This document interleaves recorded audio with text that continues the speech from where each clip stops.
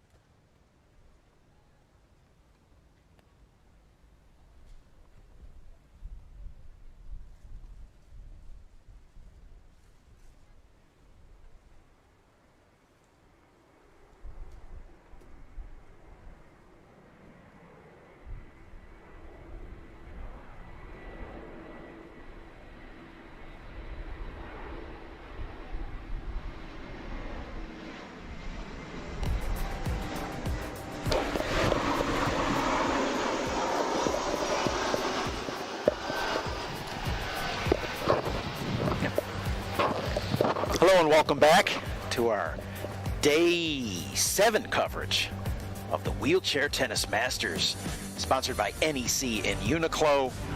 And it is a glorious, breezy, sunshiny day here at the USTA National Campus in Lake Nona, Florida. And we are set for some great matchups here on center court today, kicking it off with a semifinal men's match between third seed Gordon Reed of Great Britain and the number 2 seed Gustavo Fernandez of Argentina. Looking at the remainder of the schedule for today, it's the quad singles semifinal between number 1 seed Sam Schroeder of the Netherlands and Andy Lapthorne, the number 5 seed from Great Britain. At the end of the day and into the afternoon, we'll transition into the UNIQLO doubles Masters portion of the tournament, as we'll have the women's final, the 2 Dutch girls Dita de Groot and Aniek van Koot taking on Momoko Otani from Japan, Zhen Zhenzhou from China. And we will top off the day with an amazing men's doubles match, the best of the best. Alfie Hewitt, Gordon Reed of Great Britain, the number 1 seeds, against their longtime rivals, Stefan Houdet and Nico Pfeiffer of France. You do not want to miss that. We'll talk a lot about that one when we get there, but right now, it's all about Reed and Fernandez, this semifinal match. Conditions 63, cooler again. We were getting into the 70s and 80s throughout the week, but today cooler. Mostly cloudy, a little bit of sun in the sky, of course, but the wind, that's the significant one. 16 miles per hour, again blowing. Same direction it's been blowing all week at the back of Gustavo Fernandez. Player in the red shirt on center court here, just striking the ball as we get a look at Gordon Reed, the left-hander out of Great Britain, as he'll be starting off this game number 1 into the teeth of that 16 mile per hour wind. Reed, a 2-1 record to get here. And get a look there at the 5 sets won and 2 lost. 2 of those sets to countryman Alfie Hewitt, who came out of pool play as the number 1 and top seed in Pool A. And right there, Gustavo Fernandez, 3-0, 6 sets won, only 1 set lost. Impressive run for Fernandez, the number 2 seed and the leader out of Pool B. He's the number 1 guy here as the crossover takes place. Reed, the number 2 out of Pool B. That's how the format works here in the NEC Singles Masters portion of this competition. But right now, winner moves on and advances to the final. Loser, an impressive run, but will go home in the singles competition. A little bit about these two. Incredible, great history between these two, as it's Fernandez carrying a slight head-to-head advantage in the career head-to-heads between these two, 26 wins to Reed's 23. But some significant, more recent future, as this will be the 7th meeting for these two, this former world number 1s, with Reed holding a significant 5-1 advantage in 2021, this being the 6th meeting of these two players this year. Both players, of course, as mentioned, seeking their first ever NEC singles title. One of them will advance to the final, and one will go home.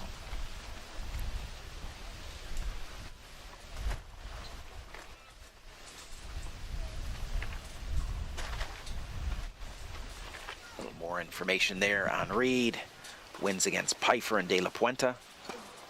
Lost to Hewitt.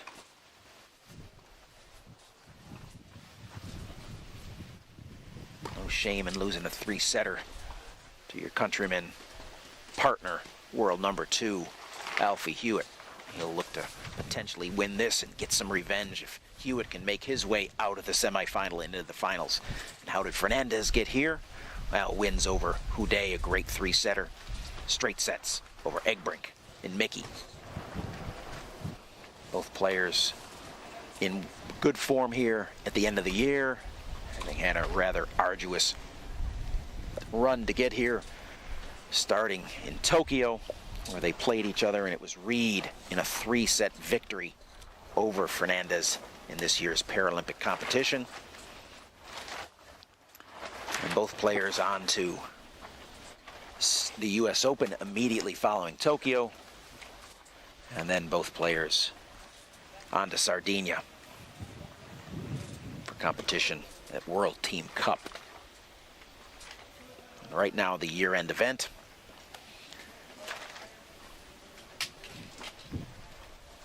It's a final head-to-head for these two this year. As mentioned, one of them advancing to the NEC singles final tomorrow.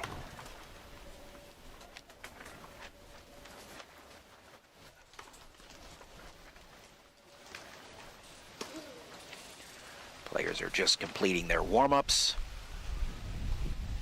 hitting those last critical serves, trying to get a gauge on what that wind is doing to the toss. How their ball's going to be getting moved around, what advantages they can possibly create. It's Fernandez who has the significant power advantage. It's Reed who probably has the mobility advantage, the spinability advantage, the lefty advantage. And perhaps that's one of the things that's led to his most recent success over Fernandez here, as mentioned, holding a 5-1 most recent matchup in 2021 advantage.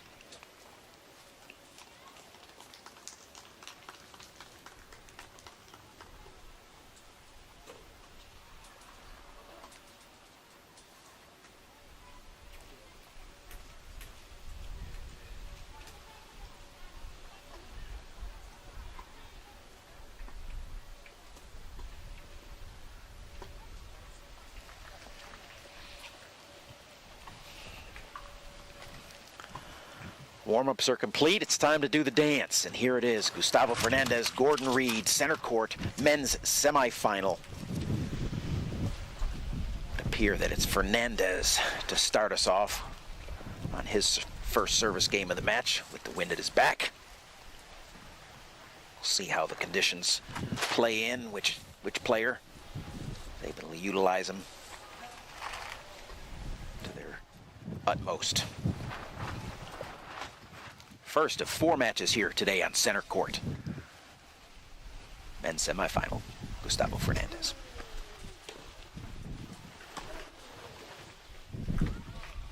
Wasting little time, it's a first serve and a first strike by Fernandez. Backhand winner into the corner. As will be the case all day today unless conditions change. Wind aided from the Fernandez side right now. Significant. We've had some good wind throughout the week. But today, it is by far the most significant wind we've seen. So we had a massive weather change starting yesterday with the rain out of competition.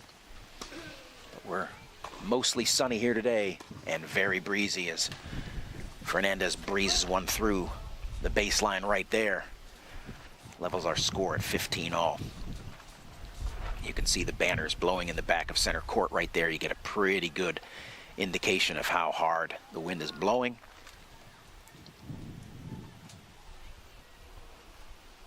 Skill sets of both these players will allow them to use that to their advantage.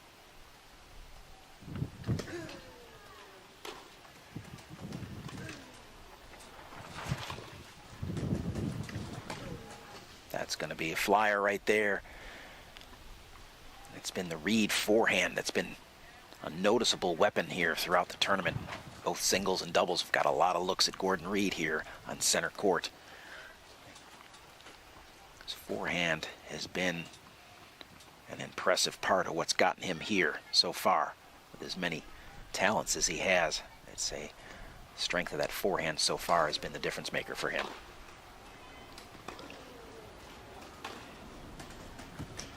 Great example there as he pounds one into the forehand of Fernandez. Gives the fist pump to his camp. And now looking at a couple of break points in the early going here.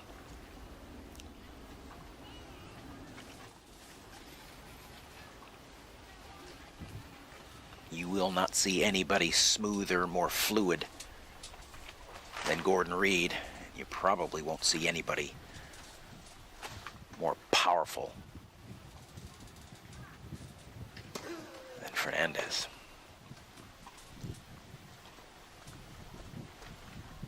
Brute force versus fluidity is the matchup today here on center court. And it's the double fault that gives Reed the first break in the opening game of the match. Send the two players around the posts to get a good look at the changing conditions that each one of them will face as they now go head-to-head for a couple of games before the first official changeover in the opening set.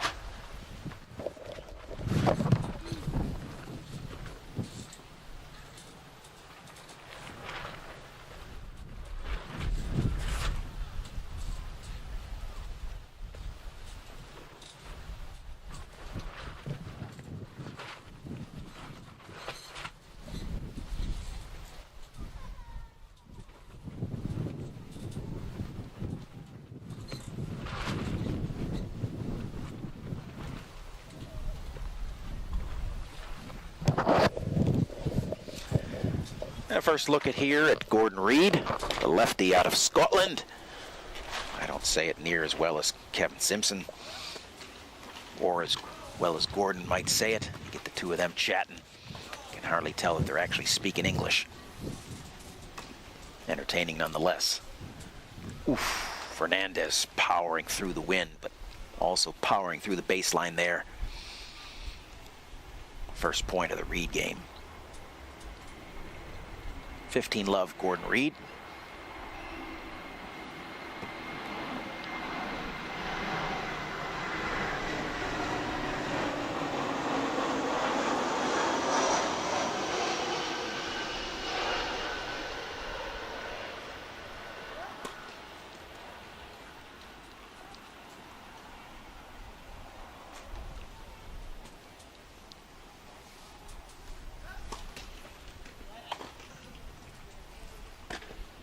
Fernandez might want that one back. The let call by the umpire doesn't give him the return to serve winner, but he'll get plenty of looks throughout the day here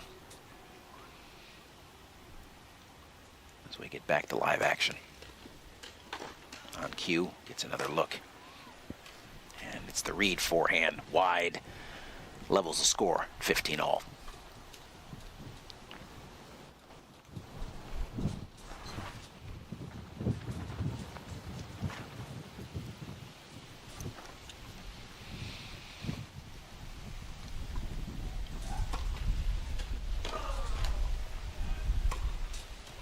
Once again, it's the Reid forehand on point. Just such nice creation of spin, good shape, letting that wind just take it from there. Produce the easy winner to the forehand side of Fernandez. Probably Reid's ability to command spin off this wind-aided side is going to be a significant factor. Either spin it to finish or spin it up and push Fernandez back on the win-in-your-face side. Great serve there by Gordon Reid up the tee. No answer for Fernandez. First ace of the match, and now 40-15 for Reid with a chance to go up 2-0. Other part of the Reid game that I think this week has been one of the reasons he's gotten to this point, the serve. Going a little bit bigger, a little bit more often. It's paying dividends for him. Fernandez with the angle, Reid there.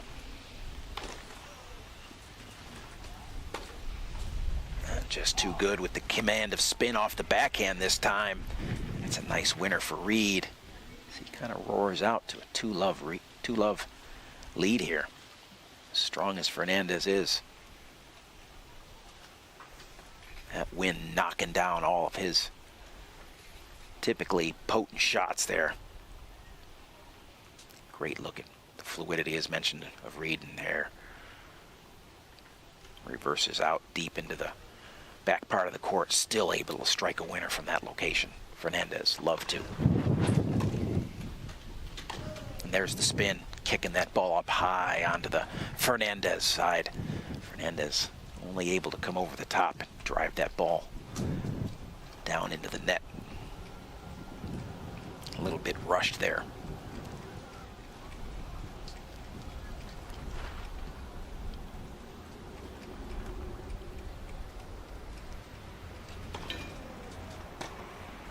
More heavy top from Reid off the return. And clearly in command in the early going here, as he seems to be pretty well dialed in, and it's Fernandez. It's a little bit out of sorts in the early going here. Down a couple of games, and now quick couple of points on his second service game.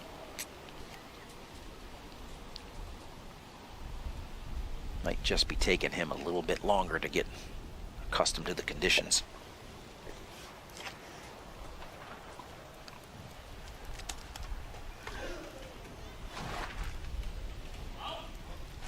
Return a serve error gives Fernandez a chance to get on the board. Settle things down here, 15-30. Busy day here on the campus, a lot of activity. A lot of kids out on the family side of the court. League players Great return there. Once again, it's Reed going big shape to a good target. Once that ball hit.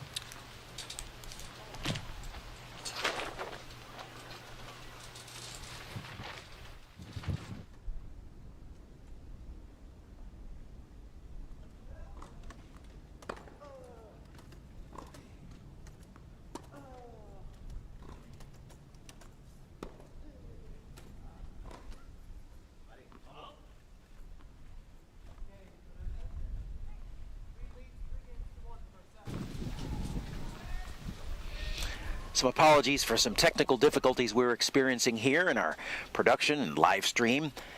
On center court, you missed one game as we left you at about 3-0 for Reed, and it's game number 1 to Fernandez. But we are back live in action here on center court as the great competition between these two continues, and it's now Fernandez with a chance to serve, settle things even a little closer here in the first set, maybe get it to 3-2.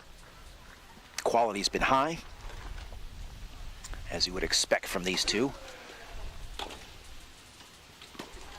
Just seems to have taken Fernandez a little bit longer to get settled in this morning as Reed came out firing on all cylinders. Certainly Fernandez no stranger to the battles, so he's seemingly settled in a little bit more comfortable. Continued to deliver a barrage of blows that we often see from his side of the court.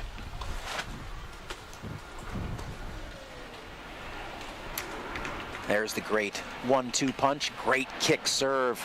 Gets a little bit shorter return from Reed, allows Fernandez just that little bit of extra time. And again, Reed hitting into the wind now. Fernandez getting a little bit better look. Pounding that forehand into the court. No answer for Reed. Quick 30 love to Fernandez.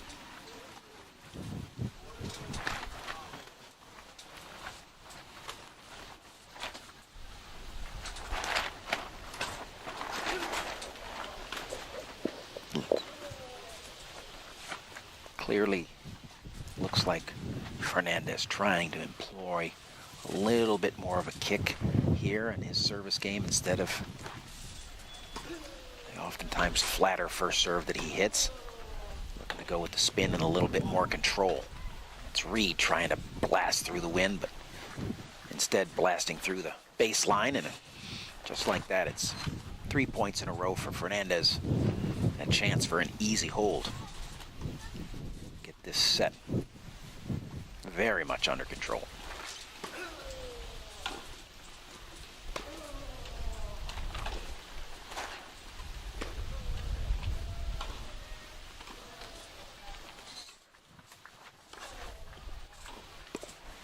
Just long there on the Fernandez sky hook. Thought I was looking at Jimmy Connors or Kareem Abdul-Jabbar there. Connors' classic overhead. Or the fluid Kareem Abdul-Jabbar sky hook. Never impersonated, never replicated. Most amazing shots in all of sport.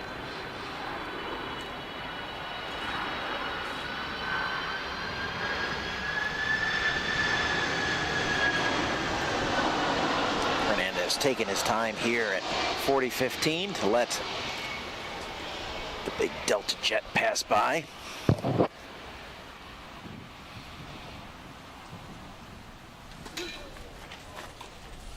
As the second serve passes by the service line for a double fault. And it's now 40-30 for Fernandez.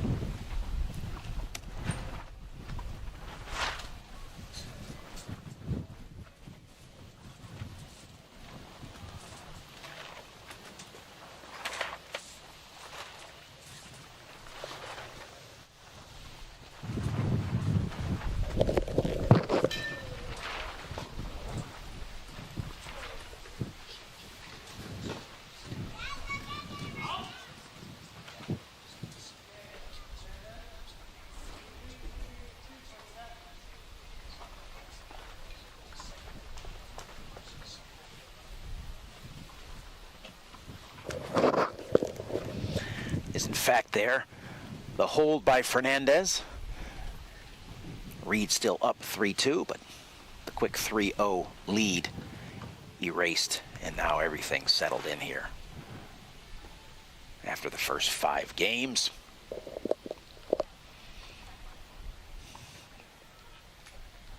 Great day of competition here on center court and elsewhere throughout this competition. We get a great look at some of the other matches that are up and running. Some women's semifinals Number 1 De Groot over countrywoman Van Koot, 4-1. It's Hewitt, the number 1 seed, up 5-2 over Houdet.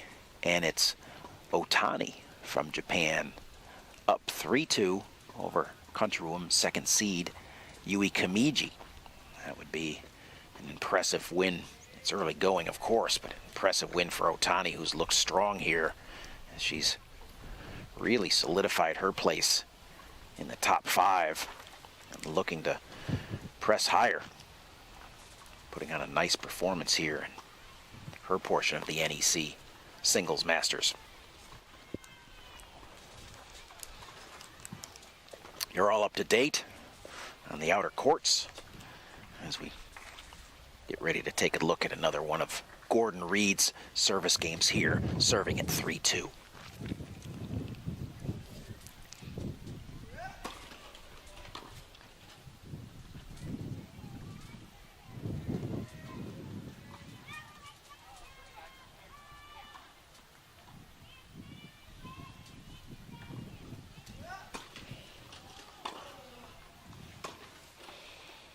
Great out wide serve there by Reed on the deuce side. Something you don't often necessarily see from the lefties, as they typically command that ad side court, but the great ones have that ability to also go wide on the deuce. Takes that ball out of the air, moves it into the open court for a clean winner and a 15-love lead.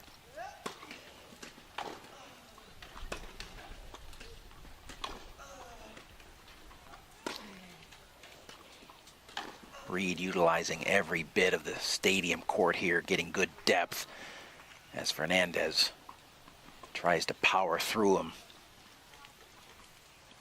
With his mobility, he's able to stay back court, continue to rip balls up with a ton of spin. Control points from that side. Fernandez typically liking to get on top of the baseline. Gonna be a little tougher today. Slight miss hit there by Reed gets things to 30-15.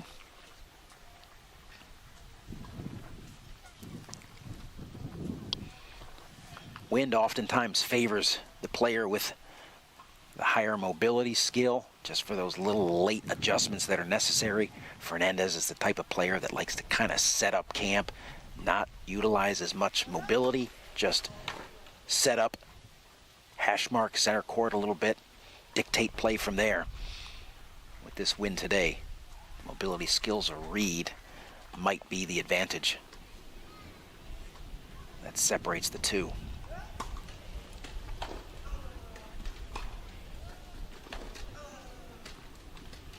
Those shots landing short for Fernandez. Reed being able to easily dictate from there.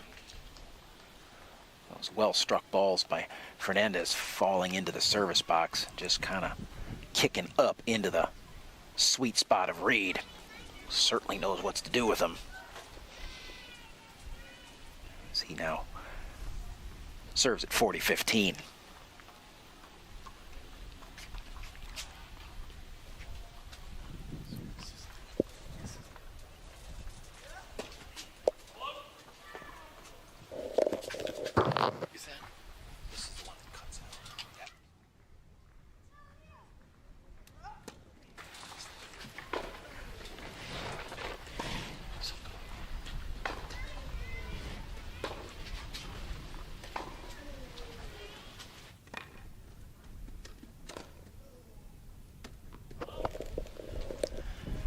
And it's the backhand error by Fernandez that gives Reed the hold and the 4-2 lead.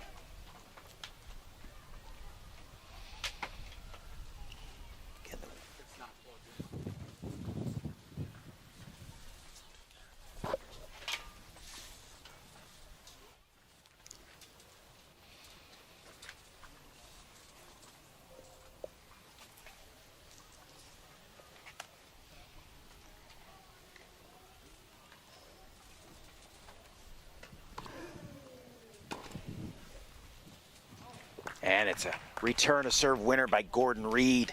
That gets him off to a nice start here in the Fernandez service game. Game number 7 of this first set. As he continues continues to look very comfortable here in the early going. Very confident. As good as I've seen Gordon Reed in a long time, really in peak kind of condition and in form. Decides to go with the deeper volley, oftentimes utilizing the soft touch, but that one he just kind of sends a little long.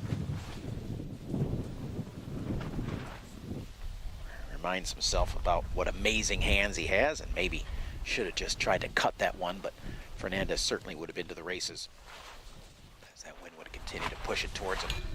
15 all.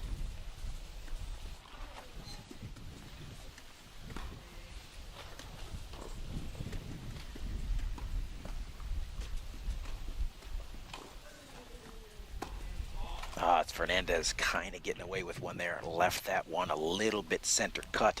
One of the few real unforced errors we've seen from Reed so far today, off the backhand there or any other shot.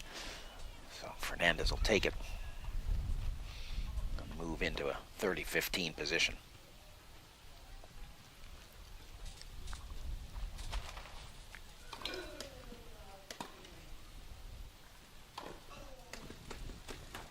Fernandez there, putting the big, powerful backhand on display as he blasts a winner past the outstretched forehand of Gordon Reed. And there's the position from which Fernandez likes to dictate play. That's classic Gustavo Fernandez right there, 40-15.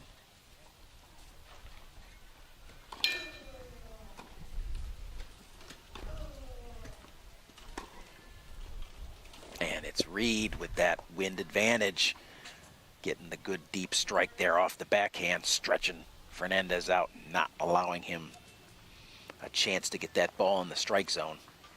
Still a point for Fernandez to move it to 4-3. Reed, point away from 4-3.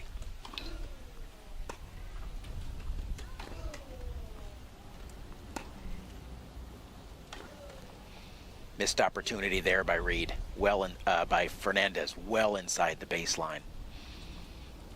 Again, just gets a little quick on that forehand, comes over the top.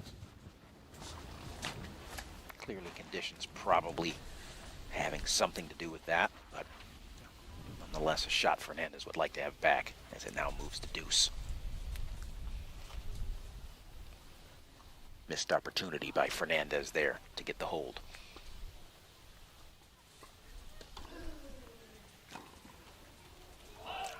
Reed utilizing the slice backhand, but slices that one just wide on the deuce side and into the doubles alley. Save that one for doubles later today, Gordon, but right now it's add in for Fernandez. Another crack at holding serve here. Inching closer to the comeback.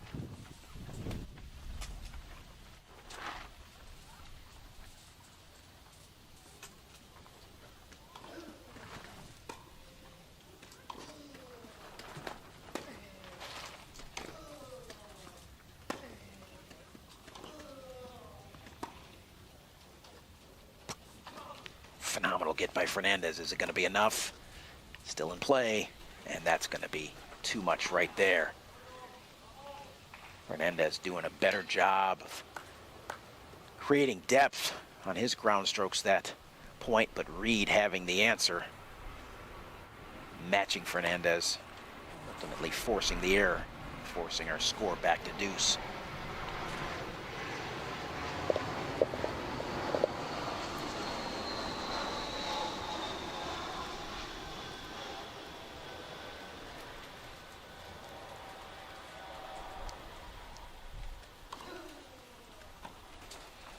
Great out wide serve.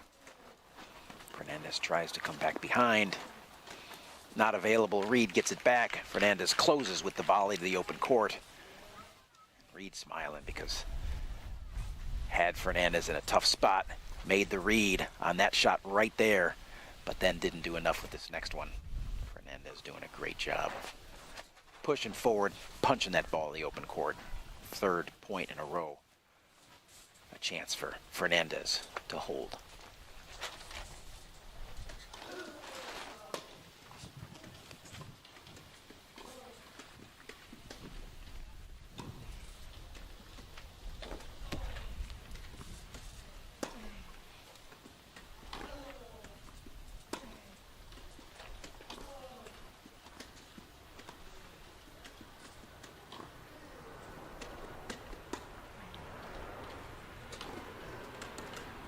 Great power there by Fernandez, and Reed can't answer as Fernandez flattens the forehand out into the Reed.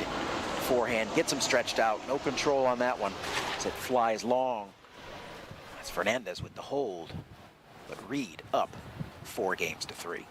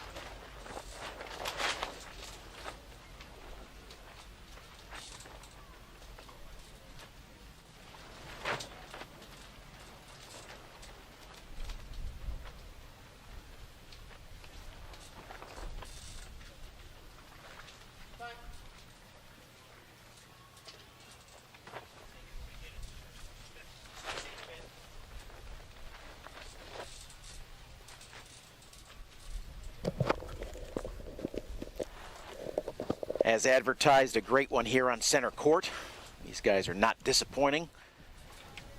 Under the tough, blustery conditions here, both players digging in deep here.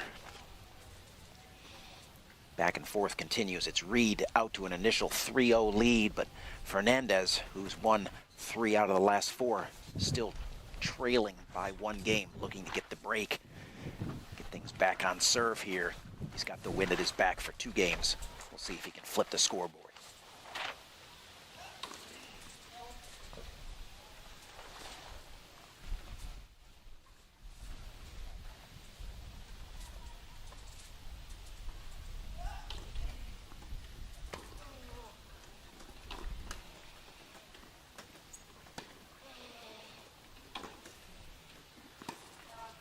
Just back. Reed knowing he's got to do everything he can to power through that wind and keep that ball deep. Allows Fernandez into the court. Gonna be trouble.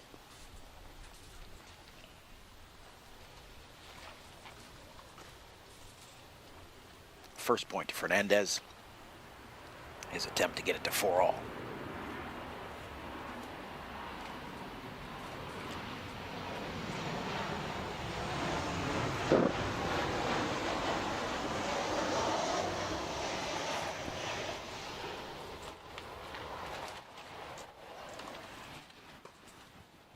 There's the big return to serve winner off the backhand side of Fernandez as he jumps out to a 30-love lead here on the Reed service game.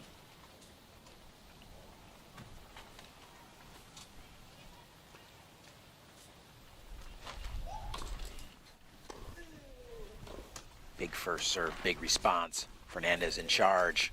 Reed defending. Not enough. Backhand well past the baseline, and it's triple break point for Fernandez. As we 1 point away from 4 games all here in the first set.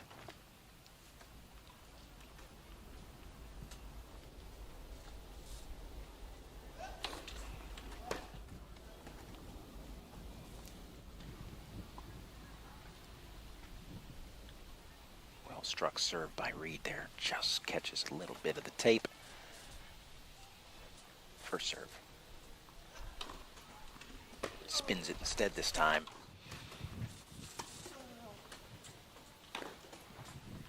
Great angle there off the backhand of Gordon Reed. Finds the sideline, gets the winner, gets on the board here. in his service game. Still some work to do, down 15-40. Great look at the finish there. Gordon Reed off the backhand. Beautiful inverted. Unique to wheelchair tennis, inverted backhand.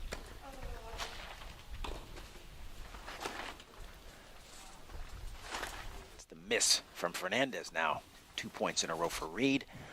One away from getting it to deuce after the early 40-love lead to Fernandez. Reed taking his time here, knowing kind of a critical point right here, right now.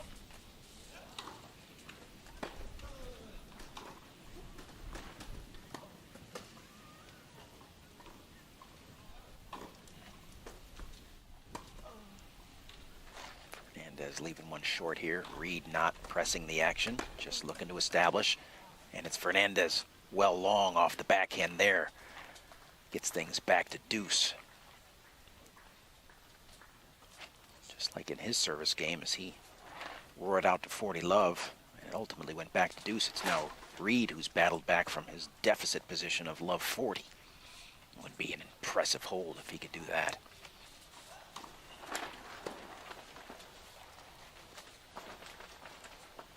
Certainly one that Fernandez would look back upon and say opportunity missed, but we're not done yet here.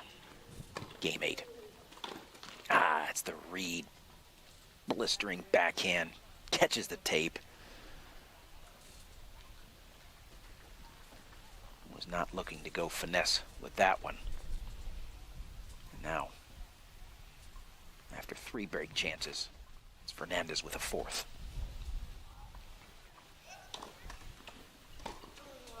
Reed pays the price going to the backhand of Fernandez one too many times. Fernandez gets the look, rips the winner down the line, and we are knotted at 4-all. Opening set men's semifinals here on center court. Quick turn, quick rotation.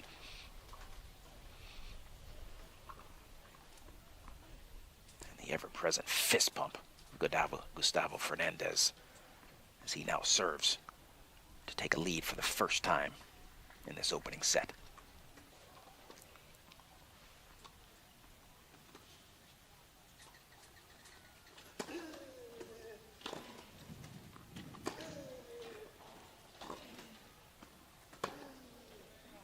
Well back, opening point. The Fernandez service game at 4-all here goes to Reed.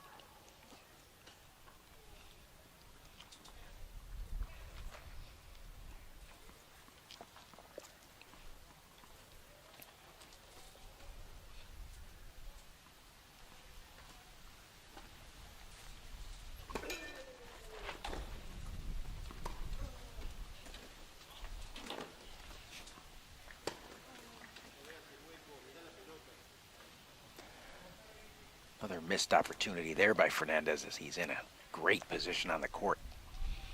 As mentioned, the spot that he likes to dictate from.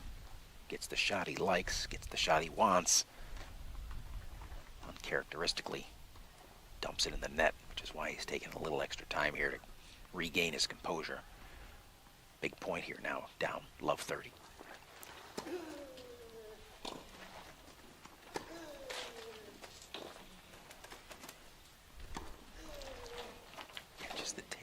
Catches the tape, but Reed, no answer on the forehand side, sends it into the stands. One of our fans here on center court returns it to Fernandez as he serves 15-30.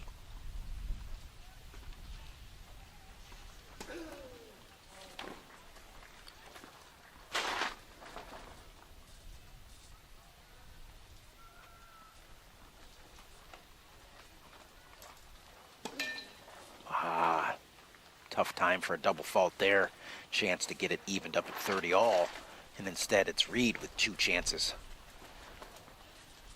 to get settled down, get a break, and get to the gold side there with the wind at his back and potentially serve it out. But the work not done here, 15-40.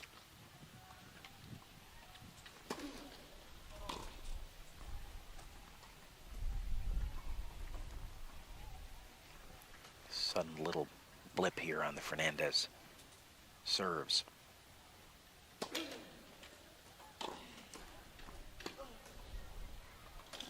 That's going to be trouble. Fernandez, great speed, but now well out of position. And Reed can't deliver the lob. Sends it well long. Great get, great fight by Gustavo Fernandez there, which is kind of one of his trademarks. Maybe as hard a worker as anybody on the tour. He was even willing to chase that one down. Not necessary. Still a break chance for Reed.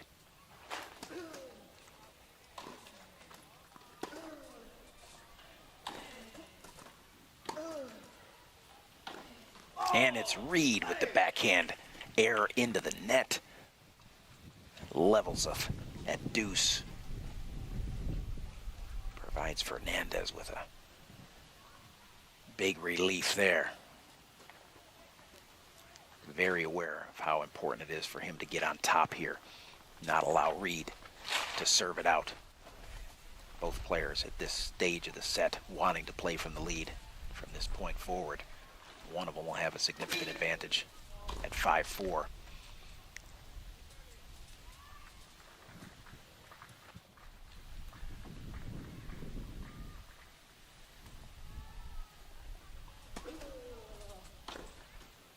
Another mishit there by Reed as he just seems to kind of have lost his rhythm. Answers it with a smile on his face, stays loose.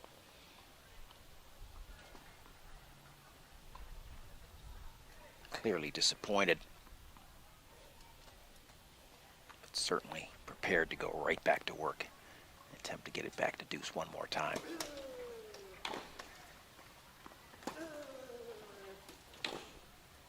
That's going to be long, and a big outburst there by Gustavo Fernandez as he recognizes the moment.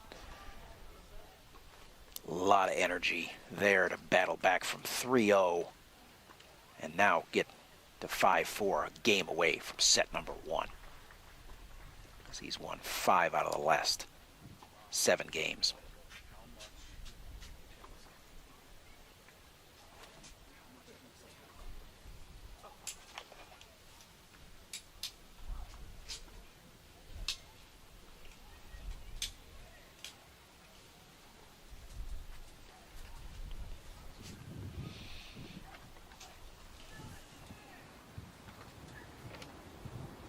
It's 5 out of the last 6 games to Fernandez. Have to go around and check the math there. De Groot, 1 set to love, up over Van Coot in women's semifinal action. And it's men's semifinal. Hewitt roaring out 6-2, 4-0, looking to close out Stefan Houdet quickly and cleanly. And it's Yui Kamiji who's battled back from an early 1-game deficit to take the first set, 6-4 over countrywoman Momoko Otani, in some great semifinal action out on the outer courts. We've got a great one here on center court.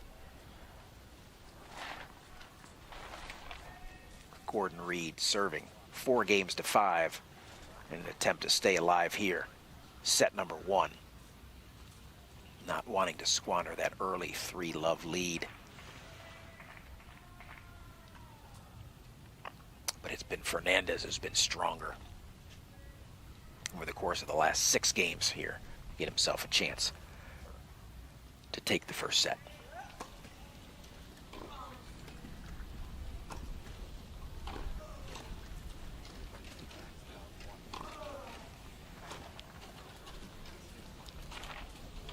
Never a lack of effort. One more ball in play by Fernandez. And ultimately it's Reed.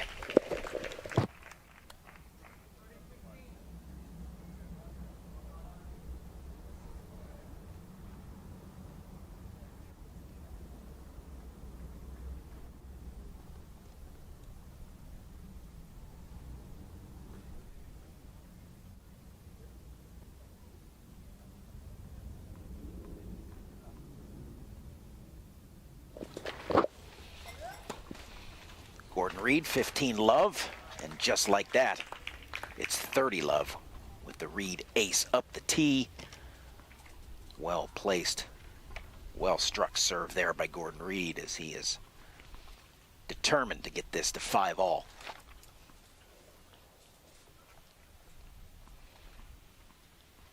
Stay alive here. Set number 1.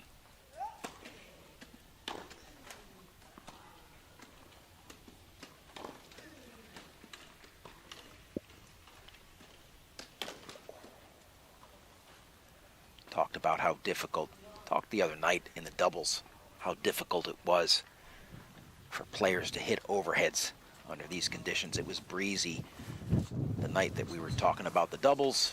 Breezier here today, just so difficult when you have to kind of commit, set up for the overhead. Once the hands come off the wheels, the chair stops moving, the ball keeps moving. Difficult to have, almost have to have absolutely perfect timing to execute any overheads in these conditions. And it's Fernandez who can't, so it's 40 love for Reed. Looking for an easy hold to push this to 5-all.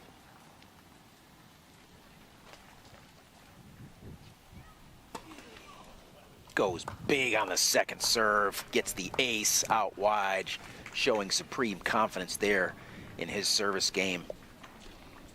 And it's Gordon Reed who holds at love to get us to 5-all. Impressive display by Reed there on the service game. Some big pressure serving at 4 games to 5. Pressure slightly shifting to Fernandez now. 5-all, wind in his face.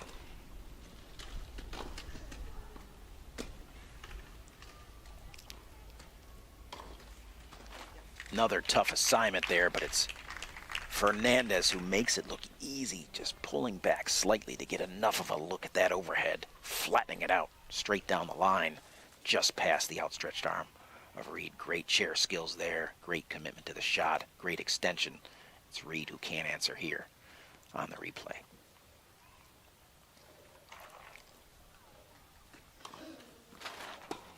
That's going to be long, and it's going to be a quick 30 love lead to Gustavo Fernandez.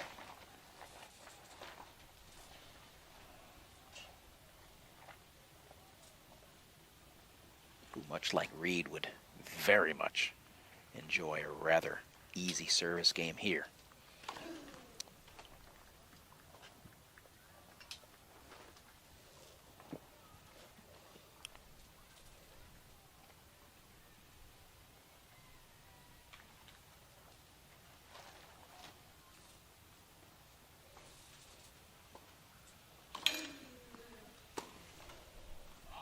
Reed just a little bit loose there with the forehand return. Slight break in focus, just not quite crisp enough with that. Sends it well wide. Clearly disappointed there. It's now 3 chances for Fernandez to hold. Make it 2 chances as he sends the forehand into the net.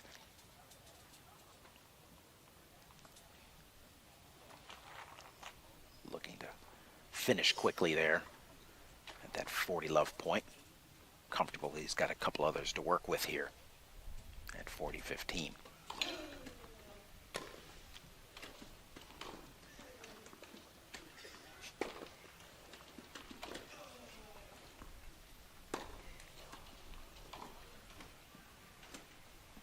Something you won't see from any other player probably in the world. But Fernandez playing that point, not reversing, but just pulling backwards after each strike. Just staying face forward, forward-facing there. Almost able-bodied approach to tennis, not reversing like the typical wheelchair player. That is his strength. If you can put it past him and he can't turn and push and get it, take his chances. But just like that, the 40 love lead that Fernandez roared out to here on his service game erased, and it's back to deuce. He wipes off the disappointment there. Been a lot of 40 loves. It's only been Reed who's made it easy, cleaned it up, and won a game at love. Right now, Fernandez Back to deuce.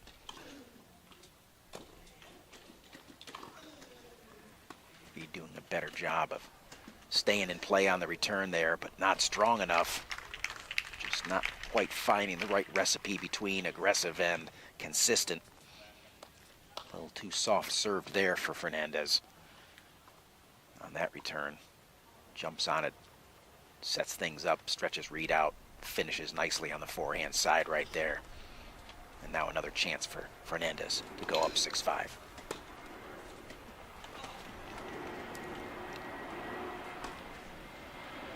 And Fernandez anticipating something back behind him. Reed goes line, doesn't hit it even all that well, but Fernandez anticipating another direction. Easy winner for Reed, 40 all, back to deuce again.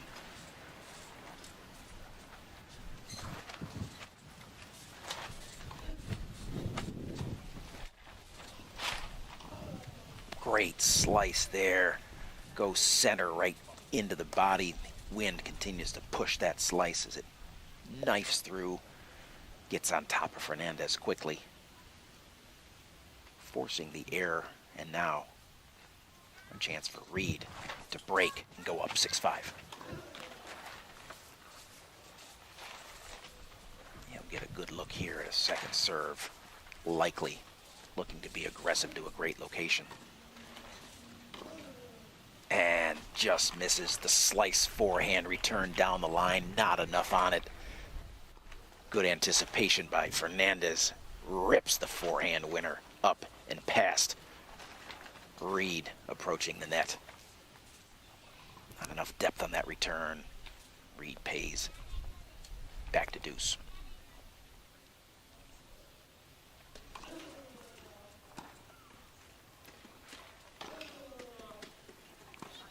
Great depth there by Fernandez on the forehand. The key there to the success. Reed in a great position. Fernandez leaves it short. He'll be able to turn in and handle it and get on the offensive, but Fernandez not doing that. Setting things up with the great depth down the line. And now another chance to hold. Go to the changeover, up 6-5. Fernandez happy to let the Southwest jet this time pass by. Have a clear head. Go to work on this critical point.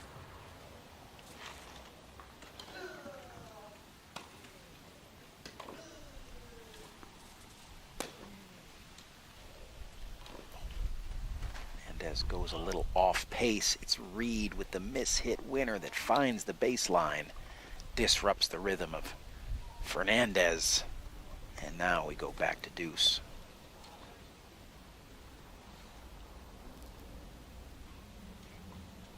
Sense here, winner of this game wins the set.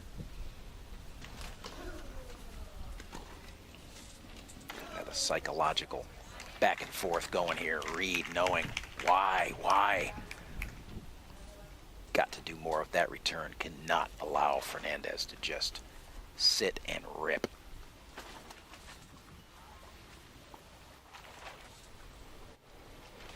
Likely an outburst from Fernandez if he can get this hold and get to 6-5.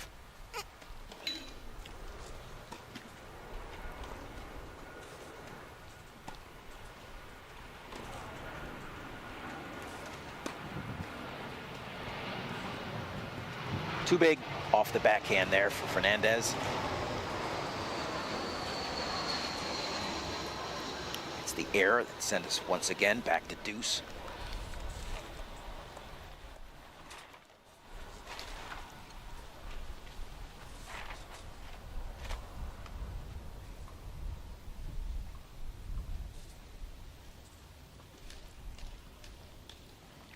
Fernandez camp over next to Fernandez, just as edgy as the player himself, knowing how important this game is now becoming here. And it's now advantage Reed with the chance to go up 6-5 as the back and forth continues. Kind of starting to feel the pressure building here. Both players very aware of the significance of this game.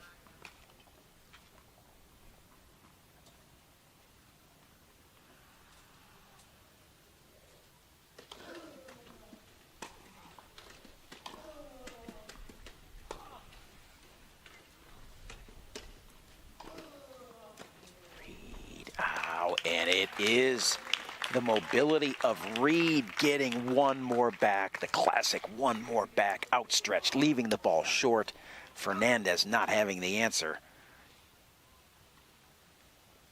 And Reed getting the critical game, that forehand right there, the one that Fernandez, you can clearly see, knows he needed to do more with. And it's Reed who wins the big one. Goes up 6-5.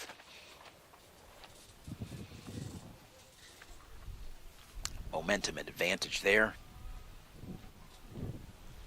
Both players take on some nutrition on the changeover, knowing that this is likely going a long way here. And we get a look at our scores out on the other courts as they continue to progress through their second sets and beyond. It's Hewitt who has completed the straight set sweep over Houdet 6-2, 6-0.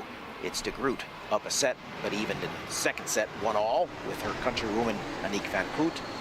And it's Kamiji, who looks like she's starting to take command of her semifinal match over countrywoman Momoko Otani up a set and 3-0. As the players exchange sides here on center court, it's Gordon Reed who will be serving for the first set. Up 6-5.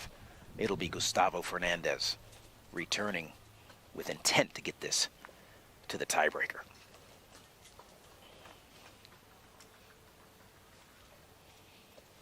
Easy service game for Reed on his last service game, but that was on the other side of the court. We'll see if he can replicate it here on this side.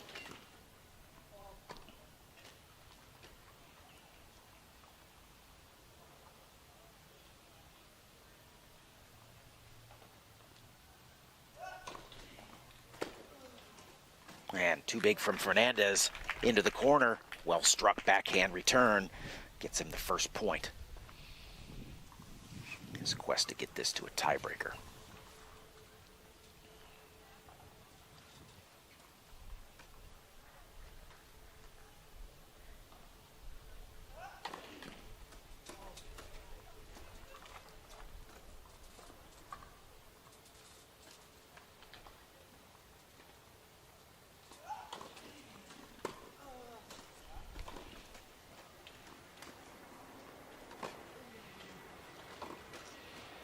Big second serve there by Reed, but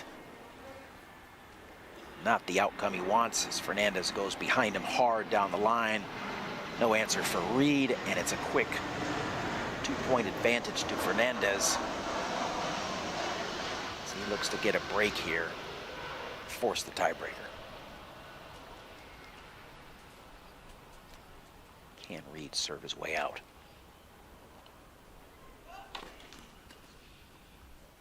Missed all the first serves here in this critical game. 0 for 3 so far. Advantage Fernandez looking at these second serves and not even having to get a swing at one there as Reed recognizing his struggles on the serve. A little bit distracted. Throws in an ill-timed double fault, and now 3 break points for Fernandez to get us to 6-all and the tiebreaker.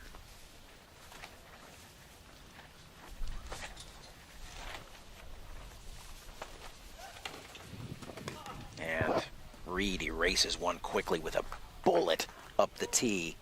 Kind of just looked like it was one of those, hey, down love 40, why not send a rocket? Likely going to continue with that approach here.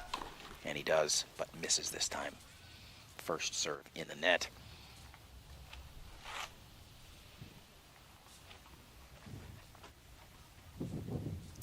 Now a critical second serve. He's gone big on a number of second serves. We'll see what he does here. spins it, sends it long, and sends us to the breaker. 2 double faults off the service game of Reed there in that game. Much appreciated by Fernandez, as he'll serve the first point here in the tiebreaker. Neither player disappointing here, as we detailed. Potentially evenly matched these two former world number ones are.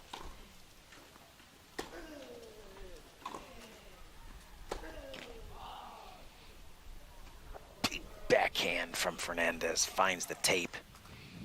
First point to Reed. Disappointing Fernandez. Slings the ball into the court. Reed for 2 service points here.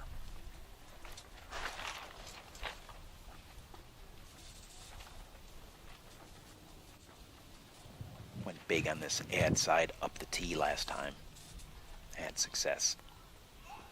Swings it.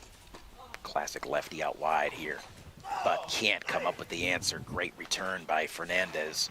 Reed with the opportunity.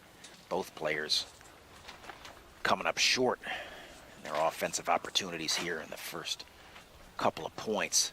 Error apiece.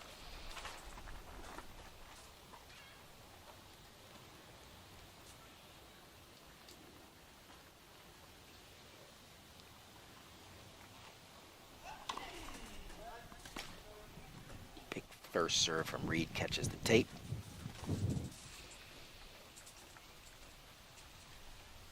Get another good look here at a first serve, as he has continued to mix things well here, going tee and wide, keeping Fernandez off balance. Back to wide, misses.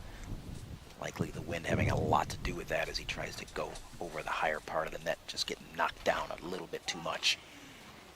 Second serve in order. We're alive.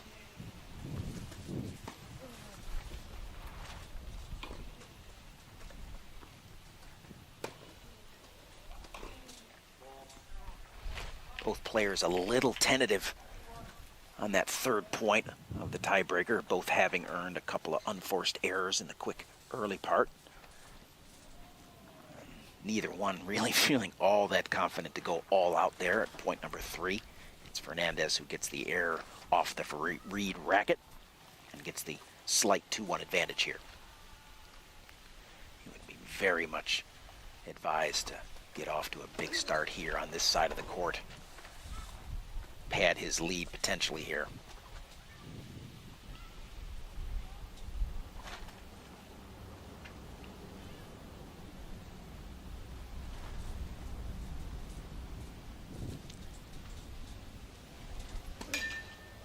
And that's a jet taking off from the airport that distracts Fernandez. Rumble of the jet in the background. You could see him just kind of glance over, wondering if one was coming overhead, but it wasn't there. The distraction was enough to send us to 2-all.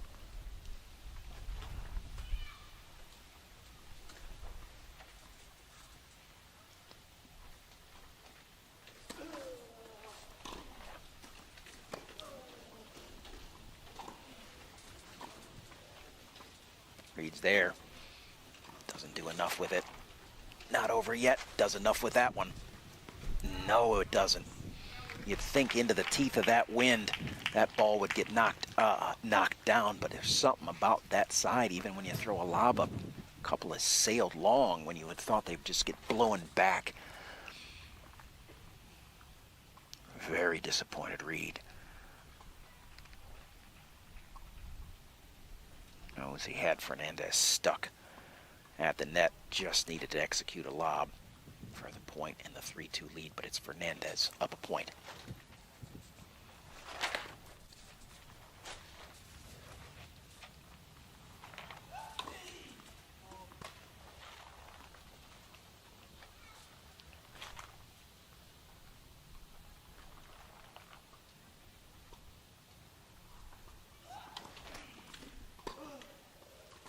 Fernandez with the backhand return down the line, and it's 4-2 as the players will change sides here. First exchange of sides. Fernandez up 4-2 on this changeover.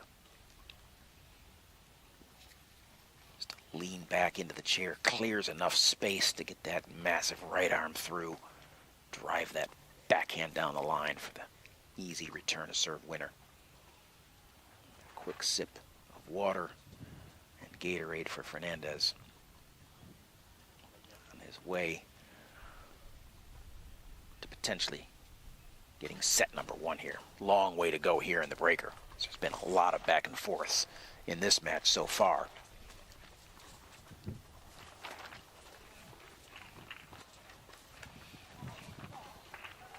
Two-point deficit for Reed. One serve to go here.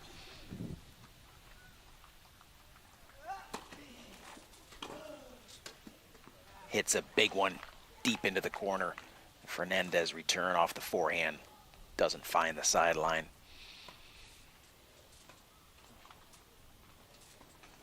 4-3, Fernandez.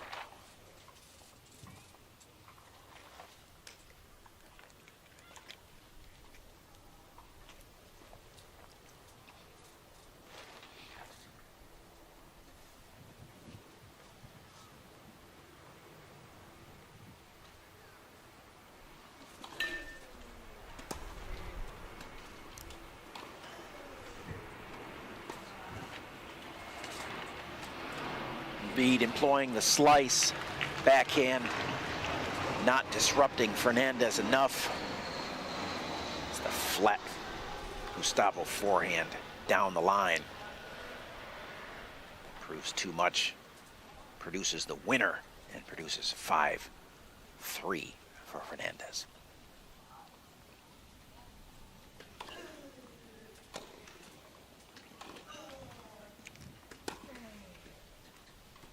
Attempted drop shot first we've seen of the match, not up to par.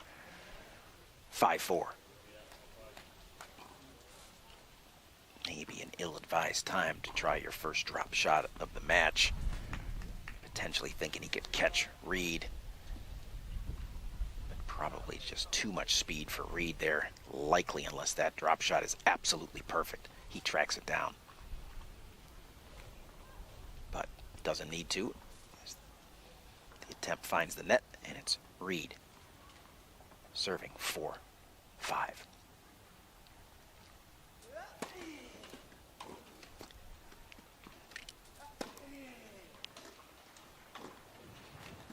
And it's the backhand wide of the sideline, the cross court that sends us to 5 points all.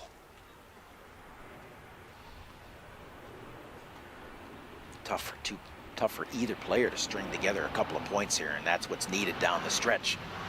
Late going of this tiebreaker here in the first set.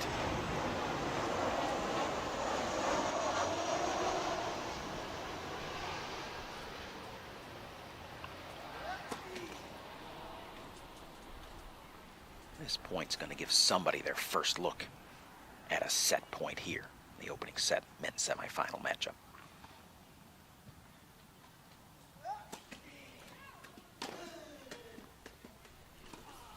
It's Fernandez who strikes big off the second serve, stretches Reed out. The reply well wide, and it is, in fact, Fernandez who will get a first look at a set point.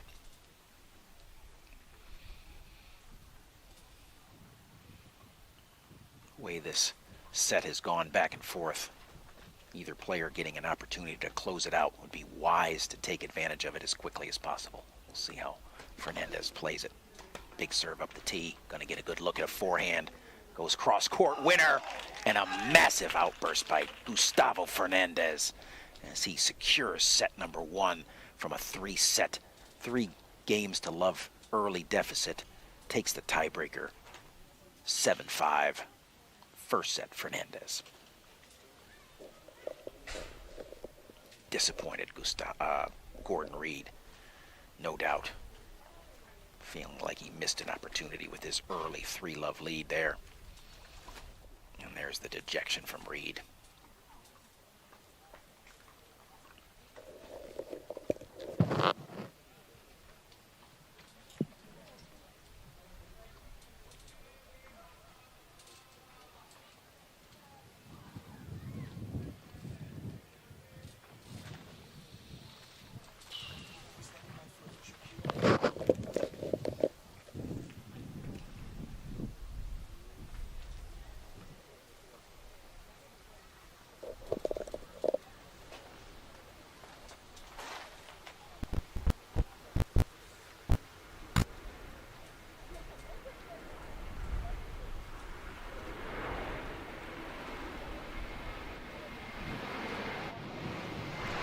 As we take a break here on set 1 in center court, it's a little bit of some highlights from the action on court 2, semifinal for the women's world number 1 Dita de Groot versus countrywoman Aniek van Koot.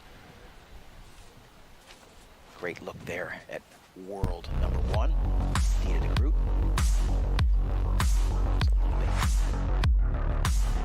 A really fun doubles partner.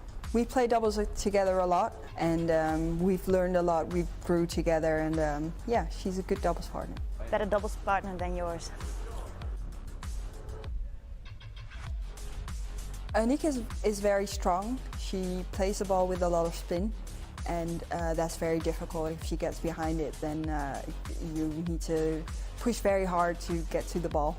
How that she plays in every moment of the match, that she still is able to play her own game. She really plays it with everything she's got, so when she's up, and when she's down, you'll notice as well. And I think that's also how she is besides the court. She really shows how she feels. Great, she's always quite neutral, not too anxious, not too nervous, and I think that's a really good quality. Definitely, Aniek is a very good, has a very good slice backhand, and that was really hard for me to control and to just play the ball back. So I've really trained on that very well. Of course, she does that to everyone, but I'm not going to tell which ones.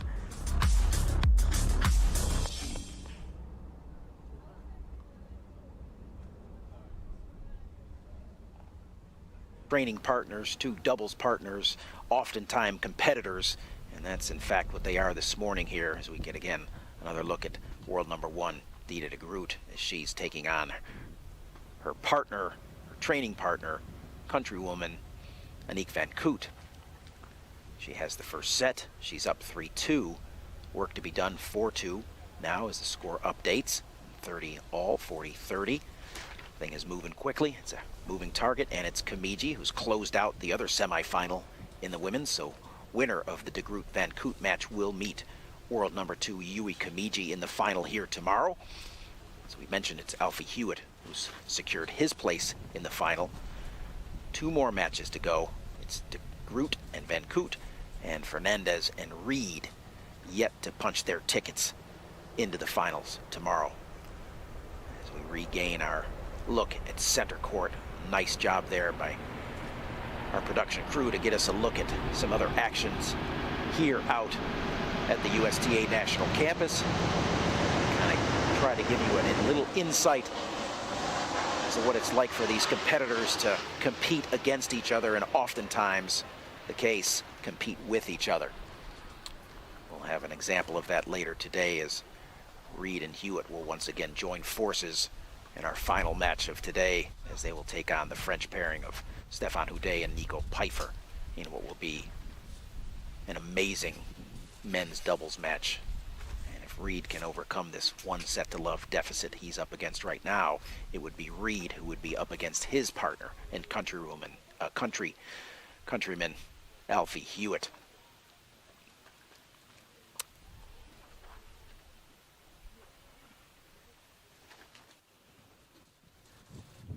Amazing job by Gustavo Fernandez to battle back from the early 3-0 deficit.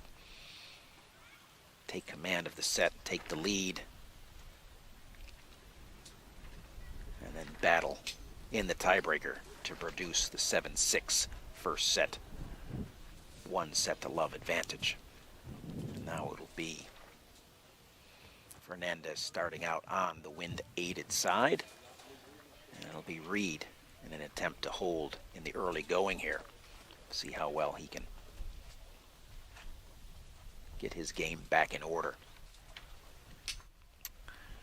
Regain his composure, potentially force a third set.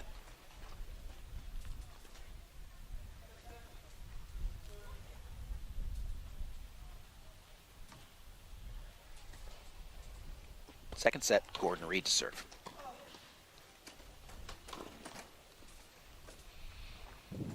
Does a nice job to get on Fernandez's body there, forcing a weak return. chooses to go the swinging volley route. Misses it in the net. First point to Fernandez.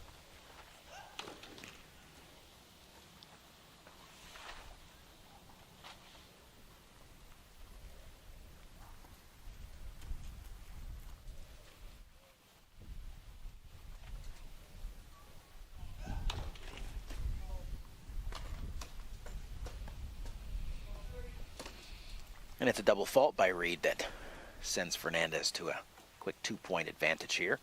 Opening game of the second set.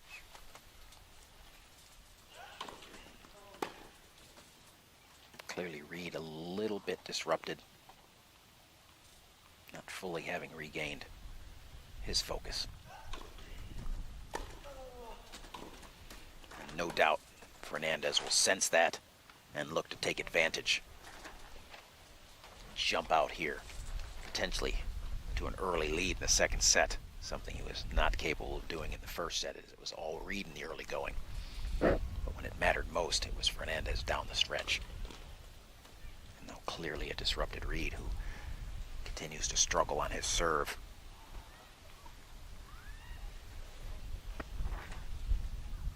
As Fernandez has 3 break points and a second serve to look at right here. Once again, Reed going rather exceptionally big on the second serve, but it pays dividends as he gets the second serve ace. Clear leader in that department here, as he's had a number of them throughout the match, but that's not the statistic that matters most. It's the 7 behind Fernandez's name in set number 1 that matters. And now still 2 break chances for the Argentine.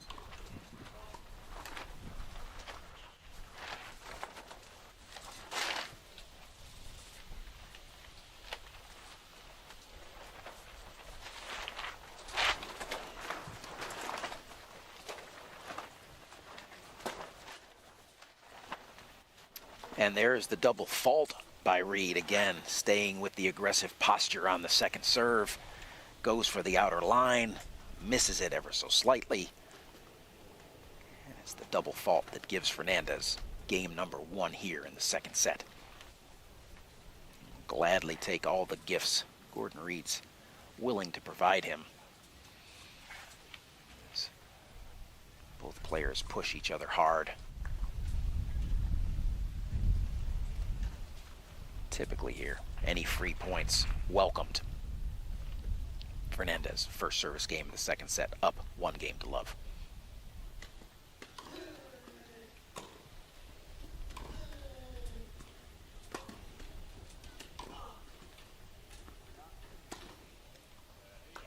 Inside out there from Gordon Reed as he goes with the forehand to the open court.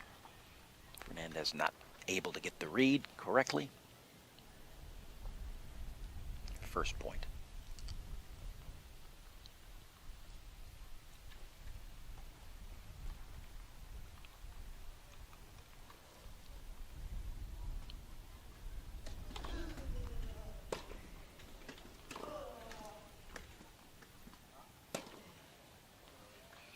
Reed doing a nice job with his first couple of returns here to set things up and give himself a nice little advantage in the early going here. Now, quick 2 points to Reed.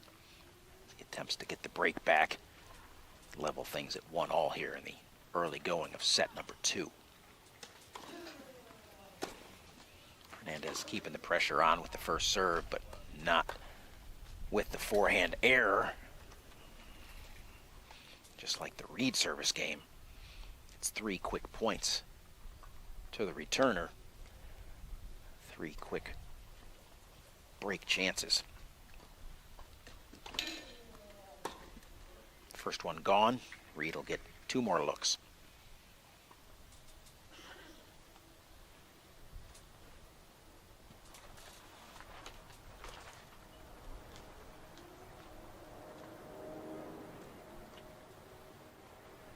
$15.40.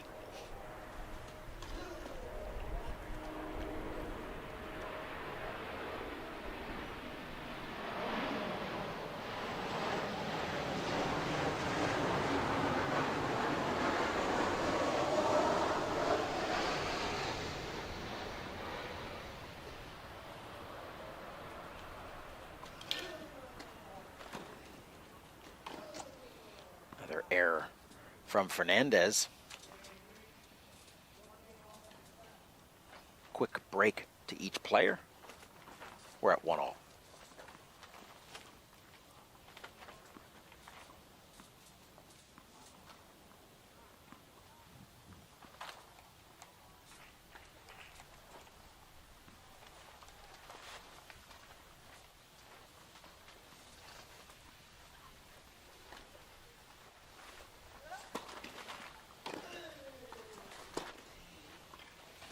Big first serve by Reed. It's a ball he likes. Finishes quickly. Nice efficient first point there to Gordon Reed. His second service game here in the second set. Off to a much better start.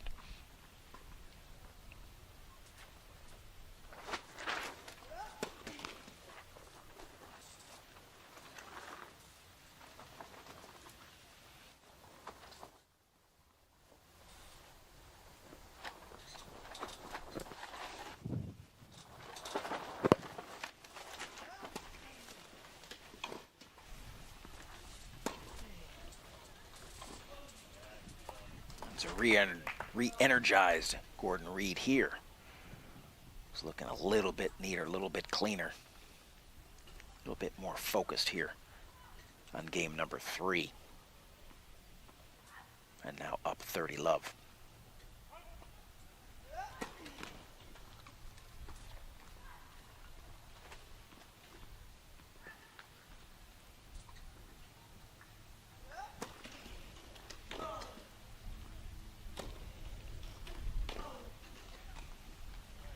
Another aggressive second serve. Gets Reed in control of the point. The easy volley winner to the open court. After getting Fernandez extended, gives Reed now a chance to hold at love. Both players just mentally having to recover from the heavy load of the first set tiebreaker. Early going here, just willing to kind of get through a couple of games here until the real fight begins.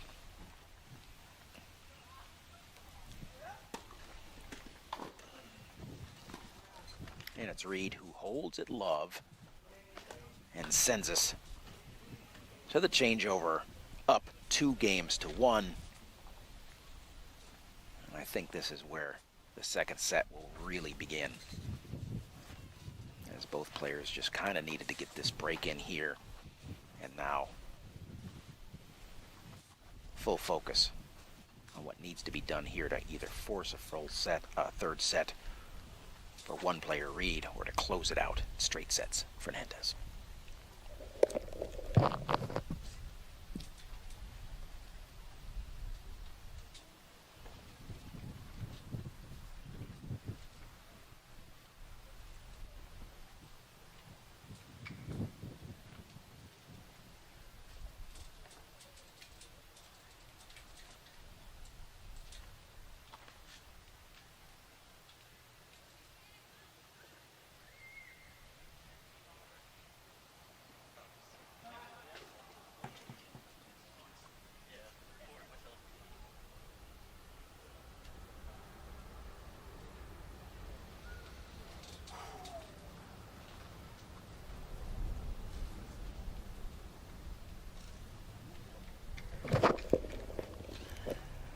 And there's your updates.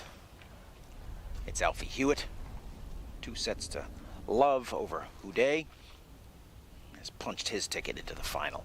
Yet to be determined as to who his opponent will be tomorrow. Slight advantage to Gustavo Fernandez as he's leading 1 set to love here in this semifinal match on against Gordon Reed, but long way to go in this one. Fernandez serving at 1-2.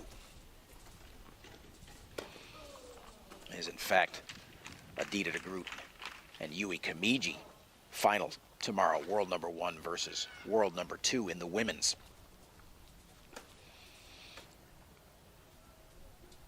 Quick winner by Fernandez gets us to 15-all here. Game number 4. Fernandez serving 1-2. Just missing that forehand wide.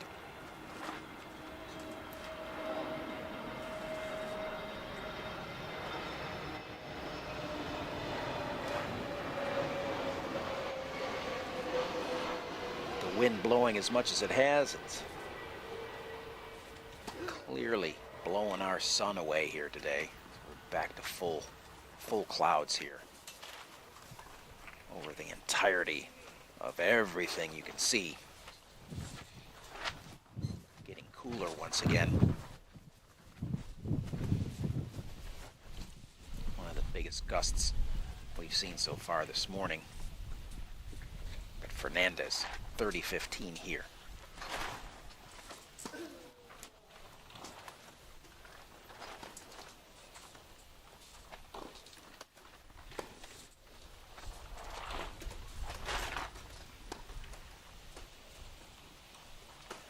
Reed's attempt at the drop shot into the wind.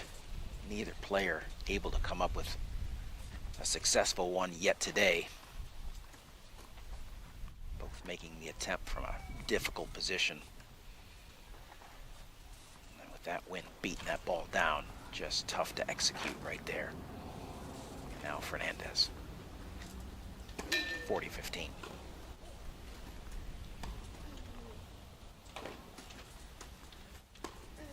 Working Reed side to side. Reed blows the backhand through the baseline. And it's a quick hold for Gustavo Fernandez to level things here at 2-all in the second set.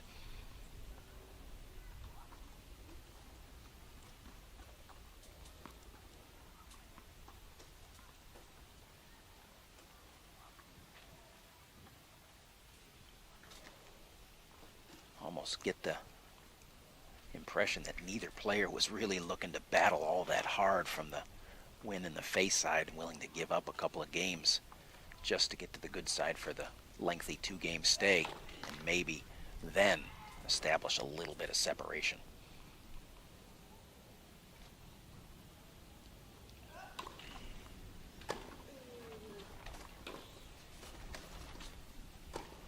Fernandez, back-to-back big strikes there, gets the first point.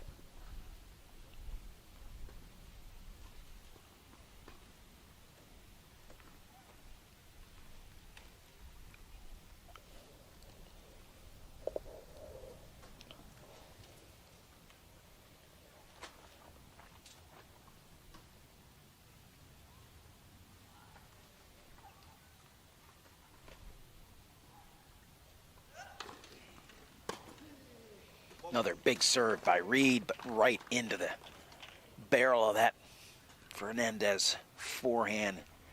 He sends a bullet back out the other way for a clean winner and a 2-point lead here. Reed staying big and strong on the serve. Fernandez tracking it down.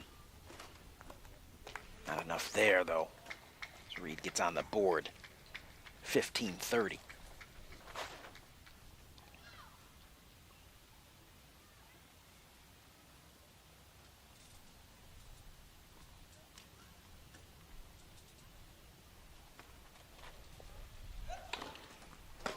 Ooh.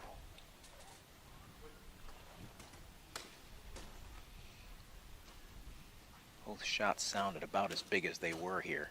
Sure, you could hear the sound coming off the Reed racket and the response from Fernandez, but it's a miss for Reed in the second serve. And there's a big frame backhand that gets us to 30-all. Fernandez just not able to find the strings on that return.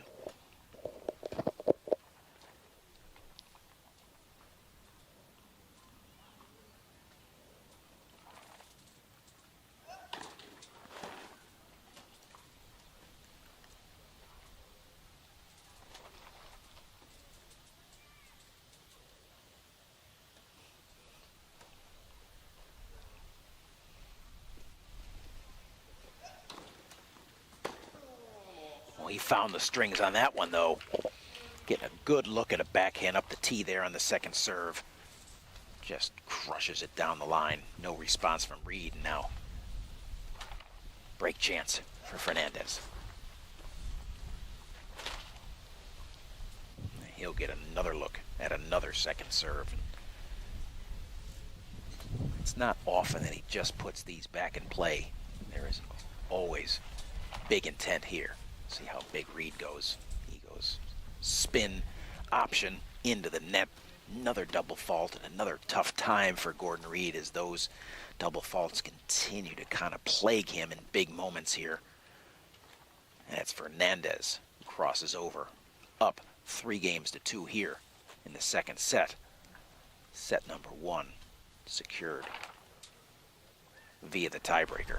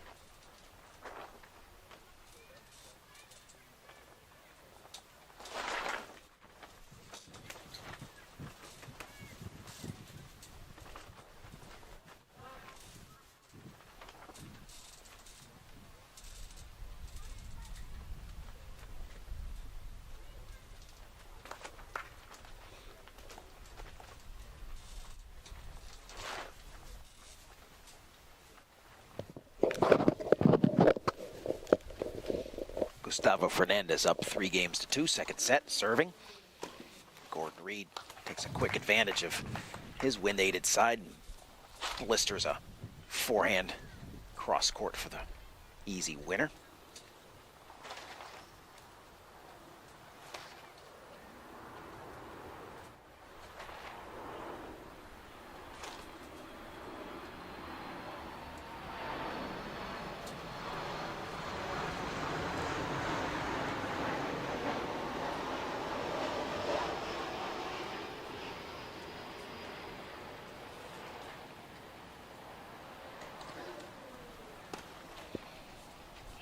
Just wide there. Catches the line. In a nice position to get the break back and get things evened up at 3-all, but it's 15-all here in the Fernandez service game.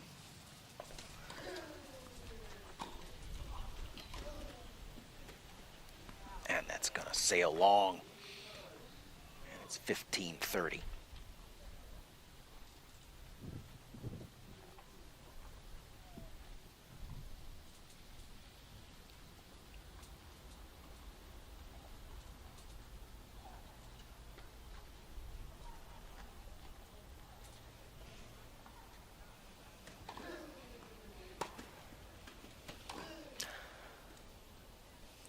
Fernandez comes over the top of that backhand, not as much through it as necessary.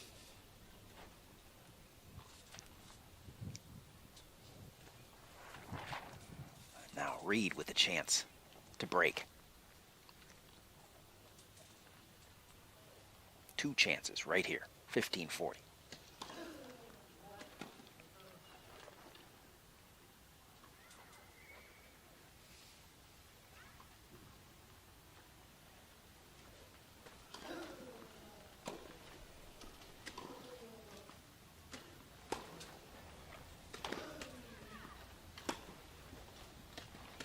Another attempted drop, not going to do it. Again, Reid looking like he likely would have been on that anyway, but doesn't need to. And it's 3-all here. Second set, Gordon Reid to serve. Chance for him to get up for the first time here in the second set.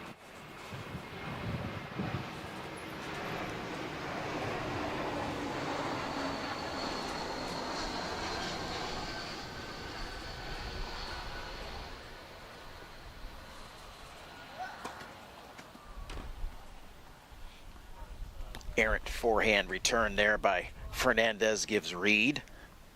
Quick 15 love.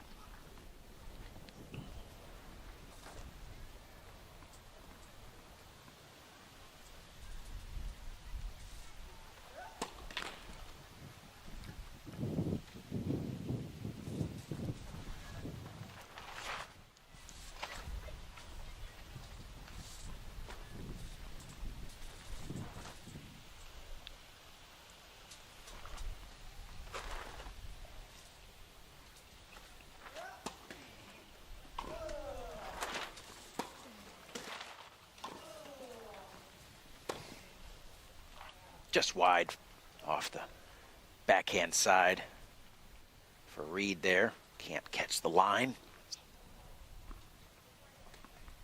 Puts us at 15 all.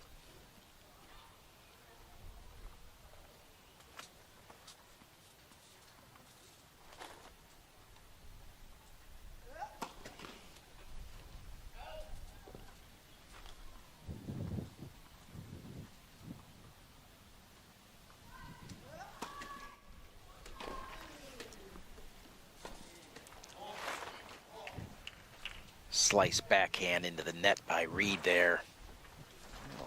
Uncharacteristically kind of runs himself into that one, gets himself jammed up a little bit. 15-30.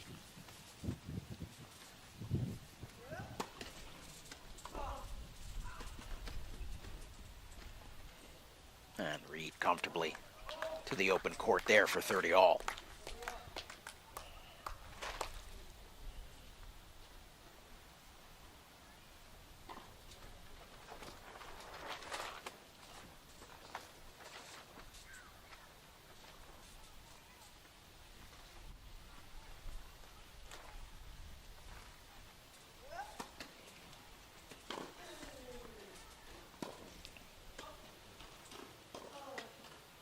Short ball here for Reed on the forehand. And he dumps it in the net. Tough one there for Gordon Reed. Did a great job to set that point up. Had a ball on his racket at the tee there. There's a tough unforced error there at a tough time, and Fernandez sensing a moment here where he could possibly break a serve, cross over to the wind aid side. Up 4-3, but work to do.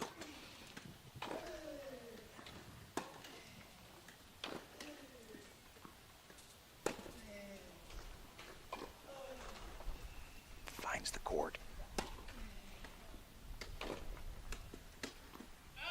Just wide on the backhand. Opportunity gone. Reed staves off the break point. Gets it to deuce.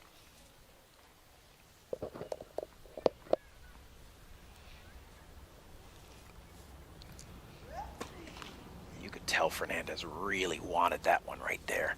Didn't get it.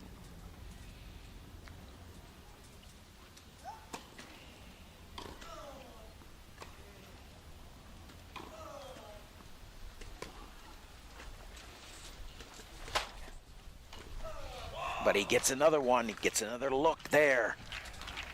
Rips the forehand past Reed, and he'll have another chance to break and go up 4-3. Great share control there. Sees the opening. Delivers the shot to the open court past Reed. Great first serve by Reed. Sets things up. But it's the backhand wide there that sends Fernandez screaming into his corner. Up 4-3 now. The chance to go to the gold side, wind aided to serve and extend the lead here. 2 games away from a Masters final.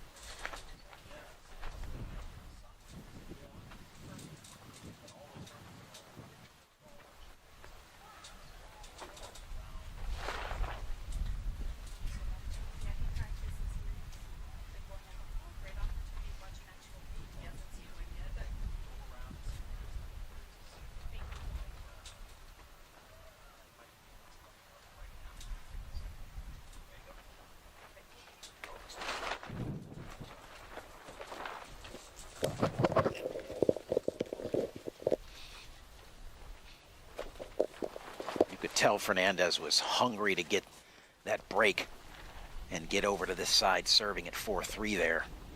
He's got some great momentum here. Up a set, up 4-3. Gonna sit there on that side with the wind at his back for a couple of games. Make Reed pound into the wind. And pound into the wind he does with a clean forehand winner. Nice start here for Gordon Reed, as he knows a two-set, even just a two-game deficit here this late could be a problem, so he needs to answer quickly.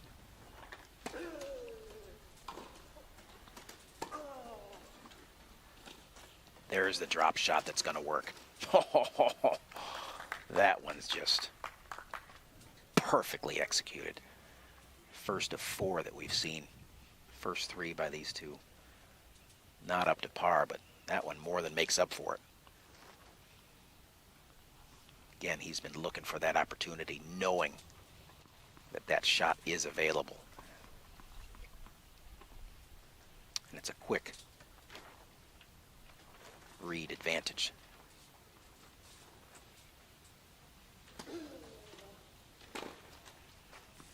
And now he senses the moment. He gets the return a serve. Winner off the sideline. No answer from Fernandez. Just like that, as quickly as Fernandez got the break to go up 4-3. It's Reed. 3 chances now to even the score at 4 games all.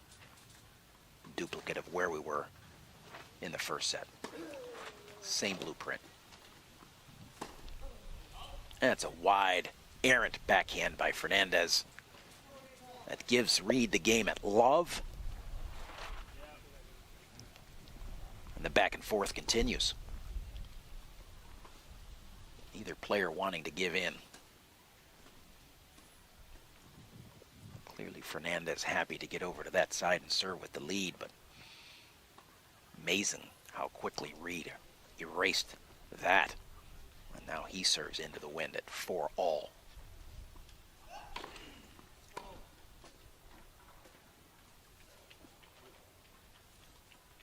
Maybe more of a return to serve advantage from this side.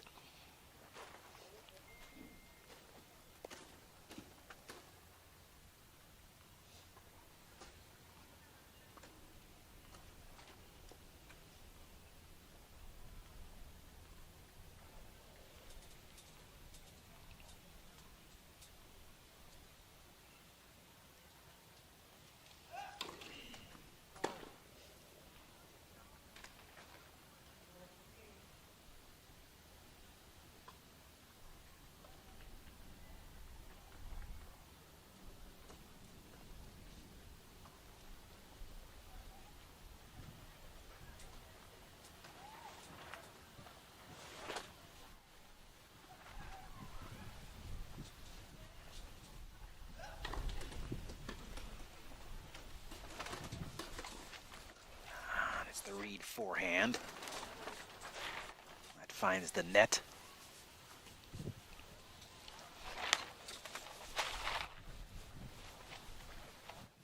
.30 love Fernandez now. As the break points, or the return of serve points, continue to be the advantage position for both players here. Last several games. Reed having won 4 straight, and now it's Fernandez 3 straight. Advantage returner.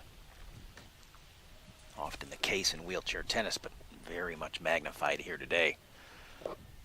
Reed rushing through this love 40 point.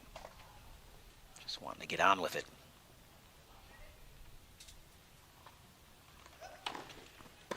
Goes bigger on the second than he did on the first. And all of a sudden it's a burst of energy from Gordon Reed. Might be wise to keep the energy at that level throughout the remainder of this set here. Kind of seems to go through those little peaks and valleys of bursts of energy there. Noticeable difference there, but at love 40, you almost wonder if it's too little too late.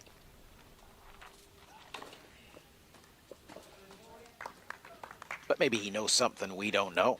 that he's got an ace out wide. And now, just as quickly as he was down 3, he's 1 point away from getting back to deuce.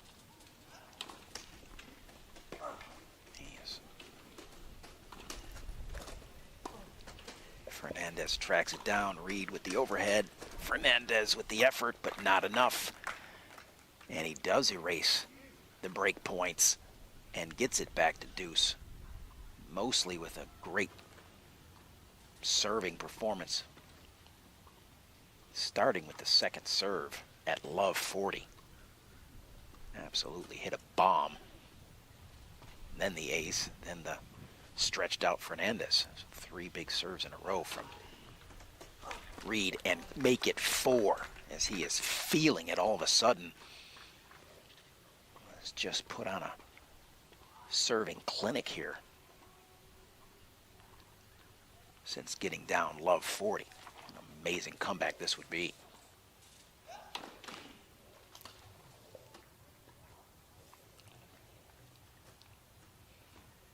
But not as Fernandez has anything to say about it, as he'll likely get after this second serve here.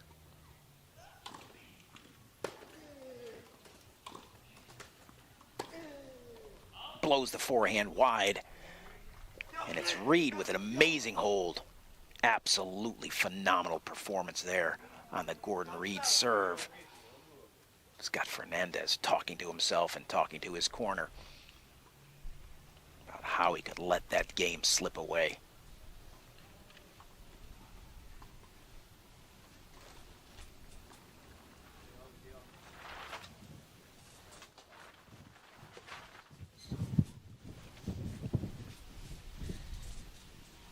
Reed comes around with a fairly quiet smile on his face, and now he's a game away from forcing a third and final set. Really epic. Again, can't say enough there. 4 games all. Reed down love 40 on his serve. Misses his first serve. Absolutely obliterates a second serve. Get the first point and get on the board. And from that point on, ace. Almost unreturnable ace. And it's like clinic. Serious talent. A big moment there by Gordon Reed. There's your stat of the day. 6 Gordon Reed aces to 0 for Gustavo Fernandez.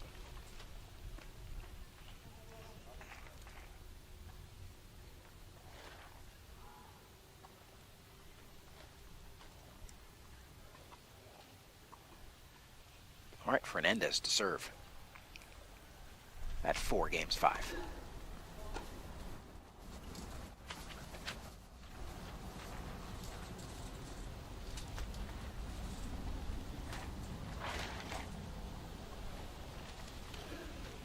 Starts it with a double. Not exactly the way he would like to have kicked this service game off.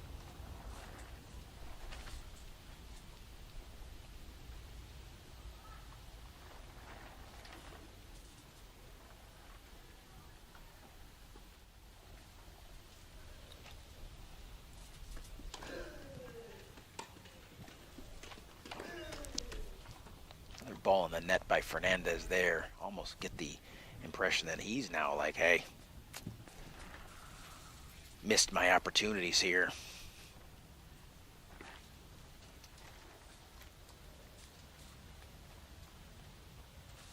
Almost resigned to the fact that Reed's gonna maybe get a break here. Force the third set.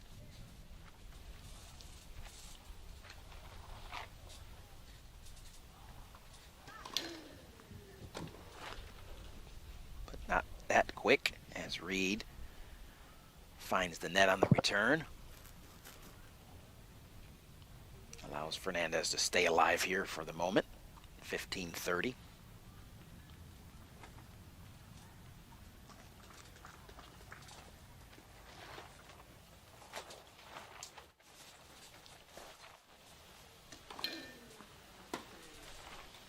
just like that, what looked to be a smooth sailing, easy return game for Reed gets into another meat grinder here between the two, and it's 30 all. Fernandez back to optimistic.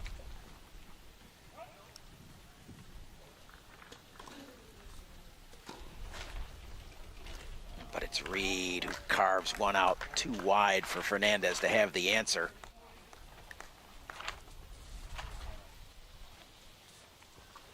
And now, 1 point away from a set for Gordon Reed.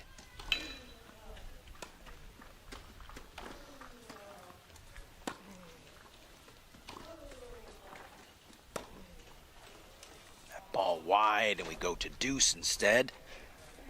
Opportunity missed by Reed there to close it out, take set number 2.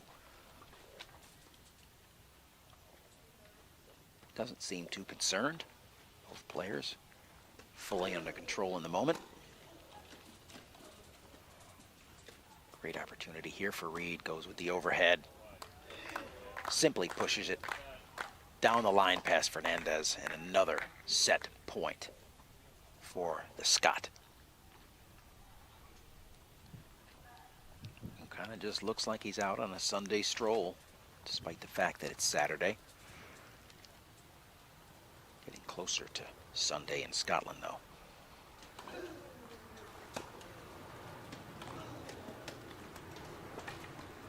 Reed runs out of room, can't get enough of a backswing to complete that shot. Kind of loses his sense of where he was at on the court. Went to execute the backhand. I think he ran into the wall with the racket. And now it's deuce again.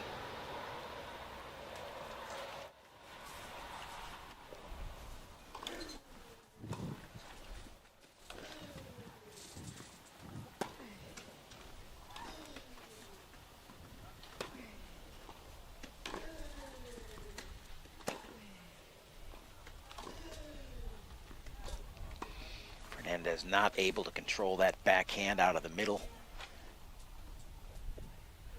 And one more chance for Reed.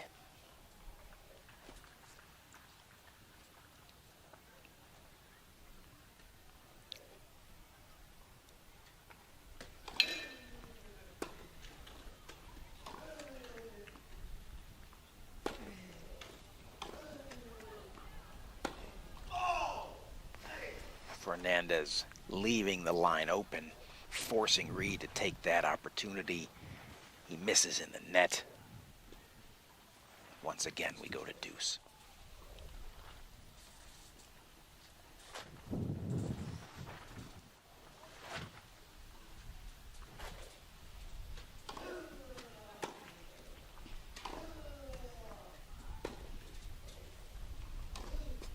Ball just in.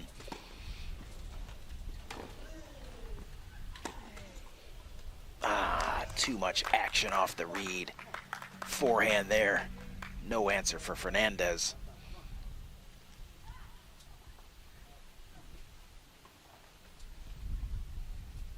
For the 4th time here, it's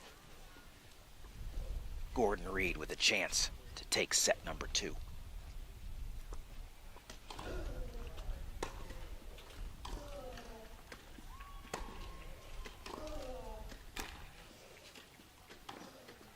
And this time he delivers with the Fernandez backhand error, and we are going to 3 sets here on center court.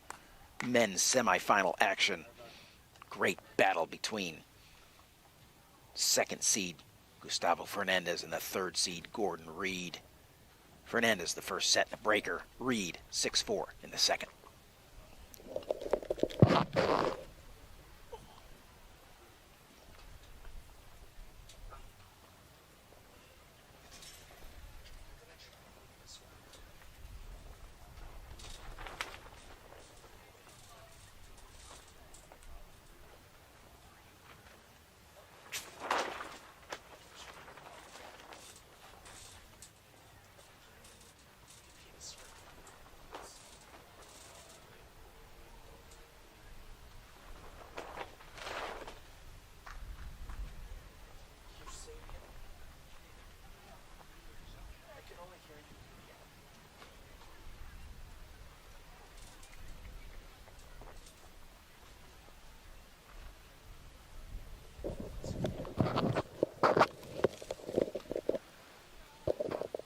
The only live match going other than this is on court number 2, quad semifinal between Niels Vink and David Wagner, and it's Vink out to a quick 2-love lead. The other matches are complete. Hewitt into the final, Kamiji into the final, De Groot into the final. One men's semifinal yet to be determined, one quad semifinal yet to be played. The following match here on center court will be between Sam Schroeder, the number 1 seed in the quad division, against Andy Lapthorne of Great Britain. That one to follow this third set here on center court.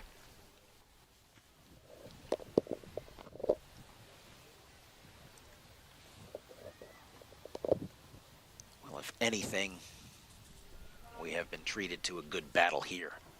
Can't ask for much more than 7-6, 6-4 from these two great players.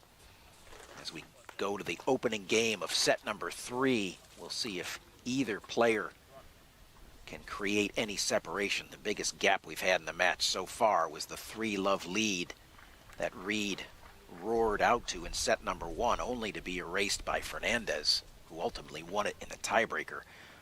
Second set, back and forth action until Reed closes it out 6-4. Now Reed to serve here, opening game of the third. Starts it with a double. New balls in play for the third set. Maybe just a little bit too lively there for Reed to control in the opening couple of serves. These players will take a couple of minutes to get used to the weight of the new fresh can.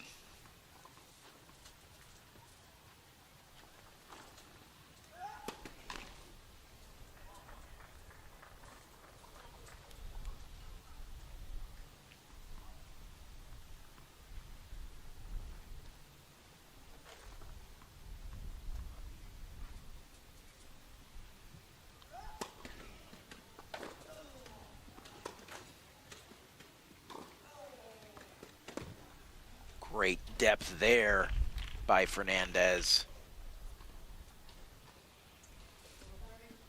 When he's been able to produce the depth, about the only time that he's been able to kind of push Reed around from that side, leaves anything short. Typically, Reed's on it. But now, quick 2-point advantage here for Fernandez, opening game of the third set. He would love to get a break to kick this thing off. When he crushes the forehand cross court. Clean winner. And now, once again, 40-love, but it was the moment there for Fernandez, who was up 40-love on the Reed serve at 4-all.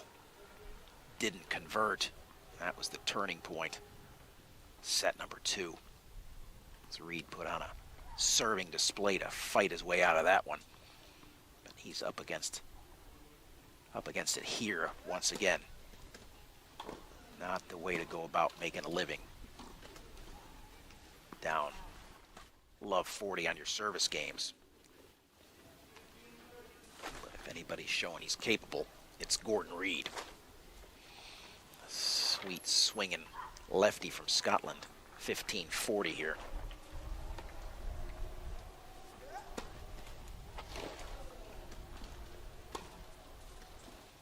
And once again, from the love 40 hole, quickly erases a couple of break chances for Fernandez.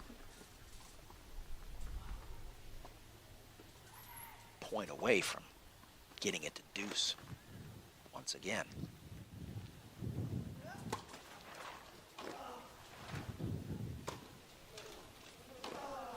Not this time. One too many times to the well there for Reed. Just too big a hole for him to get himself out of again. And it is Fernandez with the early break here in set number 3. Both players clearly looking to get control of this set, potentially open up a lead that would be too much for the other one to track down. Quick early advantage to Fernandez, but a slight one. 1 game to love.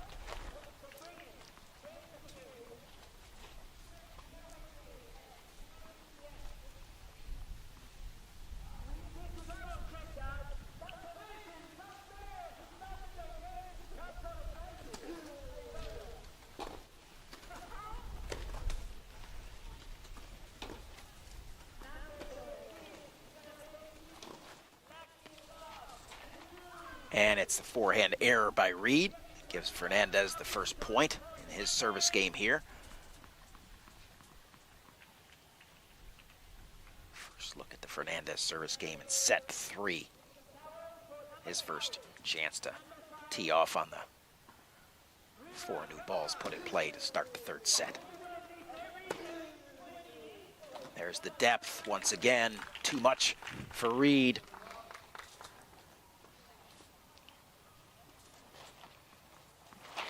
Fernandez looking to play through Reed, through the baseline, not allowing him to get that forehand in the front court. We can potentially angle it.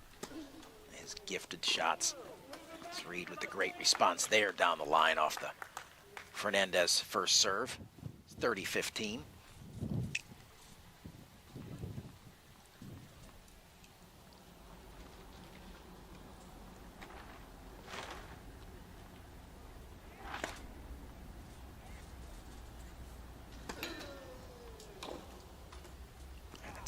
Reed backhand well wide.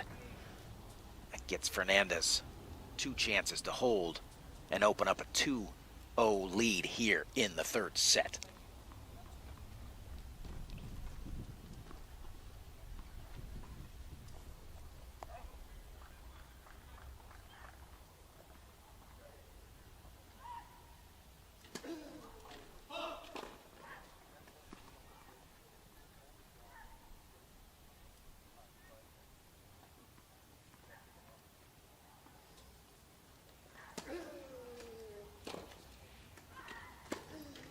Too much off the backhand of Fernandez as he opens up the court but can't deliver to the open court.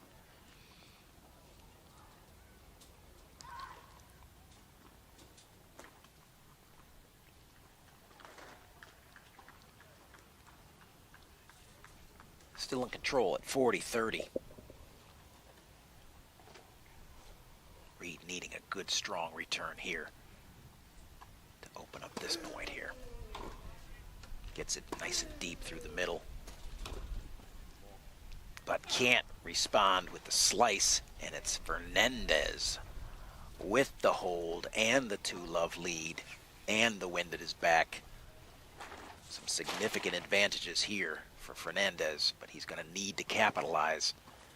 Let's see if he can be the one to get out 3-0 and close out the set. Reed not able to do so in the first, as that was his advantage, but too much Fernandez down the stretch there as he wanted in a breaker. But now Gordon Reed once again having to serve with his back against the wall.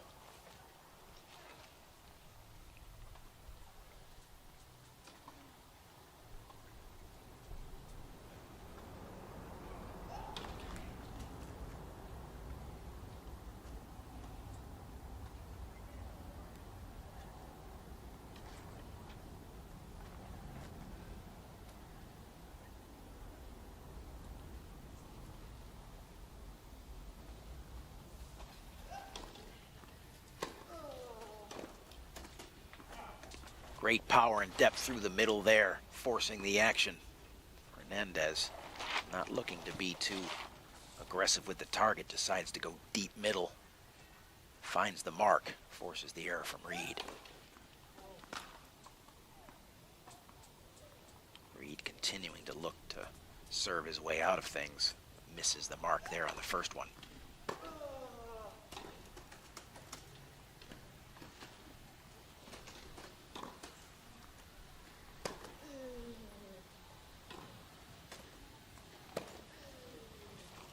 The line is in the favor of Fernandez, and he's up 2 points there. Reed slice, not enough to deter Fernandez from going for the big forehand right here, and he finds the mark.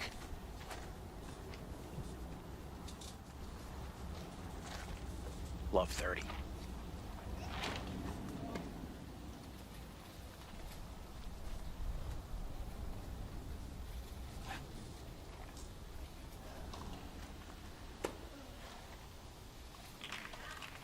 And Fernandez finds the other line with a backhand return to serve winner, and once again Reed in the hole Love 40 on his serve. Just too many times. How many times can he ask himself to battle back from this situation? As mentioned, not the way to make a living.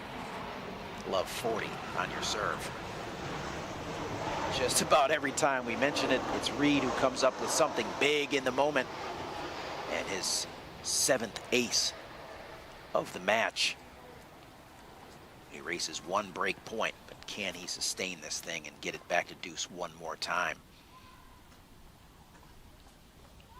Continues to flirt here with disaster.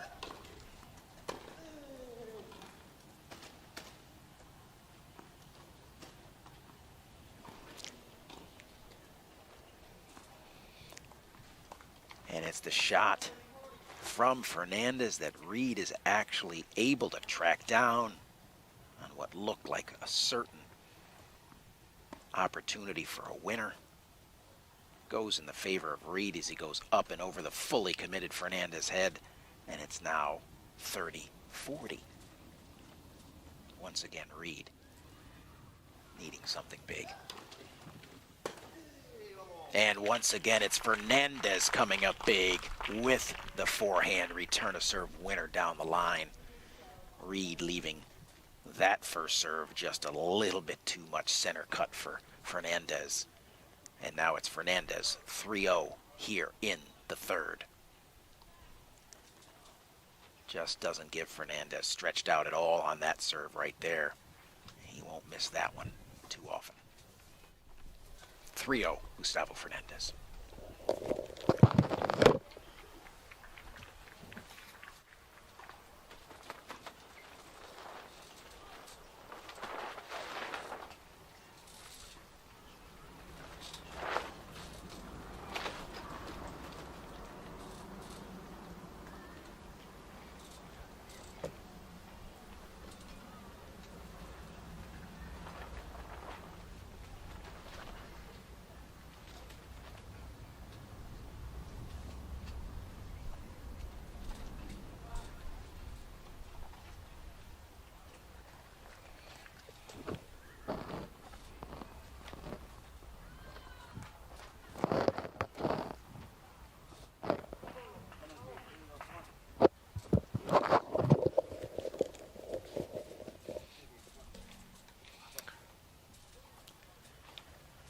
Gustavo Fernandez up 3 games to love here in the third and decisive set.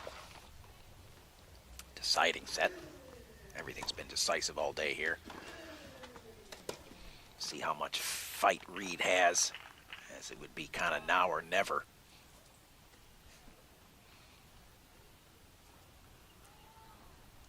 Three-game lead is enough of a significant advantage for Fernandez. 4 seemingly almost certainly be too much to ask for Gordon Reed.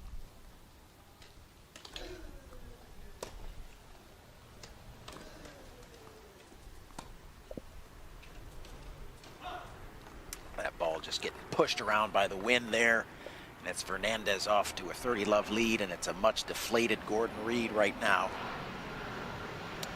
who looks to be a little bit, I want to use the word checked out, but somewhat less engaged than he was just moments ago as we started the third set. Got into this 3-0 rather quickly, and another error by Reed kind of starts to give you the feeling that he feels like his day is quickly coming to an end.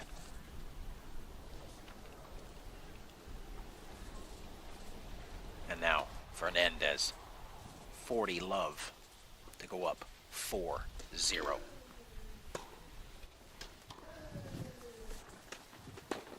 And Reed just takes an absolute massive cut, almost in disgust. Sends that one well long. It is, in fact, an at-love hold for Fernandez and 4 games to love. That went quickly.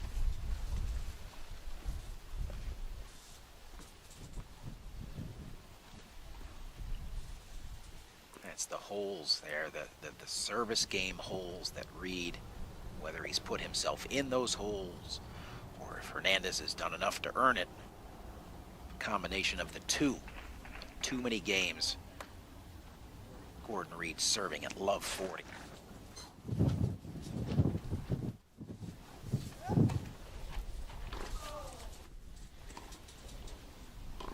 Another error now, and the error is coming quickly from Reed as he speeds to the line, almost resigned to the fact that, hey, this one's over and we're just going to go through the formalities. Somehow Fernandez lets him back in the match. He'll take it, but not looking like he's really looking to dig in the heels. Against a player like Fernandez, that is tough work. But another ace from Reed out wide gets it to 15 all.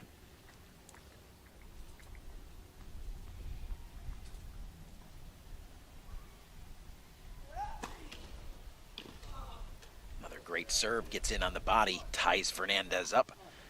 It's been a hot and cold situation for Reed here on the serve today, as he has looked at moments to be spectacular. Approaching double digits in the ace category, but a few too many double faults at some bad times. And then just a few too many returner serve winners for Fernandez. There's another one of those double faults. It's been feast or famine for Gordon Reed.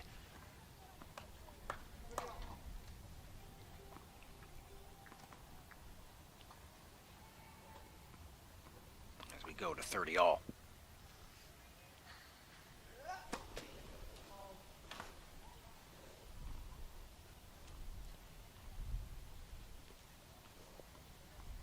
So much of that probably has to do with Fernandez, his return to serve game. Reed feeling the pressure of having to be very good in order to avoid the massive strikes off the racket of Fernandez. Prime example right there is Fernandez rips a backhand return to serve, forcing Reed to commit the backhand error. Now Fernandez a point from 5-0.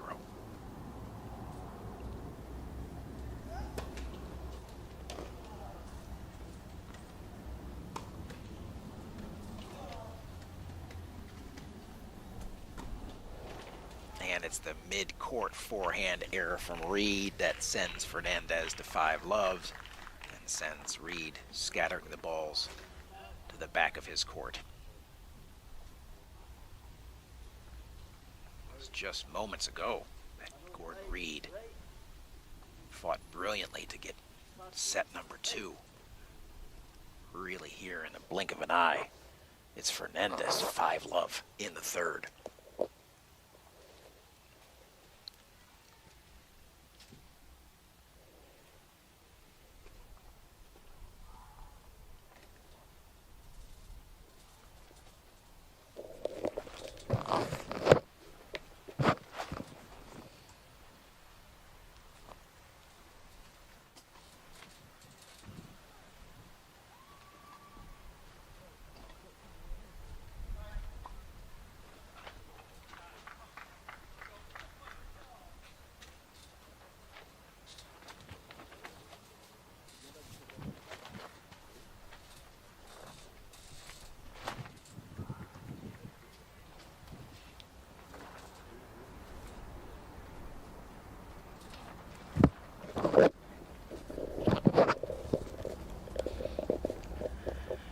Gustavo Fernandez, number 2 seed, looking to punch his ticket into the final against Alfie Hewitt. Up 5-0 here in the third, looking to close it out.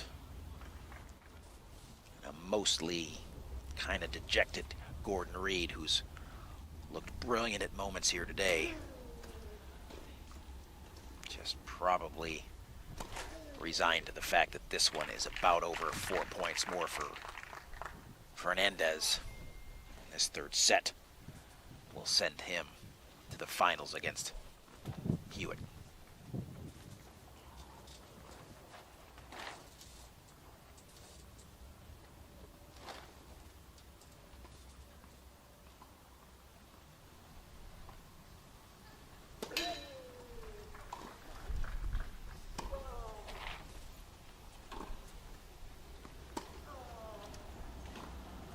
Fernandez right on the baseline where he likes to do his business in an attempt to finish this one up, but it's Reed with a nice clean forehand winner down the line. Tough to displace Fernandez from that position on the center hash mark. He gets to moving you around, sets up shop there.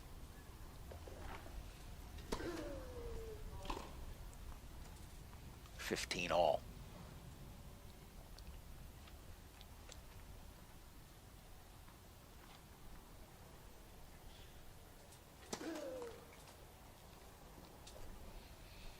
The Fernandez double fault moves us to 15-30.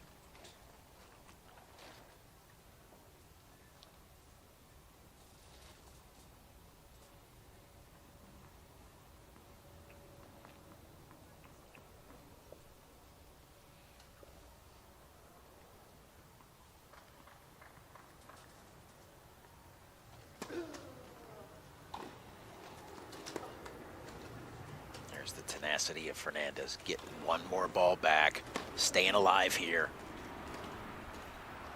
and now in control at this point. As Reed sends the backhand long. Kind of a trademark point from Gustavo Fernandez. Fight to stay alive. Get an opening. Seize the opportunity. Force an error, produce a winner. Whatever it takes. Second serve here for Fernandez at 30 all.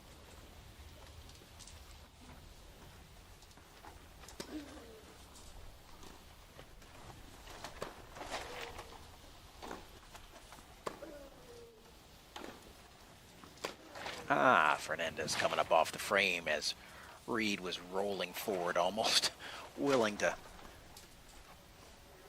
take his chances against the Fernandez forehand. Gets the error and gets an actual chance to get on the board here in the third. But as you can see, mostly dejected.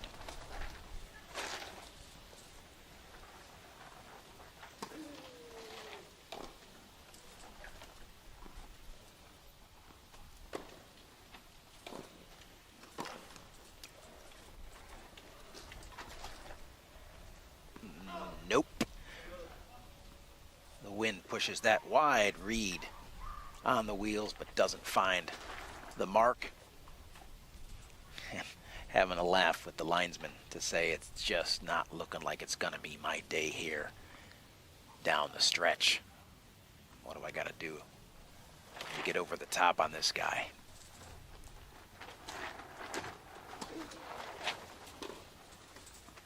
And there's the 1-2 punch. The out wide serve by Fernandez. The forehand winner down the line. Match point number 1 for Gustavo Fernandez.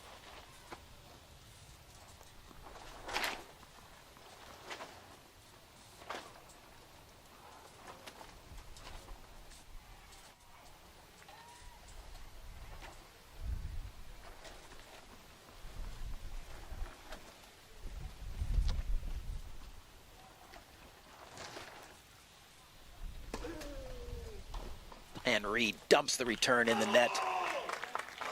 And it's Gustavo Fernandez who roars like the lion that he is as he gets himself in to the NEC singles final against Alfie Hewitt.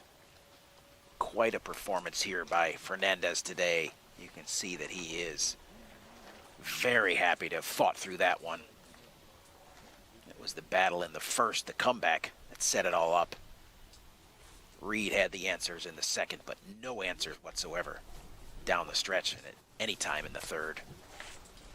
Great performance and a great tournament by Gordon Reed, and we will see him later in the men's double final as he'll team up with partner Alfie Hewitt to go up against the French team of Stefan Houdet and Nico Pfeiffer.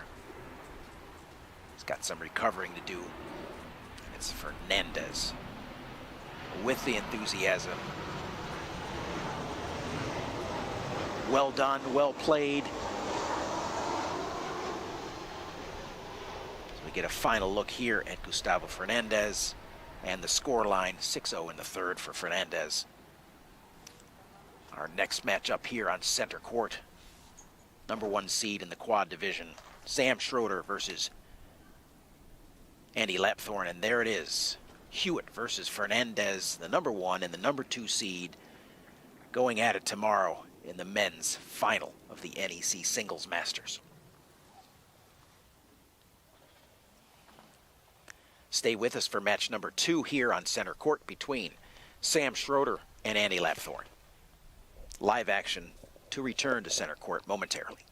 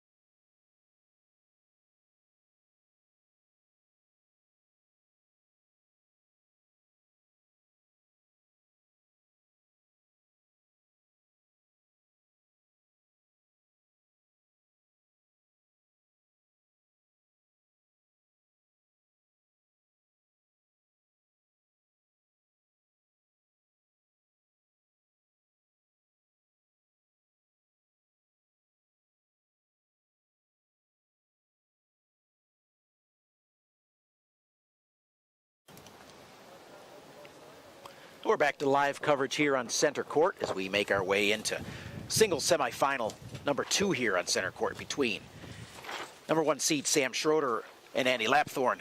And as they complete the coin toss, let's take a listen as to how these two players and competitors feel about one another.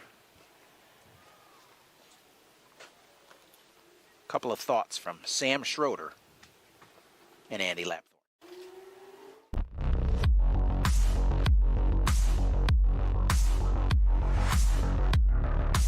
Young competitor who's hungry to win more titles.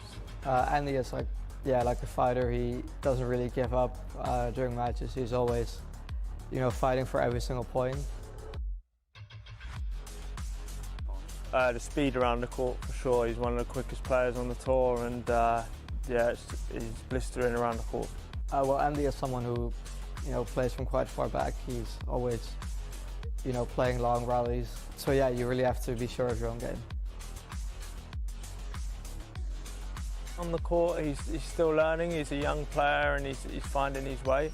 And off the court, just a quiet guy, keeps himself to himself. And I don't speak to him too much, but when I do, he's always nice. He's never going to give up. And off court, he's also like a great guy to be around. He's very calm and chill, and I think that does help him on court as well. Very tough, physical again because of his attributes and being able to move well and needing to pinpoint where you hit the ball, otherwise you get punished. Against Andy, of course, he's a player who keeps fighting for every single point, and there's always going to be, really long matches. I need to know that I'm ready to take him on for like 2 or 3 or however many hours he's going to keep fighting for it. And a great insight into competitors getting ready to go at it here on center court, but sharing a couple of thoughts, not giving much away there either way, but really good to hear from these players about what they think about their opponents and competitors on a regular basis. Some thoughts shared by Sam Schroeder and Andy Lapthorne as we prepare to see this quad singles semifinal. I'm Paul Walker here, now once again, joined by the master of wheelchair tennis, Jason Harnett. And we look at Andy Lapthorne there. Jason, you're familiar with him for so many years now, and this is how he got to this point in the tournament, 2-1 out of pool play. He's the number 2 in the crossover here as he'll take on Sam Schroeder, the number 1 seed. And how did Sammy Schroeder get here? Well, there it is. Wins over Wagner, Barton, Silva. Clean through in his pool play. And I would have to put him at, a favorite here today. You never know what you're going to get from Andy Lapthorne. You never know. You never know. You never know. Little wind, little use of his legendary high ball action. Could be pretty disruptive to Sam. Boy, the high balls have been tough to control, though. Tough to control. Once they're up there, the wind is just grabbing them and throwing them all around. Yeah.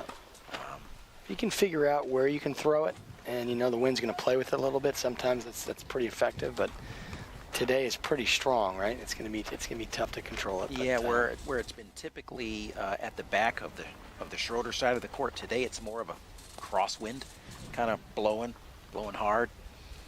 So a little bit more difficult to predict it when it's going to a sideline, I think, than when it's going front to back. Yeah. Yeah, but I think Andy said it well. What a great introduction that was for both of them to speak about each other, and pretty simple, right? Andy's a grinder. He works very hard. Sometimes gets pretty emotional. I think that can work for him and against him a little bit. And Sam being, as Andy said, very quiet guy and pretty thoughtful, but amazing speed. Which is, speed alone keeps the pressure on you pretty much from start to finish. So I think Andy's got a lot of work to do today. There's the matchup. We got one match going on outside. Behind us, David Wagner versus Niels Vink. It was Vink 1 set up on David Wagner, defending champion here. And this one getting ready to get underway here on center court as we continue with the semifinal. There's the update. Vink up a set and 3-1 in the second. The outcomes from some of the other semifinals here on the outer courts. Hewitt straight sets over Houdet, and a Kamiji straight sets over Otani. Both 6-0 in the second. And we saw a 6-0 in the third on center court as Gustavo Fernandez made his way into the final against Hewitt with a 6-0 third set victory over Gordon Reed. Interesting matchup that was. Yeah, I mean, always going to be a good match. Right, you know? back and forth. Breaker in the first for Fernandez, 6-4 in the second for Reed. You'd think, wow, we're going to see an epic third set here, and then it just fell apart for Reed in the early going, and he never was able to recover. And I think once it got, honestly, it started at 3-0. Really, you could almost see the wind come out of Gordon Reed at 3-0, and then once it got to 4-0, it was pretty much official. Yeah. Gustavo's relentless. He is the bull. Yeah, as we say. El Toro. Yeah. Lapthorne finishing up some of his warm-up serves here today. He'll need to serve well in order to keep Schroeder off the attack. A couple of lefties going at it, so somewhat maybe negating one another there, where you're typically creating that lefty-righty advantage. It's nixed today. I think for most people, for lefties, playing another lefty is just as odd as a righty playing a lefty. They're just, it's such a minority that when a lefty plays a lefty, it's just as strange. So it's really the spin coming off the racket on the serve is what's just subtly different. It makes it really challenging if you don't play lefties too often. But these guys have played each other quite a bit, so I think they both know what's coming. It's always interesting to see the start of a match, just to see who's bringing the stuff and focus levels, all that stuff. Pay very close attention at the beginning.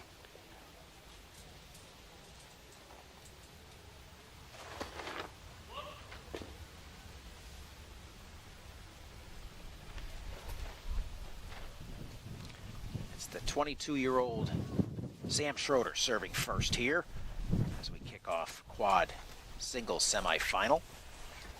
We'll look at the career head-to-head with these two, and it's advantage Schroeder, 8 matchups to 3 in the favor of Lapthorne. Majority of those wins by Sam Schroeder. Well, actually, he's had the go of it, better part of it, over the last 2 years, having not lost to Lapthorne dating back to July of 2019. So the early wins to Lapthorne, and down the stretch here over the last several years, it's been all Sam Schroeder. Nice little touch there by Lapthorne, but there's an example of the Schroeder speed. There it is. And that would be almost a little dejecting early going. Yeah, that's a sign right there. That was not a speed is there, huh? poorly executed drop shot, and Sam cleaned it up pretty quickly.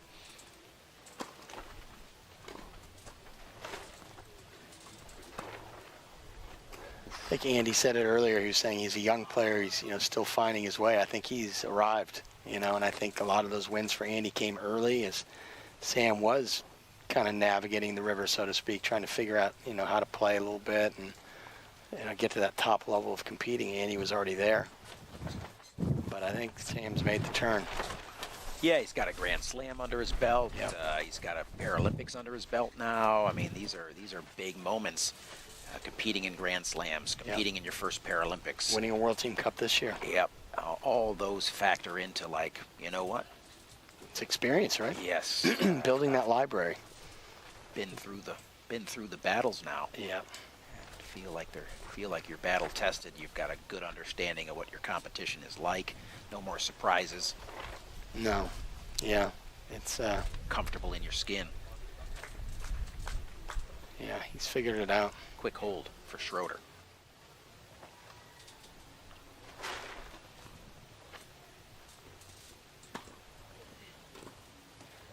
Good serve by Andy into the body there. Yeah, going to be wise to do a lot of that today. And yeah. Andy's ability to manipulate the ball should allow him to do that, especially with the crosswinds blowing. Yeah. Use that slice to kind of tie Schroeder tie him up a little bit. Body serves in wheelchair tennis are so effective. I mean, I think players do well to dig balls out athletically. But I think like any tennis player, if you can get the ball away from you, you can just create so much more power, more more manipulation of the ball. But the chair does make it tough to get away from it. So I think both these guys would be wise to play in on each other, and also playing at someone as fast as Sam. You try and lock him up maybe in the middle of the court and not allow him to run, because that's what he wants. He wants to be chasing, because that's where he's best. So maybe you try and keep him in the middle third of the court a little bit, force him to create.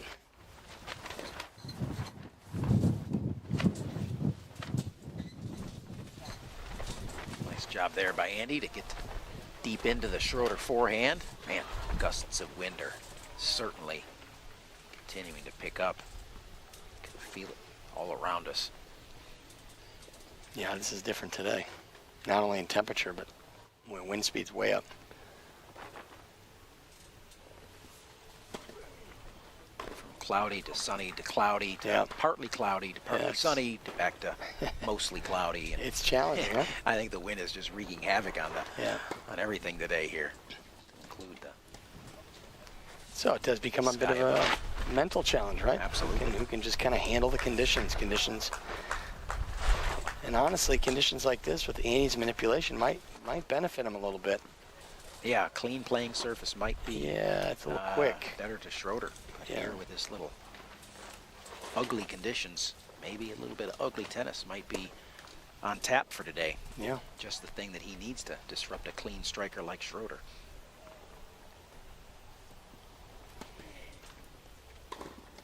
It's 3 quick chances here. Make it 2. Good return there. For Lapthorne to hold serve.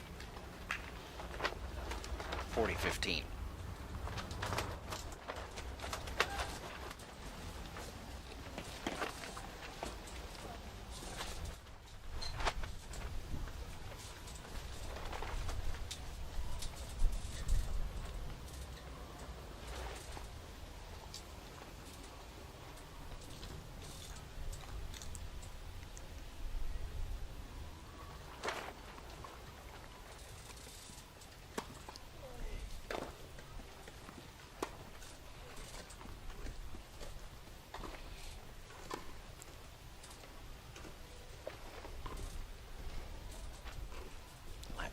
Continuing to hover there at the tee, take his chances. Once you're in, you're in. Schroeder calmly takes care of that one.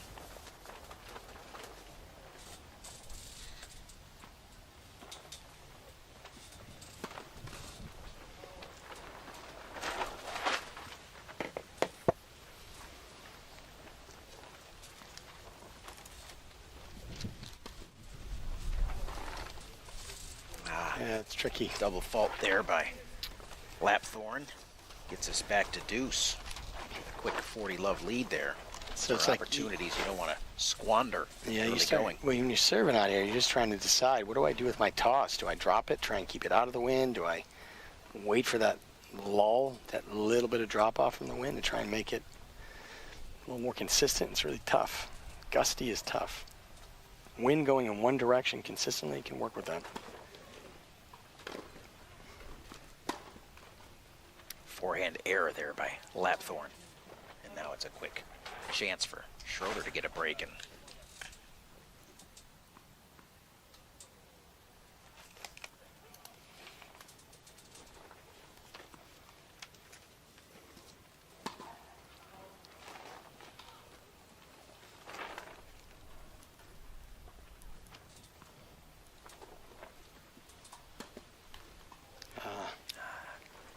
double-double. Yeah, that hurts. Having a 40-love lead and just coming off the rails a little bit early here. You just settle down and get to work.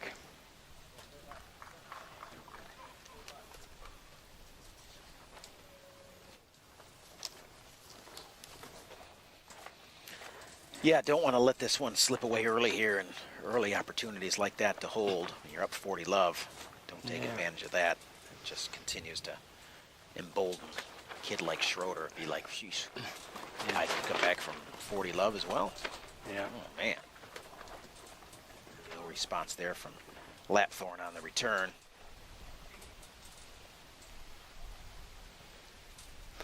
tall task. You know, when you have a fast player like this, you've got to try and slow him down and try and, you know, if you look at it like a race, you got to be able to stay with him. You're not going to be able to get out in front of him maybe right now, but you got to stay close. So if the opportunity arises, you have a chance. Well executed by Schroeder, sets it up, goes to the open. Does a nice job of tracking it down, but can't do enough with it. Schroeder gets the easy forehand winner.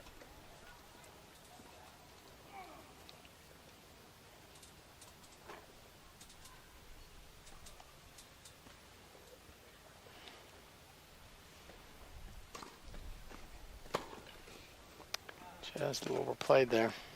Trying to stay aggressive as he's going to need to be, but he's going to need to find the marks.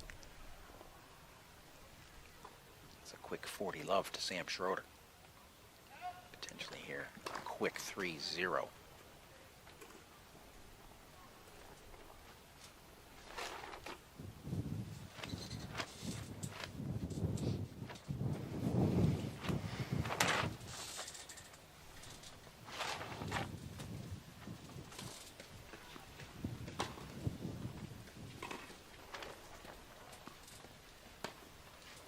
Good ball there by Andy.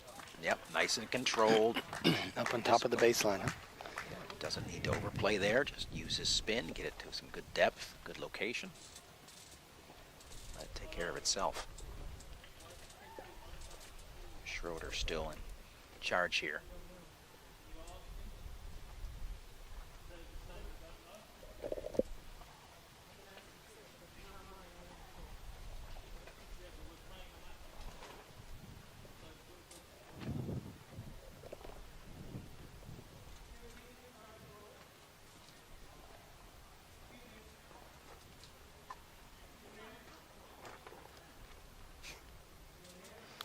You know, kids walking around.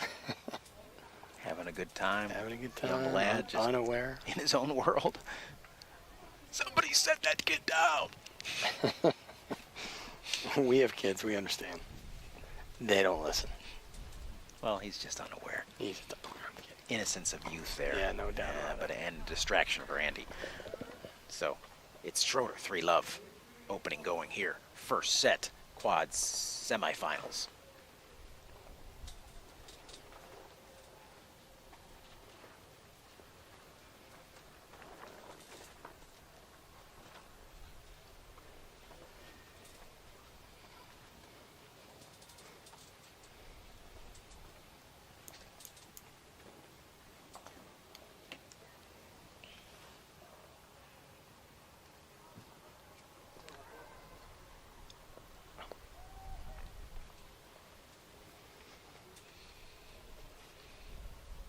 Quick update out on court number 2, the only other live match we've got going on the campus. Right now it's Niels Vink up a set, 5-2 over David Wagner, as he looks to close that out in straight sets and then take on the winner of this match here at center court. It's a Dutch wave, Paul. Oof. A lot of orange. Yeah. A lot of orange between these two courts. Likelihood is high, and certainly in the early going you get the impression that Schroeder's up to the task today. He didn't come out nervous, didn't come out off or anything like that. It's going to be a long grind here for Andy Lapthorne to claw his way back in. But we've talked about it, those two young fellas, bright future here in the quad division at the age of 22 and 18 respectively. Schroeder being the old man at 22. It's incredible. I mean, if you really look forward at the growth, you know, in the Grand Slams, growth of the tour, growth of prize money, growth of everything. I mean, what a time to be Great a wheelchair serve by tennis Andy player. there. Yeah, what a time to be a wheelchair tennis player. And these young men are going to benefit from the years and decades of work that so many came before to make this all possible. And that's what it was for. That's all the work was for, all this. Andy again trying the not drop moving. shot. Gotta be moving in a little better position, right? Yeah, I saw it. We saw about 4 or 5 drop shots attempted between Fernandez and Reed, and it was only Reed ultimately who was able to execute one really good one. And the conditions, as much as they would seem like they're perfect for it, just have to be so good. And as fast as Gustavo is, you know if you don't hit it just right, you're going to get punished. Good serve there out wide. Lapthorne off to another good start here. Didn't capitalize on the last good start of his service game, having squandered the 40-love lead, now 40-15.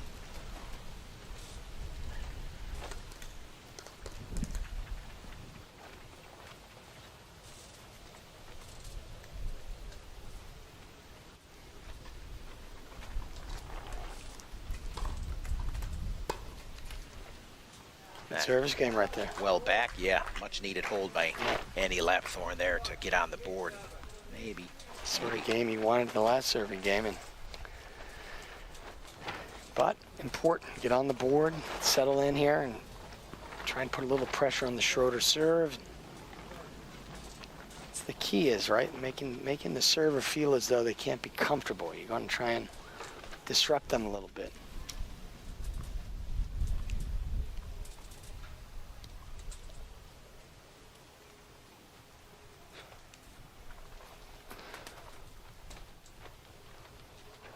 I think for any of us tennis players, we're trying to make it tough. Tough on people as far as comfort, right? You want to disrupt. Something we talk to our players about in our high performance program is just trying to, bring discomfort. I don't know how else to say it. You just don't want people to feel like they can just roll up on a ball and hit it. There's going to be a little bit of that, but if you keep it kind of neutral, and being uncomfortable comes from fear, typically. Yeah, that's right. And so there has to be a weapon or multiple weapons that they fear. In other words, don't go to the forehand, or they're so fast, or they fear your speed, they fear your slice, they feel your top, your serve, any number of mental toughness. They don't go away. They don't go away. Sort of. Yeah, all these things. And if there's no fear factor, then the uncomfortable's not likely going to happen. Then it's all self-induced if it comes at all. Yeah, that's right. And fear with respect. What about my game do you respect or not respect? And do I show enough of it to bring that fear? It's all part of the formula. Quick, Sam. Yeah, it's too just quick. Not going to be enough, huh? No, that is not going to be a strategy I think Andy's going to be able to employ today. I don't think from that deep. No. Just in this wind, it's so unpredictable. It's going to sit up, and that's just going to give Sam time. Going to be on a short ball, potentially. Andy looks like he's going to come in and attack. Yeah, Sam's dumps digging. That's about the only time. From there. Yeah, from behind the baseline. It's going to be tough. Oftentimes that drop shot is a bit of a bailout shot that players just use to say, I just want out of the situation. Yeah, that's right. And you can tell when that happens. I want out. 4-1 Schroeder here, opening set, quad singles semifinal.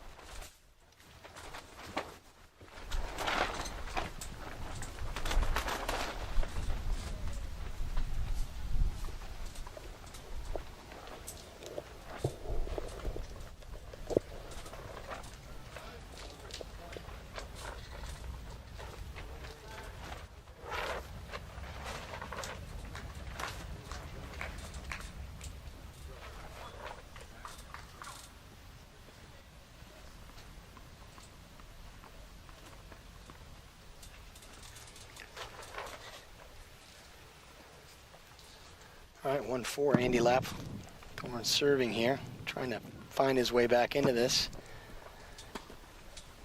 We need a lot of first serves. We need a lot of missed returns like that. Good body serve there.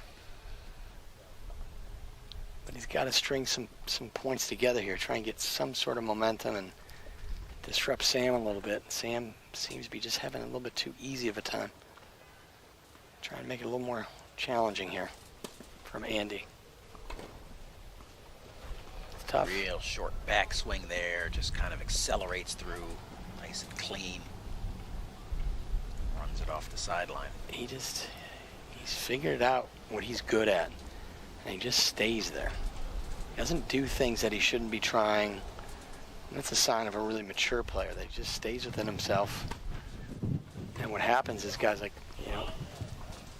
Andy, who are typically pretty steady and so forth, they've got to figure out a way to beat Sam, because just hitting with him is not going to do it.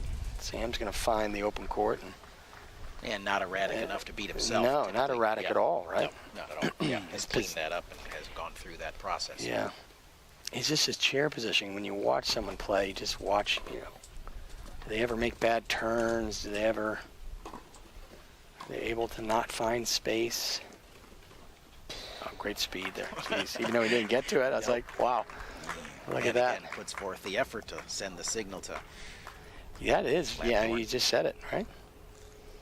I know you like that one. I love that. I call that a second effort, where you almost know you're not going to get to it, but you just go anyway, and you go hard, and you let the person know I'm not going to go for it.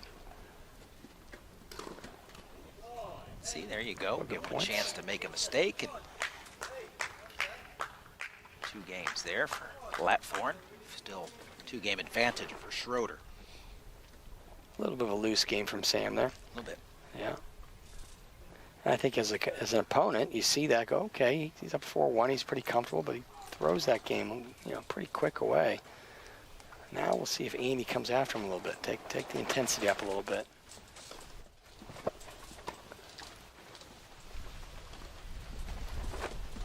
Going high on this one. There's that wind. Way too short. Yeah, that wind took it. Really disappointed with himself there.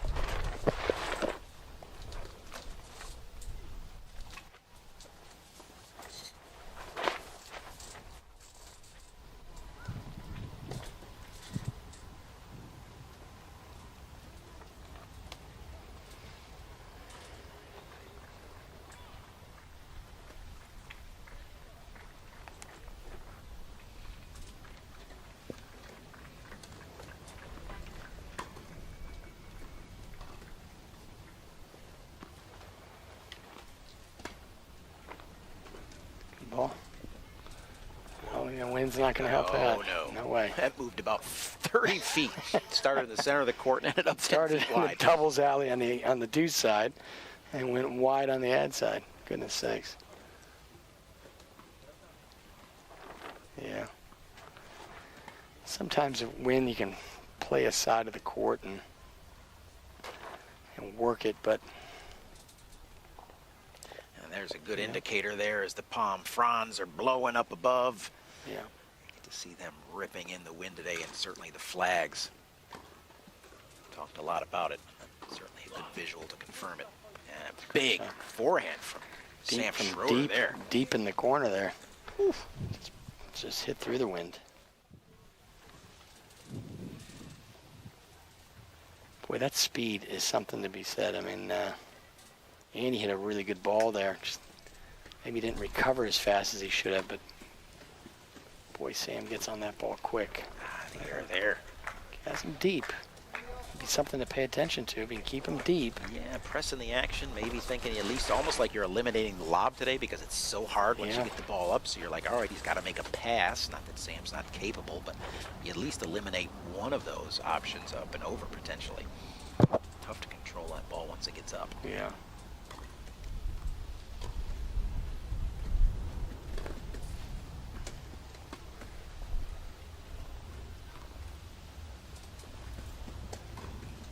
I don't think Sam's lost a point inside the baseline yet. It's a good place to be. Yeah, real calm, real patient there. Forces Andy to commit. Again, that short backswing allows him to just hold. And the opponent's got to commit one way or the other, and then you go the other way. Really dying to do my best William Wallace right there. Hold. Yeah. Probably would have done it if Gordon Reed was playing. A lot of respect for that. For the Scot. For the Scots.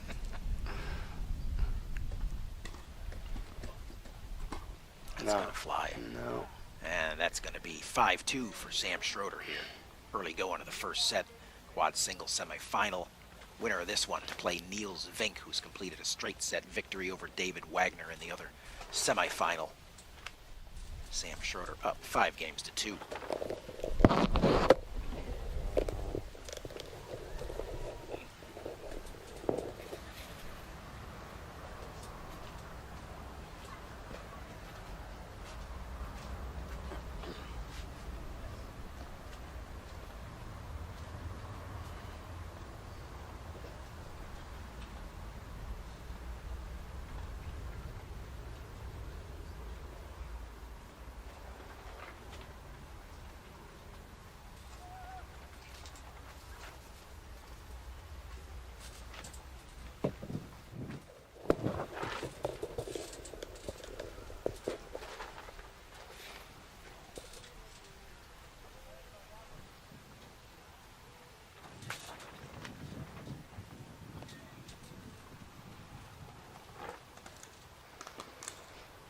All right, Andy Lapthorne serving to stay in it here this first set, 2-5.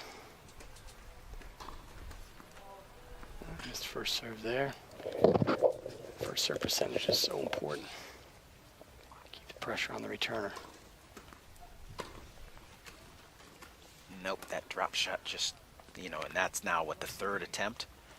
Yeah, it was kind of a half-hearted attempt, kind of like you said earlier, just kind of took Bail a stab at it, bail out. Way too far away from him to get much on the ball. Maybe letting this set go. Maybe try and refocus at the start of the second. Good serve there.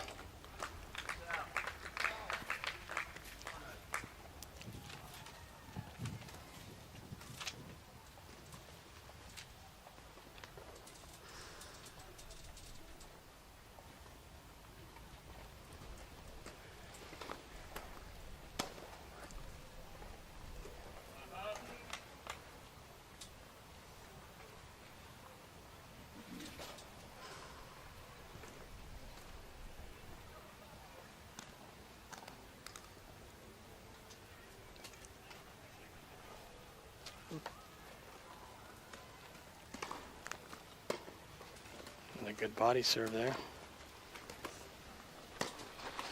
Yeah, Schroeder strong off the ground there, kind of answering the aggressive attempt by Lapthorne, and Schroeder finding the line there. Challenging Andy's backhand side, just trying to force him to go back 2 or 3 times in a row, and I think eventually he's going to get him. Not sure what Andy can do about that. Maybe try and go a little bigger, a little higher into the wind. Is the challenge. Another good serve, another good return. Wow, that stayed in.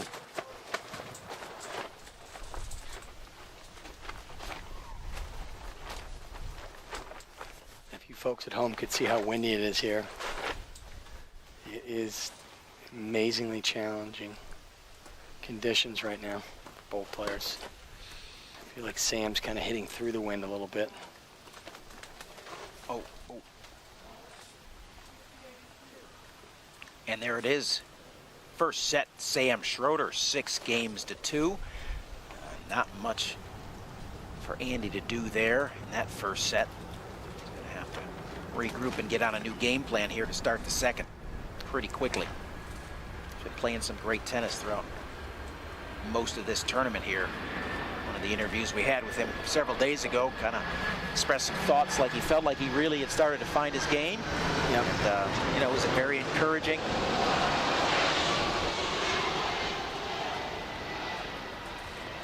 But right now, he's going to down a set. He's going to find his game right now. He's going to find his game right now. He's taking Why a little not? break. Why It's not? just, mentally sometimes, and yeah, maybe he has to use the toilet, of course. But this is a time to maybe clear his head and maybe come back with a little different strategy. Hard to know how to play Sam today. I mean, Sam doesn't seem to be bothered by the wind at all, to be honest. And with his speed, he can adjust to just about any conditions, anything. So, tall task in front of Andy here. get back into this match. Upon completion of this match, we'll have women's doubles final here on center court.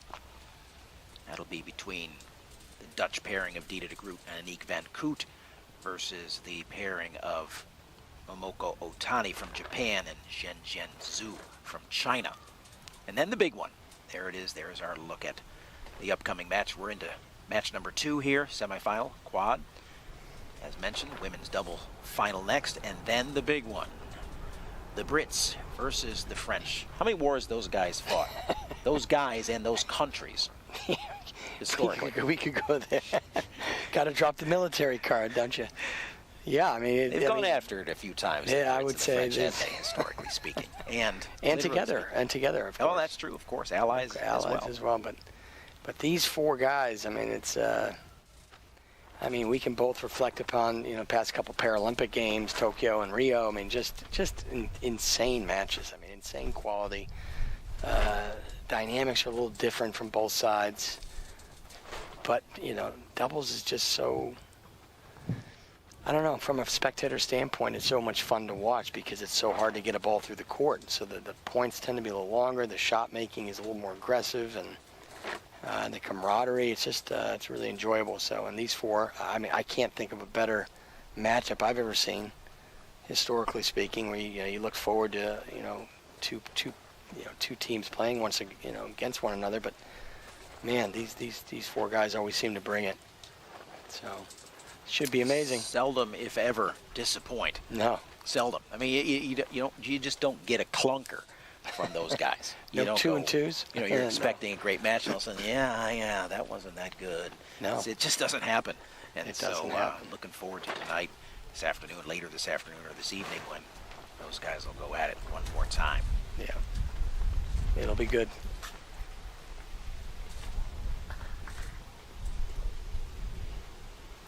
All right, start of the second set, Paul.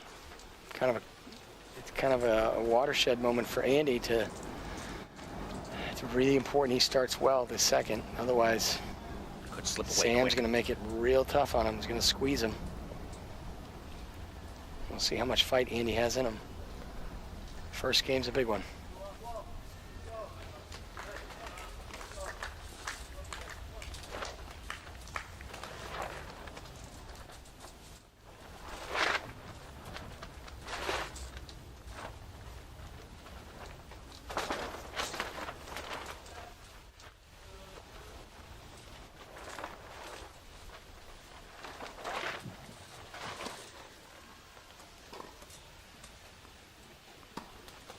Semi on the in-between bounce there.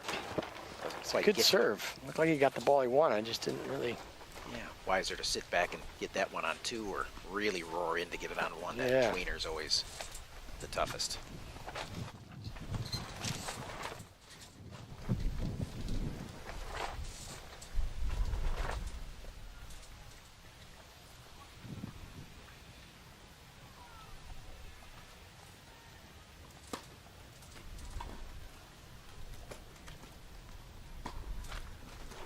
Strong. Good reply by Andy there.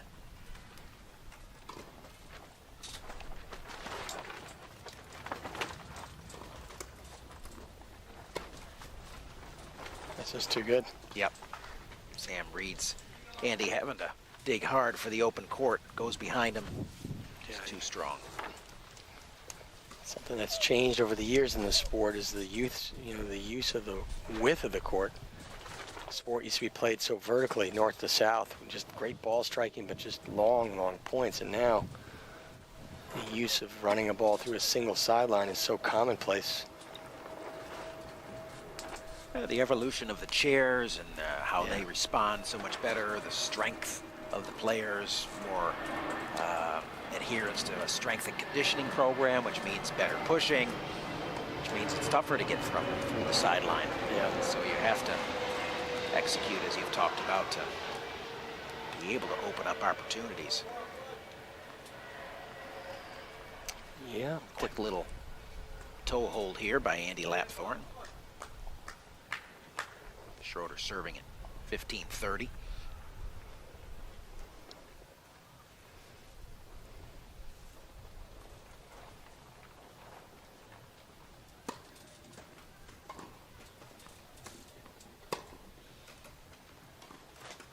depth, huh? Yep. Draws errors. Left thorn. A little bit frustrated at that one, knowing that, again, some of these opportunities, as you get little sniffs at it, Yeah, fewer and capitalize fewer. on every one of them. That's right. It's almost, that's how small his margin is right now. Is like every chance I get, I need it. Not like, yeah, I'll be nice, I'll be fine, but Yeah. the need category is tough to do.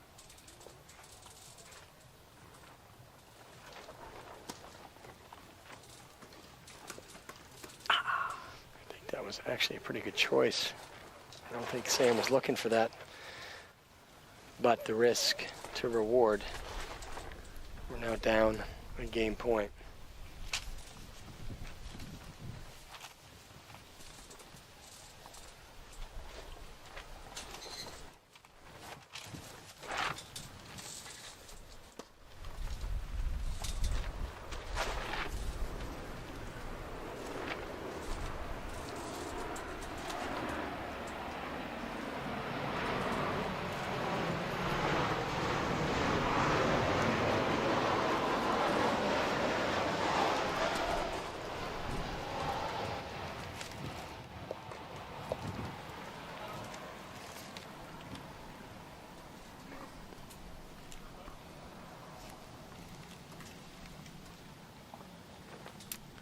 And we're back to deuce.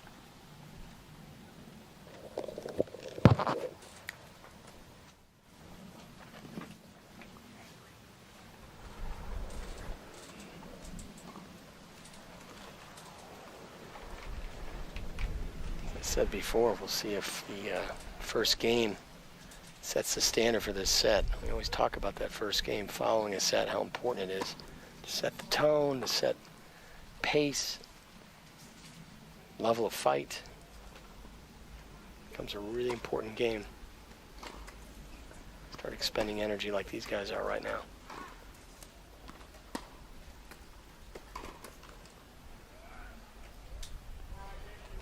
Yeah, frustrating miss there. He did see where he wanted to go and he went the other way with it and made an error. Game point for Sam Schroeder.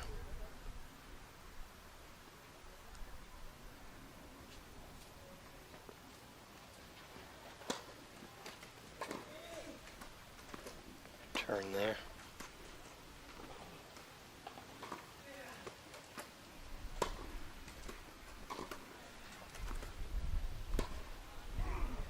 Good fight there from Andy. As you get deeper into these games that start going longer and longer, you start to realize, you know, you're aware of how much energy you're expending, and if you drop the game, it's pretty deflating. If you get it, it can be really energizing, and the energy can be carried into the next couple games. That's tough. Sam is really challenging Andy's mobility right now. Going back behind him hard and deep, forcing Andy to turn back and have to do something with the ball almost immediately. And that's just the discomfort I was talking about earlier, trying to make your opponent uncomfortable.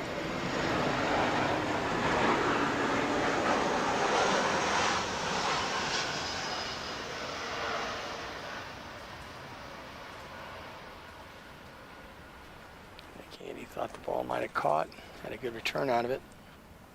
Chair umpire Scott Albin called it long. Good serve, good second serve. First game, second set. A lot of energy expended there. I know Andy's thinking about that right now. Had some chances and just didn't quite capitalize on a couple shorter balls. And again, I look at the energy of Sam coming around the net post there. He's up. And I know Andy sees that.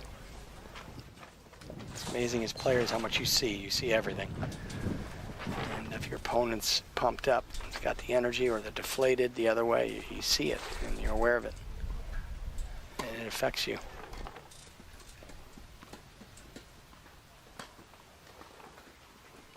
It's a good ball right there.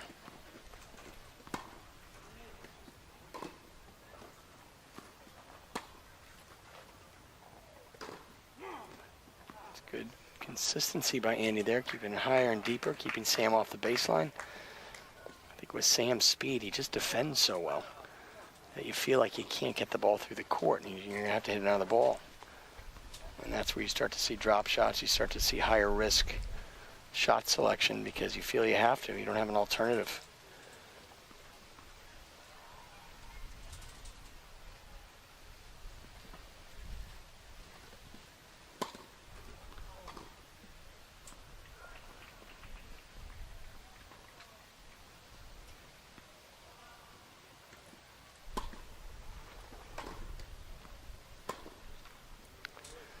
Yeah, tough miss right there. You know, again, as coaches, we talk about, really taking care of the ball that comes back to you up the middle.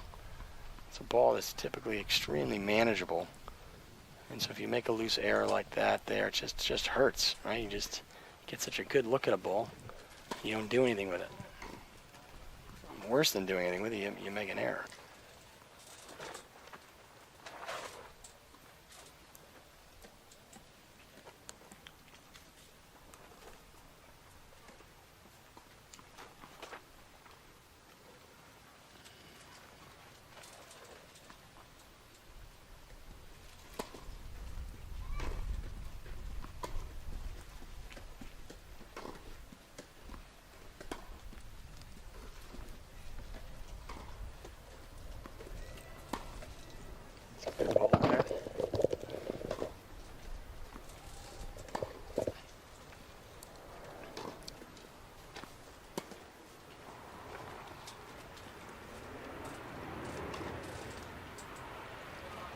Point there from Andy. Good patience there, but it's pretty evident Sam's trying to lock Andy into that deuce side, keep him there. I don't know if he's trying to avoid allowing Andy to hit too many forehands. If Andy wants a forehand, he's going to have to work very hard to get in a fairly awkward position to hit a forehand from that deuce side. So it might be something Sam had in mind all along. No doubt. Yeah. Now, as he looks at these guys more and more and more, and the game plan becomes more kind of locked in. It's just at the top here, there's so few guys. It's just they play each other so often. They just know how to play one another. They know what their likes and dislikes, and it doesn't change very much. And then it comes down to executing, having a good game plan, but being able to execute that game plan. Speaking of playing each other, talk to opening round match here on day number 1. It was Gustavo Fernandez versus, let this point unfold there, and it's the Schroeder. Like, wait, what? He's a little and it's flummoxed at that miss. Yeah, game to Lapthorne. And then we get it to 1-all here. Quick little chuckle by Sam, knowing. But it was Fernandez, and the post-match interview revealed to him that was their 50th meeting head-to-head. 50 times. Goodness. He's like, oh, what's the status? Fernandez says, what's the number? What's the number? I was like, happy to report, Gustavo, you're up 28-22. He was very enthusiastic about that. Boy, oh boy. Pretty evenly matched when you see that stat. Just long there by Lapthorne. It's a good swing, just not able to get the line. Not quite Martin Legner and Tadeusz Puszczalnicki level. The combined age matchups. Combined age of 114 years of age. Having played each other, it's 302 times. I mean, it's a stupid big number, and another error there by Lapthorne.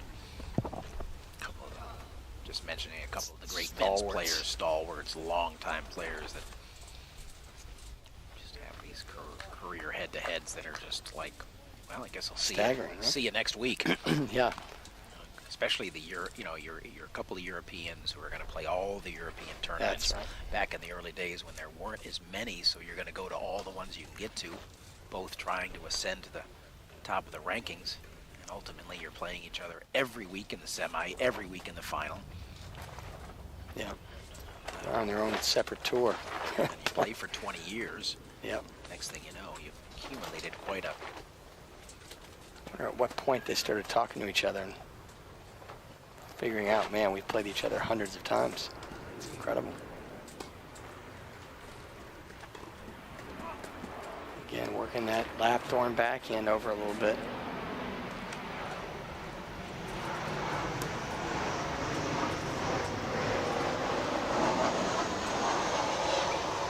Well, got a little disruption going here with Sam. He's not real happy with maybe movement, shot selection, energy. Maybe Andy senses an opportunity here to play ahead for once.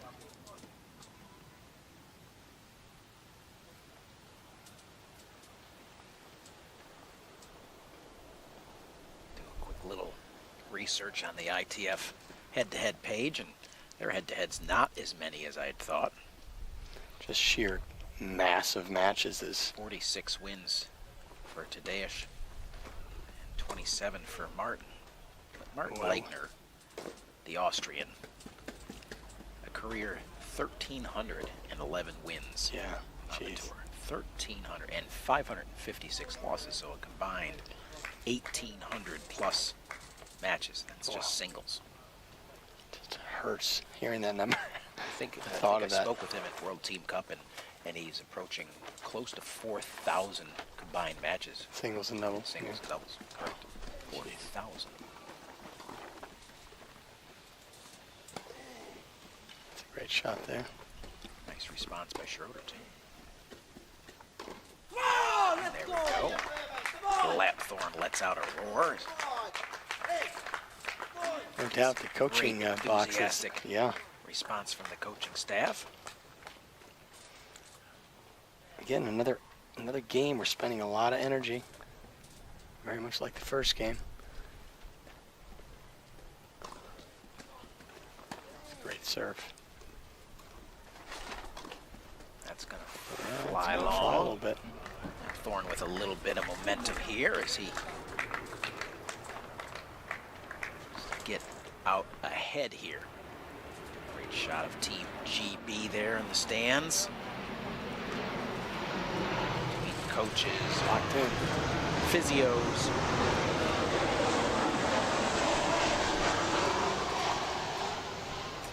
Slapped Thorne with a break chance.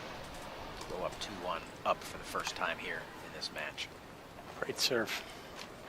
Nope. Serve was wide. Blocked by the umbrella. Which I'm not sure needs to be up today anymore. No. We can go ahead and dispense with those. Andy's there comfortably and executes. Gets the break.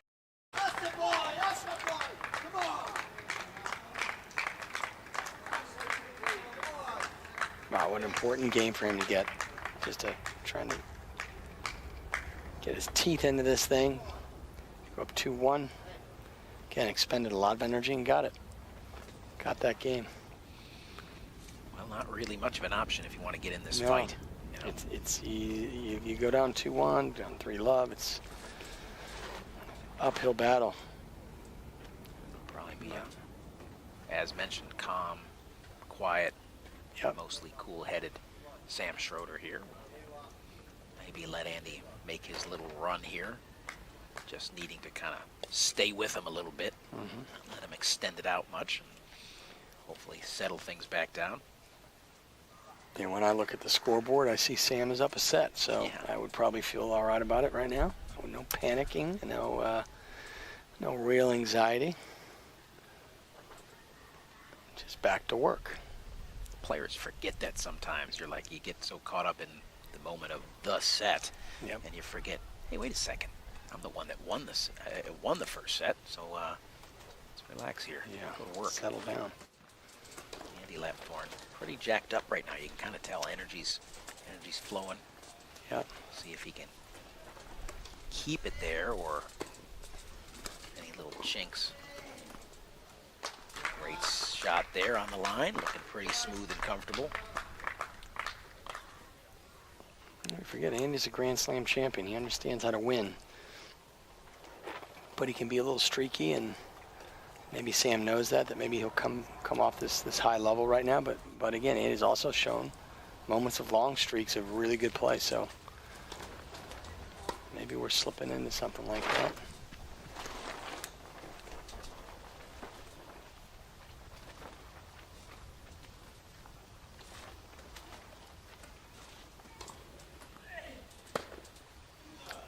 Really, Sam. Sam who's kind of been producing the unforced errors. It's Andy that's settled in a little bit. More balls in play.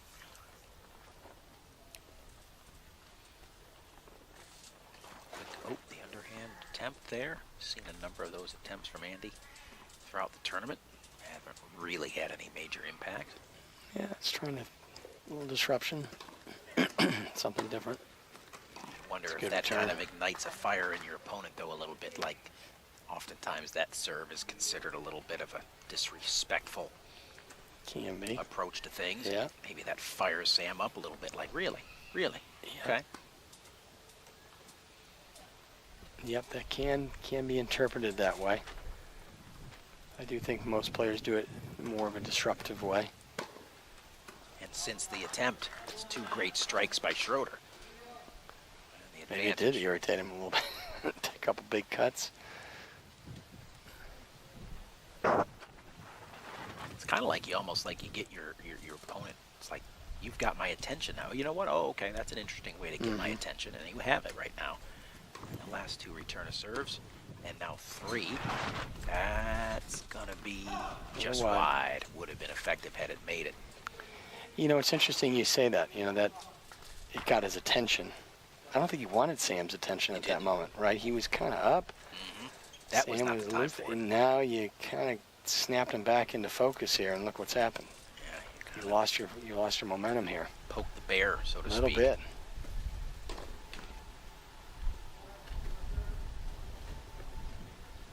You know, Sam had just come off a return to serve error, and kind of didn't really seem to make much sense at the time. Now Andy's the one that's disrupted. And Yep.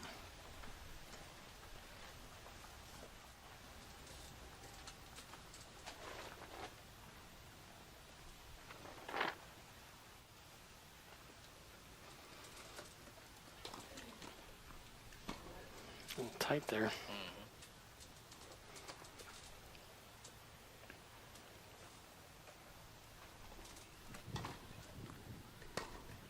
Good serve. Just got it in on Sam just enough. And that's that one spot probably among few that Schroeder can be exploited a little bit. Yeah. Low to that backhand side, especially if it's coming in with a little bit of pace. Tough for him to get that thing elevated and down again. Yeah.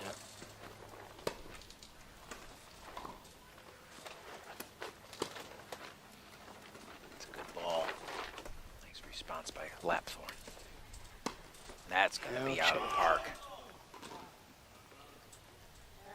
Definitely misplayed there. Yeah, and Sammy not quite commanding any spin on that. I think that was the attempt there, is to kind of rip up a forehand with some spin, and didn't get the spin. Good return. A lot of pressure.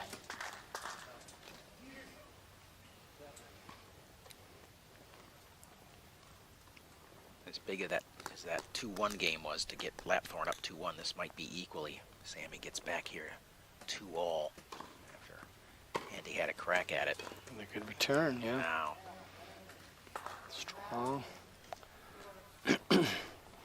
Look at the way he's swinging pretty freely.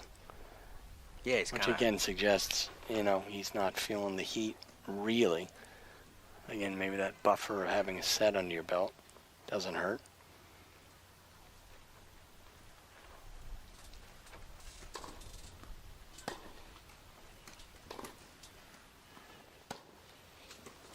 forehand strong from Schroeder. There's the spin he was looking for earlier.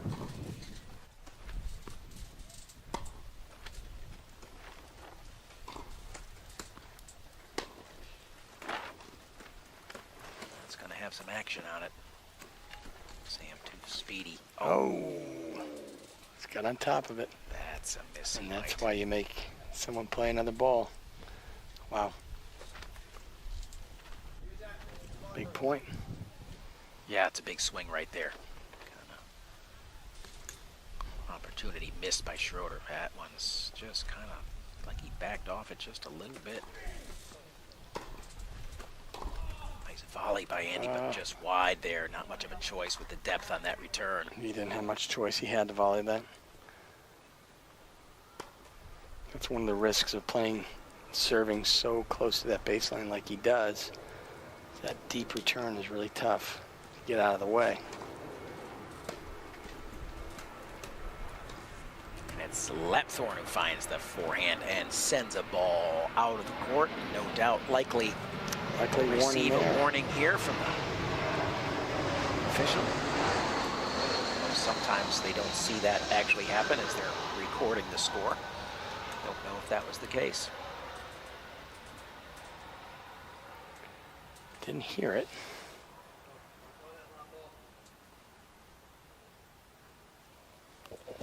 Chair umpire is going to pull a ball out of one of the boxes to try and replace that one. I think that one's long gone. I think it's in our pond over there, Paul.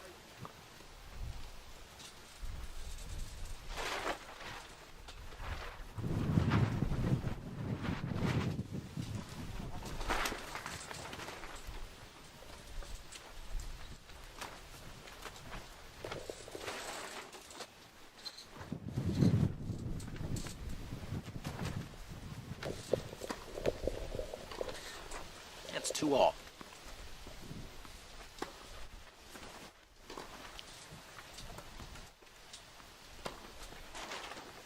That's just big. Sam just relentlessly Inside out continuing. forehand. Jeez. Not straying from the path. This one here, just too good. Feel like he's back on track after that bear poke. Yep, that was the moment for I me. think so. I would agree. It's amazing the subtleties of these things that produce momentum swings, whether it's you create it yourself, your opponent does something to create it for you. In that case, I think that was Yeah. the deal, and now it's Andy who's kind of come off the rails a little bit.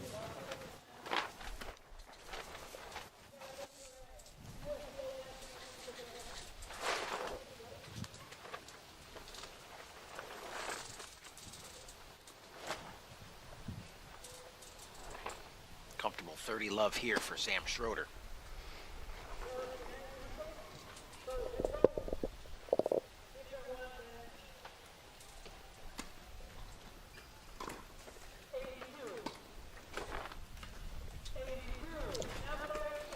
That's going to work right there. Right there.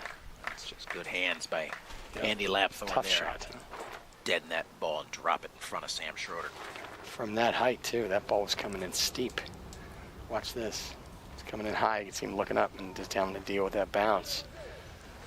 Did very well.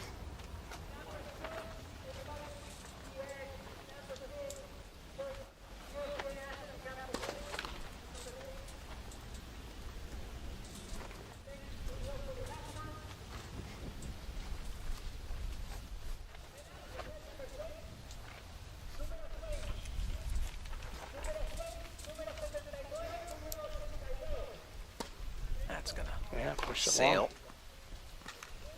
Quick 30 love Yep. by Schroeder now. 30 all. Andy being thrown a lifeline here.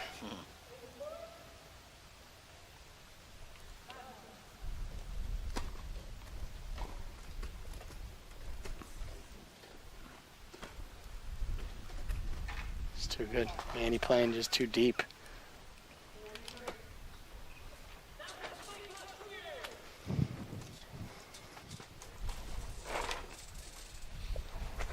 And it's 40-30 Schroeder.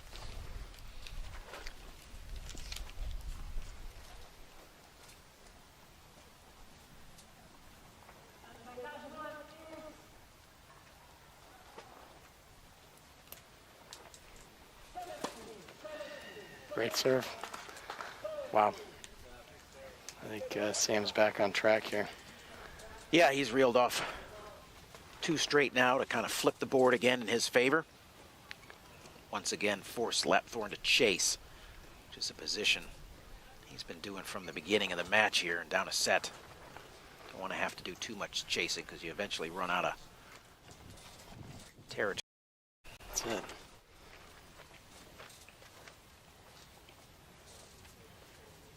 Yeah, pressure's on Andy now. Pressure's on him when he comes away from this comes away from the bench. This is going to be a make or break game here. Does he put up a fight? Does he really dig in here to try and stop the bleeding, so to speak, or Sam continue to put the vice squeeze on him? This is the game. Yeah, this would be a huge one here. 4-2 could feel massive. Yeah, 3-all, you know, and yeah, 2-game swing, right? Yeah. When you think about up 2 or at even, huge difference. Yep. Especially as we get late into a match like this. Almost a must hold for Lapthorne. I would not, say so. You know, not critical for Schroeder. I mean, he gets the 4-2 and take it and be in a great position, but very much a must hold for Andy Lapthorne right here.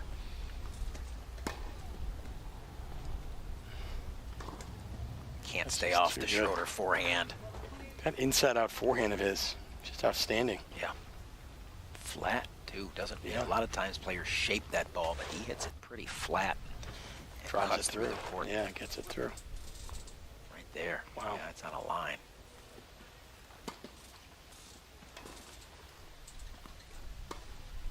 It's a nice slice by Andy, but Sam too speedy, sitting on it, and then the forehand error by Lapthorne.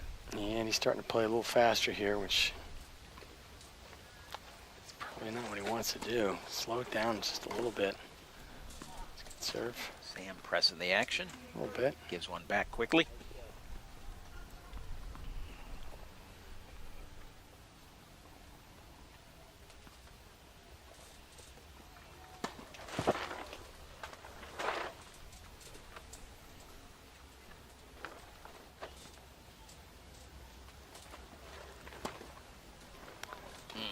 Costly double.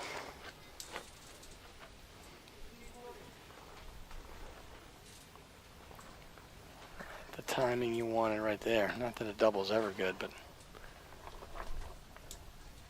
this critical juncture, it's not what he wanted. Serve there again. Keep it in. In on Sam, not let him extend. Draws an error. Still some work to do here. Schroeder, another break chance to take the 4-2 lead.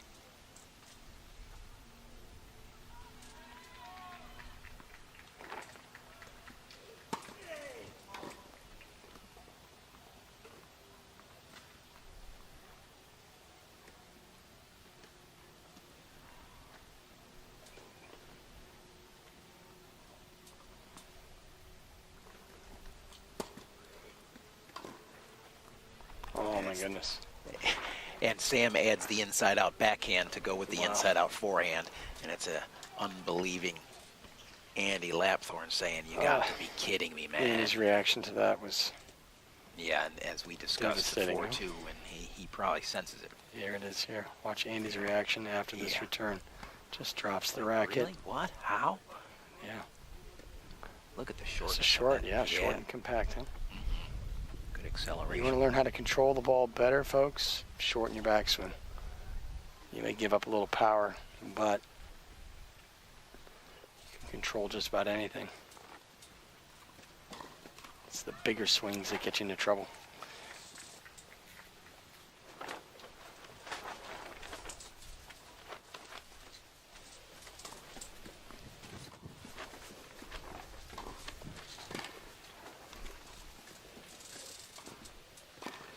Oh, good cover by Andy. Great first volley, really. Tough ball. Made a nice one. And then you don't do enough with that first volley in wheelchair tennis. You're generally at the mercy of your opponent. Sam doesn't miss the second pass, forces the error.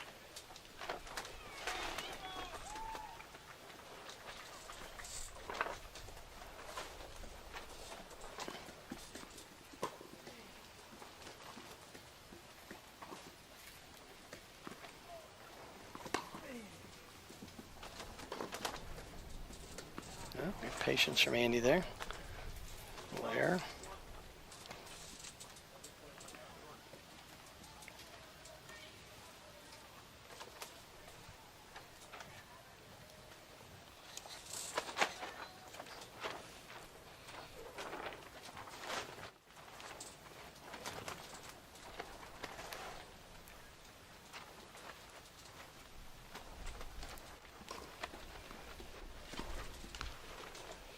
Just such a makeable ball, you know. You just try and cut it a little bit too finely and you get punished. Can't really afford any of those right now, Andy. Gotta put everything you can in play. Yeah, Sam's given up enough unforced of his own today here. That Yeah, you don't want to add to it, huh? Andy's got. Yeah, but that's the difficulty. That's the tougher margin that Andy has to play with. Yeah. He can't afford to be given the freebie. Sam can be Yeah. a little looser, can give up a few unforceds here and there, and probably has more ability to recover off that. Yeah, he's got the... Gives one up just like that, the double fault. Oh, still first serve. Second serve. Still first, second serve. Thought he was a little aggressive on that second serve. It's like, wow. Should have seen some of the second serves Gordon Reed was hitting today. Unbelievable. Now, in the end, it didn't pay off for him, but in the moments, it was impressive. Ball's good. Volley, good reach. Yep. Great extension off the forehand there. I think we all know Gordon's ball manipulation skills is incredible. I mean, he just... But if he got wasn't those hands. manipulating, he was blasting. Blasting, going second big, serve, control I over mean, the ball. which again maybe is partly what he's thinking. Hey, this is my only choice against a guy like Fernandez. Yeah, Gustavo's, Got to go big. Yeah. 30 all.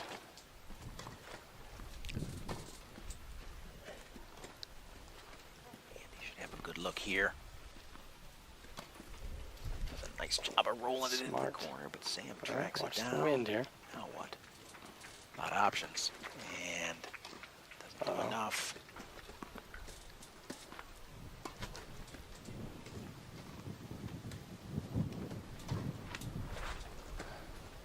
Pretty good defense. Great defense by Sam, and ultimately it's then There it is. Oh, Andy. cleared.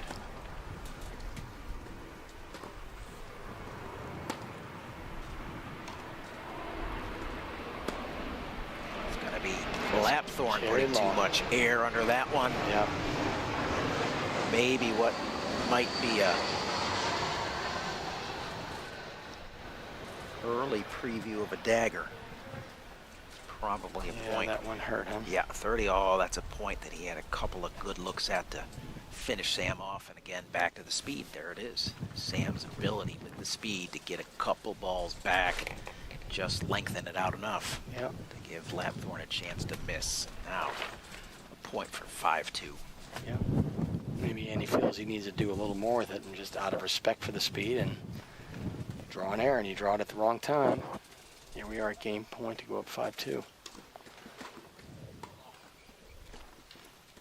Speed. That's going to find the court into the wind. Schroeder working hard to get that forehand. That's a better ball there from Lapthorne way up. That thing's going to get moved around. There's another Yeah. example. Yeah, he's had pretty good success. If we keep Sam in the back half of the court, behind the baseline, he's done quite well from there. Yeah. Easier said than done, though, to get No him back question. there and keep him Yeah. back there. Continue. Sam certainly looking every opportunity. Now Deuce. Nice first serve there, Ooh, and a big bigger return. return by Andy Lapthorne with the forehand down the line. And we got a little surge going here, a couple points in a row. Just Yeah. pushed forward on it and just took the line. Had Schroeder at 5-2 just a couple of moments ago, and now it's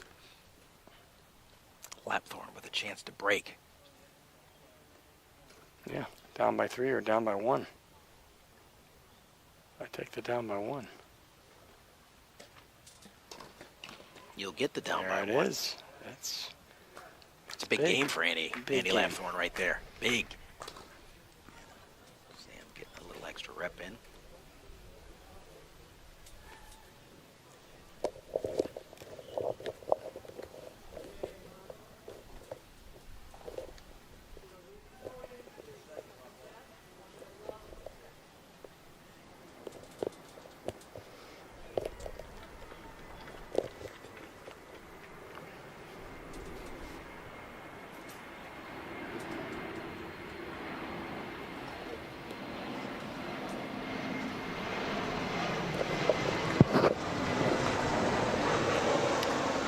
Billie's the first away from the bench. Yep. Got a little something going here.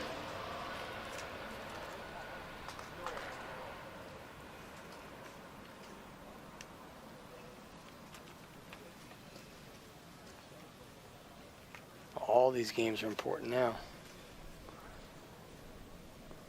See if Andy can keep his energy up, stay positive.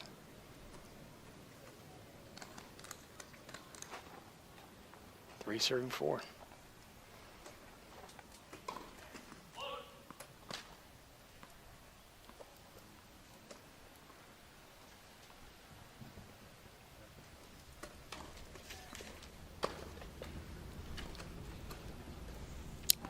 First point to Schroeder.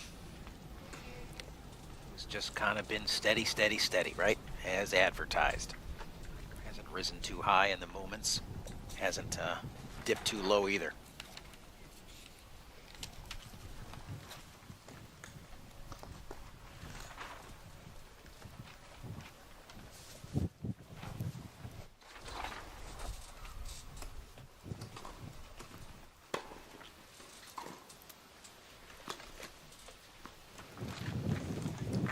Shot right there. Yeah. Gets us Back to 15 all. Yeah. Again, this is another game. If you're going to put a lot of energy into it, this is the one for Andy. I mean, you can't afford to go down 5-3 at this point. Yeah. Got Yeah. it. Keeping Sam off 5 here. Anything to keep Sam off 5. Yeah. Just because, you know, a couple things get away from you, a couple errors, lucky shot, whatever. Next thing you know, it's over. Yeah. Loose error there. Yep.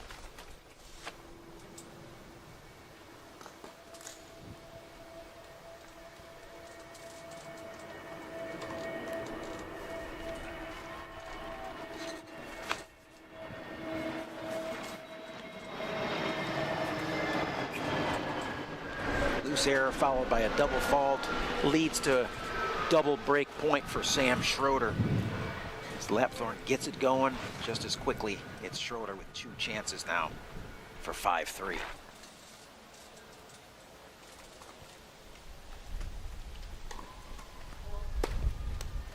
Third miss in a row for Lapthorne there.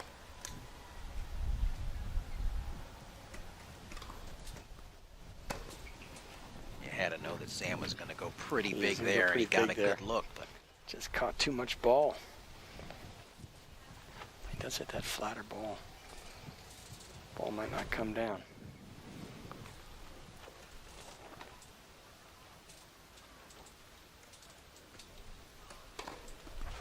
It's a great serve right there. Wow, neutralized. Oh, there it is. Oh, that's Great. the dropper there from Andy Lapthorne. waiting for that. Wow. Down break point coming over that. Man, Wow. hits the big serve. Clutch. Sam with the big answer.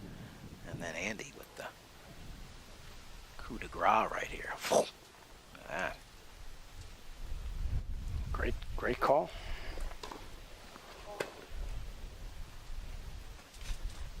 Just pleading with his team, like, why can't I get more first serves in? Sam with the shank forehand return. It's Lapthorne from 2 break chances down to From the brink. chance to hold here. This is quite the swing.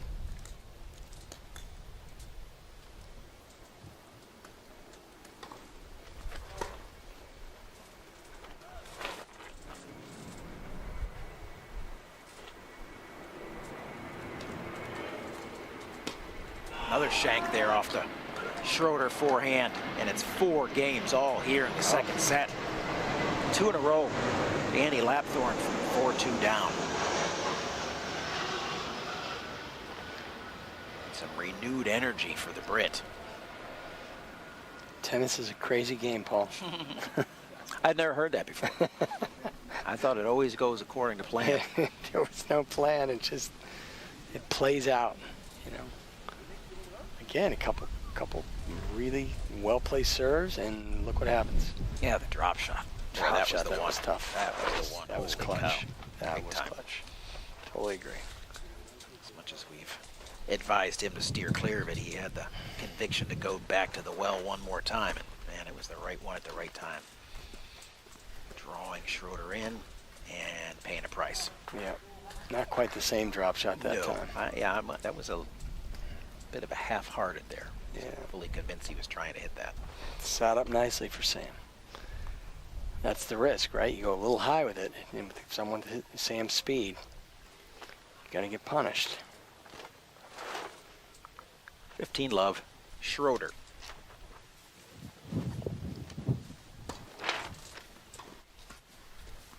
Gets right, that's a better usage of the bounces there. Doesn't get the in-betweener, but still.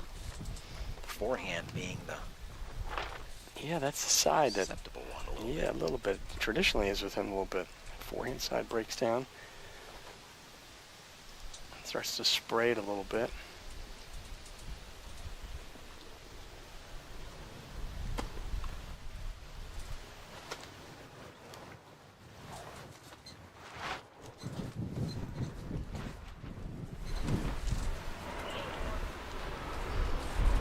Definitely some That's no focus here. tough times here for Sam Schroeder. It's tough to kind of get a read on him high and low, but needs to do something here. He's got to be Settle very down. careful here. Yeah. Andy gets a momentum and 5-4 lead, goes to that side to serve. Mm-hmm. Could be looking at a third set here.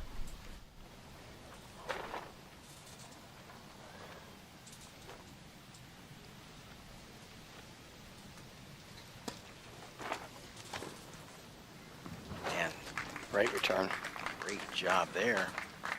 Definitely in a different place mentally right now. Oh, renewed energy from He Andy is Latham, fired up. renewed focus, and Sam Schroeder kind of grappling to find his game all of a sudden.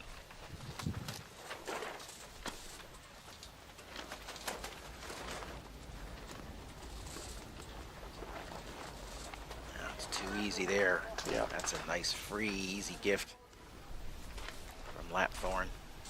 He's trying to sneak one in there. I mean, I don't think there's anything too stealthy anymore. We know what he's trying to do, especially from this side. Sam's looking for it. I'm just trying to watch Sam, and he's looking forward. Nice job of getting the first serve in. That's a better forehand from Schroeder. Lapthorne looking to go steady. It's a great ball. Wow.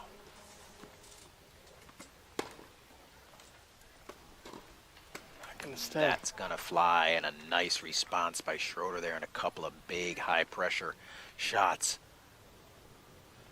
One off the forehand and a couple off the backhand, and he answers the bell to get it to deuce.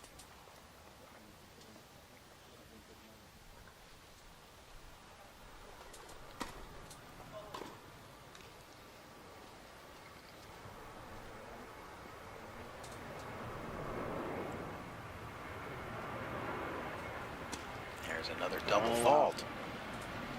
Sam trying to avoid that.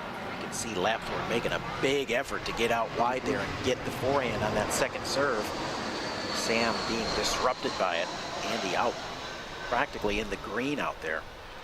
You know, Sam sees Daring that. Sam to Yeah. serve him up the tee. Sam serves from such a wide position out on the deuce side as he does on the head, but tough to get to that tee Yeah. from that wide out area. Yeah, it is. No, overplayed. And, in the moment trying to stay aggressive, but just too much. Look how wide Schroeder sets up here. Very much a double style serve almost, positioning wise. Nice. Right up on that baseline though, so he is. He'd be wise to just try it instead of avoiding the forehand to just get in on the body. Takes a little Like off. that. Yeah, I got the point started. Smart. It's tough. It's tough, right on him. Here we go again with one of the momentum swings. Moments ago was almost certainly looking like a Lapthorne 5-4. And now, just like that, it's Schroeder with a chance. To your point, the ebbs and flows of the sport of tennis. Yep, it's incredible. Sam suddenly kind of finding his rhythm again. Oof, Andy tries for the really tight Finally sliced cut, right? backhand. catches the net, and it's Schroeder one game away from the set and the match.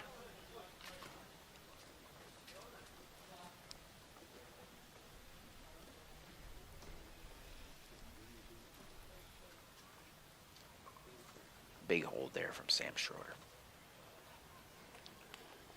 Definitely a little momentum back. It's amazing for like 7-8 minutes there. He just kind of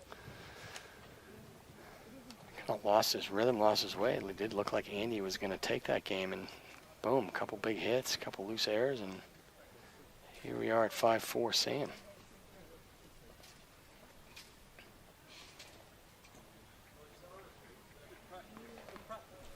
Andy's first away from the gate again.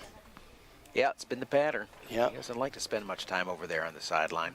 No. Maybe that's really part of his program. Play. To not sit and think. Yeah. It might be quite lost for the word there. By design, I guess is the best way to say it. You know, like, hey, get your drink, get your food, whatever you need. Don't sit and think. Not in your favor. Yeah.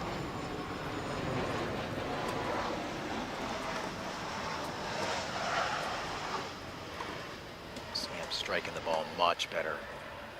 Once again, seems to have found the rhythm. Yeah. That's well played point there. 3 well struck balls in a row. It's movement, right? You see the engagement. We say that in able-bodied tennis, talk about footwork. You can really tell how someone's engaged by the squeaks of their shoes. But out here, it's movement. Committed to the wheels. Yeah, hands on the wheels and pushing. He goes big on the serve.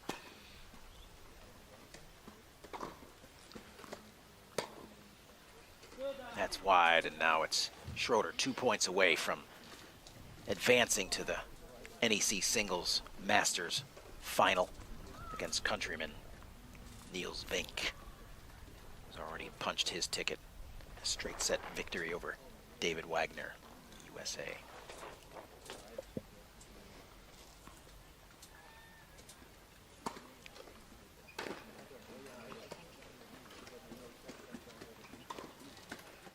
Yeah, too good. Completely energized Sam Schroeder here. From about the midway of the last game at 4-all there, all of a sudden he just got the boost, got the refocus. He's been mostly unstoppable. We're one swing away here from game, set, match.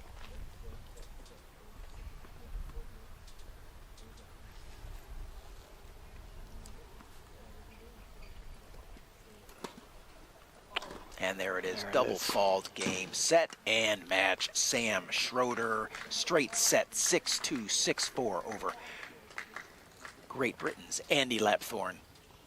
Then it's Schroeder, the #1 seed, into the final. Only male single player to not lose a set here in the competition as yet. Gets a fist bump from his coach. Keeping it clean. Keeping it clean. And it will be an all-Dutch final tomorrow in the quad final. Coming up, we have a women's UNIQLO Doubles Masters final between the pairing of Aniek van Koot, Dita de Groot, and Momoko Otani and Zhenzhen Zhu. Again, there's the final score here in this semifinal quad match, 6-2, 6-4 for Sam Schroeder. Stay with us as we continue our coverage here live on Center Court. Match 3 coming up. Ladies doubles next. Please join us.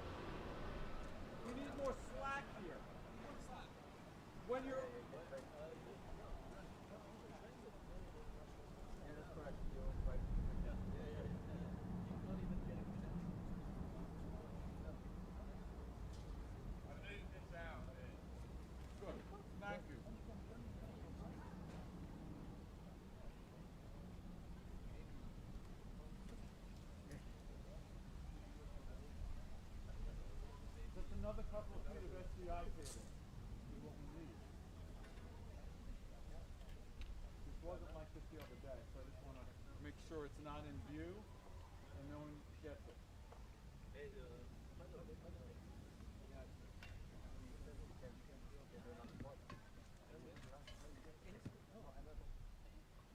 No, not even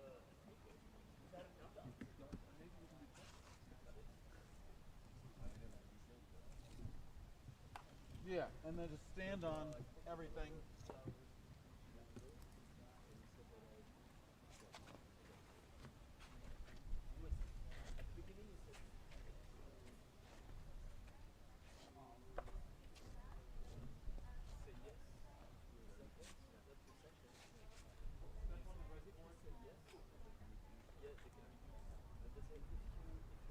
Right against the wall.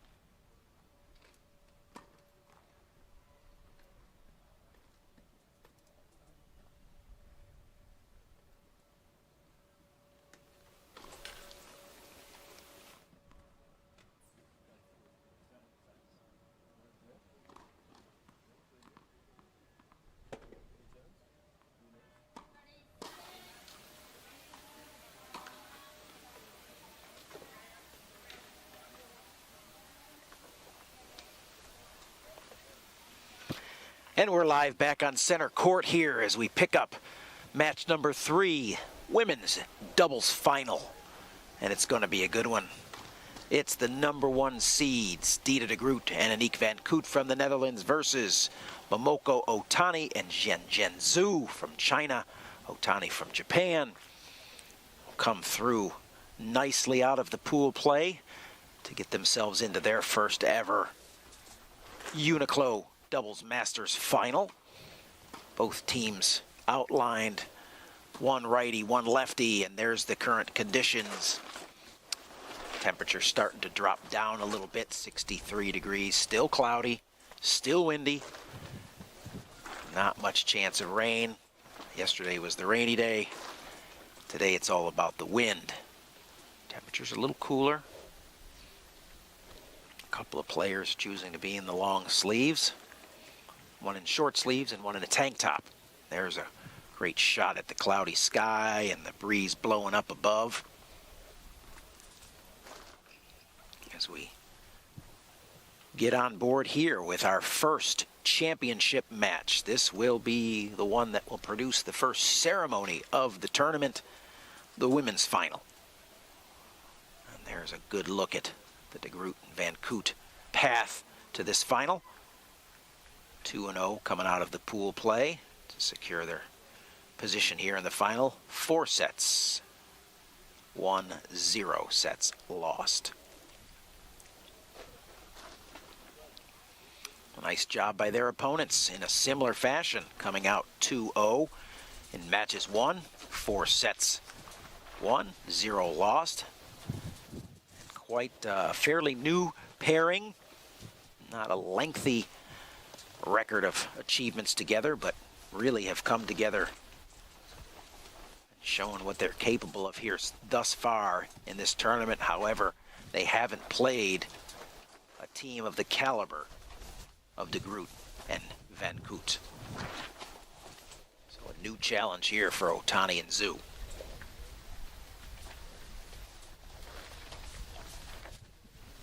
Certainly Zhu, long-time experienced veteran on the tour, up to the task. 24 games won, 4 lost in this tournament. That's impressive. Just been too much. Zhu to serve.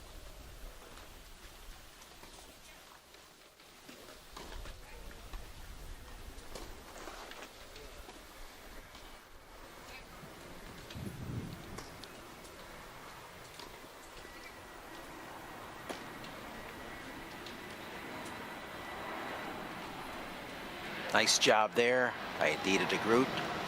After the forehand, miss hit pulls Zhu out wide, going forward. Clean forehand winner through the middle.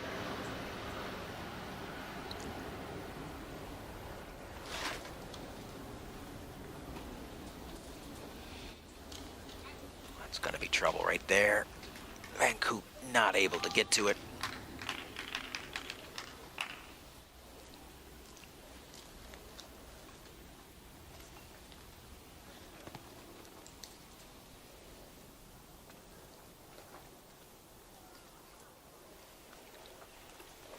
Quickly 15 all.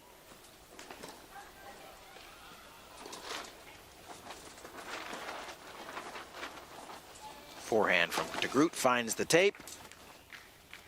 30-15.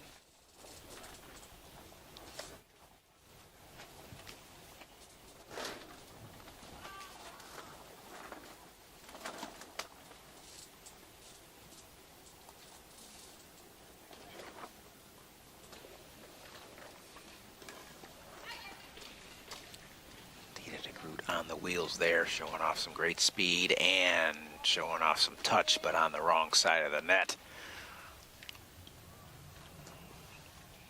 It's a quick 40-15 for Otani and Zhu on the Zhu serve.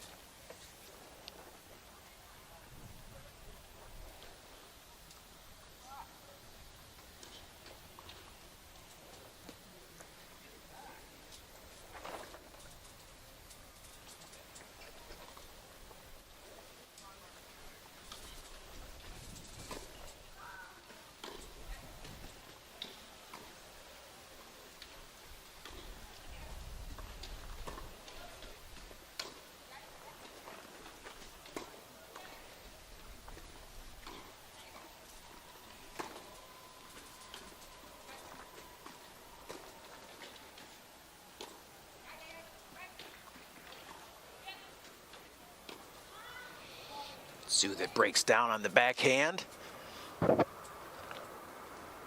Puts us at 40-30 here in the opening game, women's doubles final. Winner to take home a UNIQLO Doubles Masters title. Familiar territory for De Groot and Van Koot. Never before achievement from Otani and Zhu.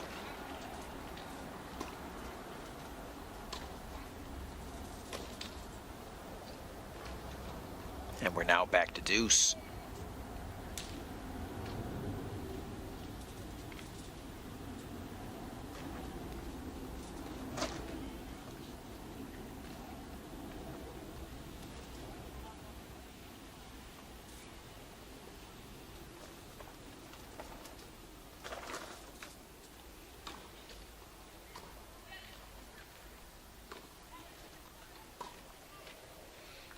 That's just got too much life in it. Explodes over the head of Zhu. It's now a break chance.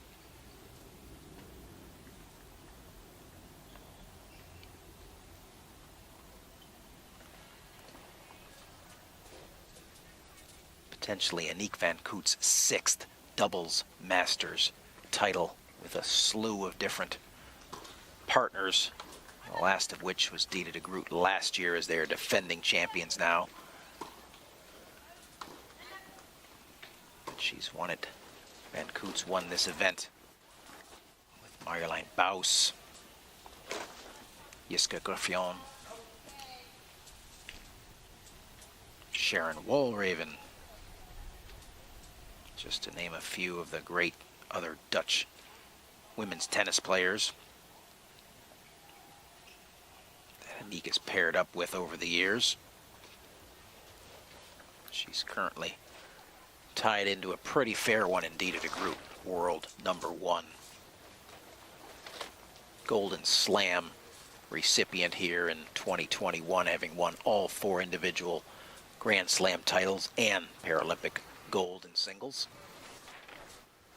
These two are the Paralympic gold medal holders right now from Tokyo. Dita de Groot serving. 1 game love.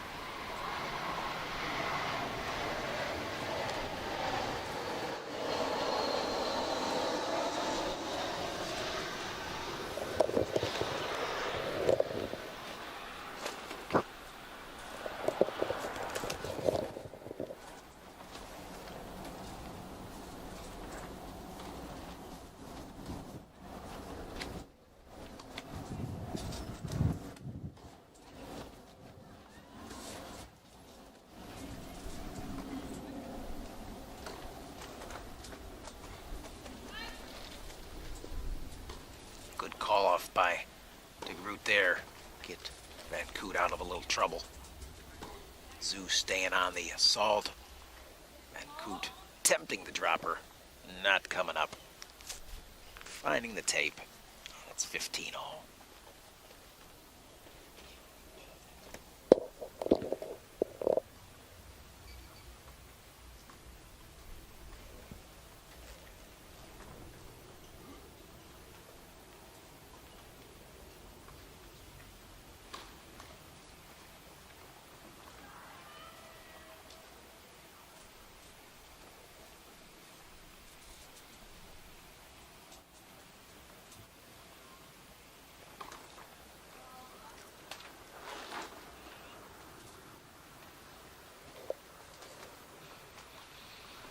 That's 30-15, Otani and Zhu here.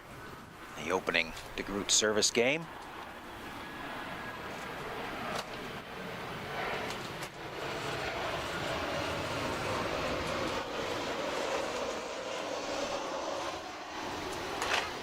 Another Van Koot backhand finding the tape.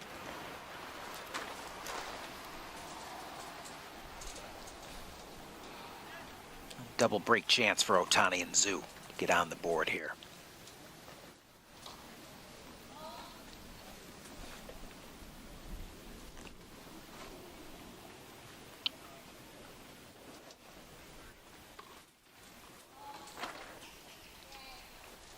it's game to Otani and Zhu. We're all knotted here at 1-1 in the first set. Women's Championship, UNIQLO Doubles Masters. Momoko Otani to serve.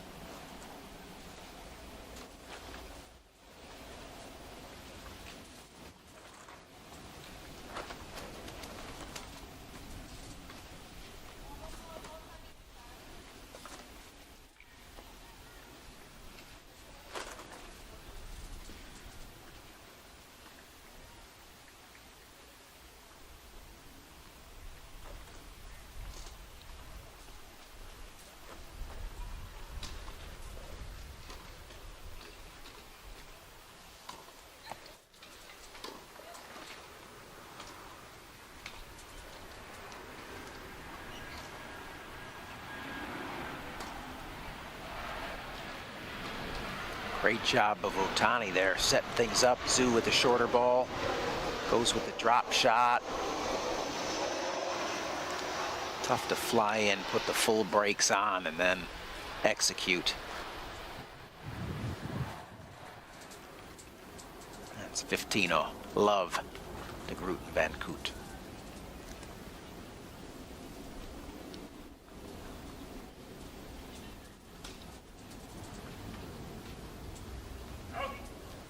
Just wide, 15-all.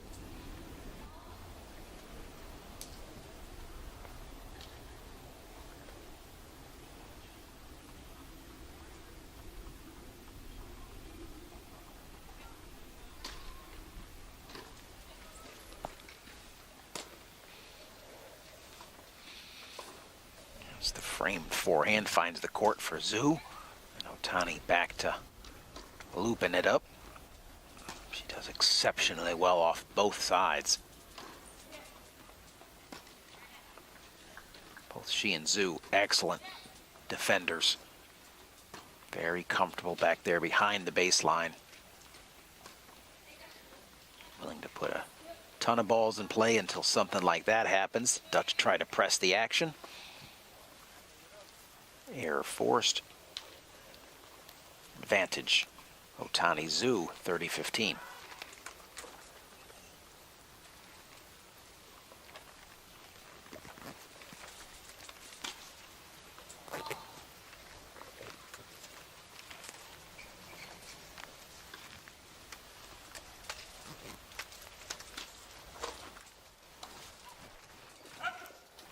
Another error by de Groot.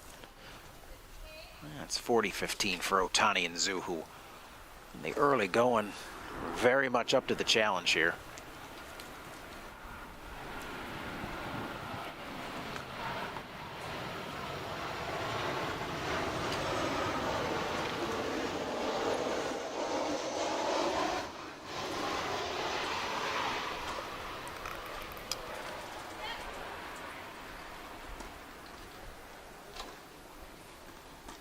That one finds the back of the line, forcing the air off the Zhu racket.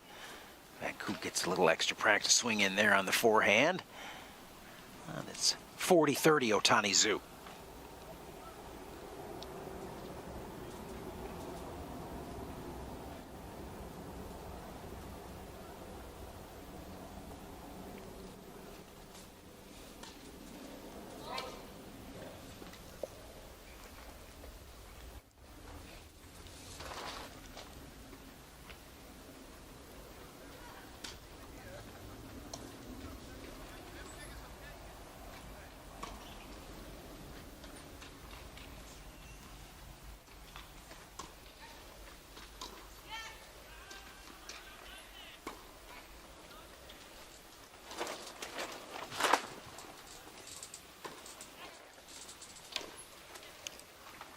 And that's a framed forehand from de Groot. Another error, and it's 2-1 Otani Zhu on the first changeover.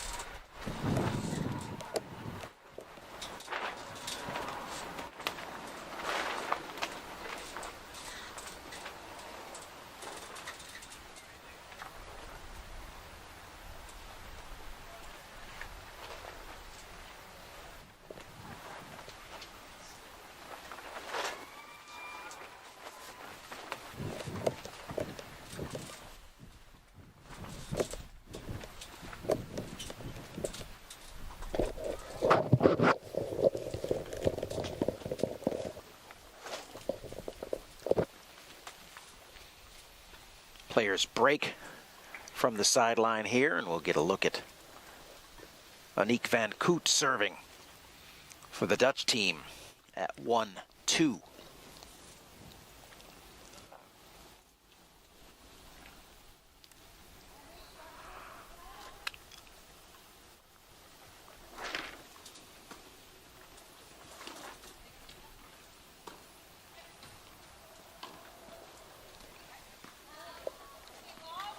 Quick point to the Dutch.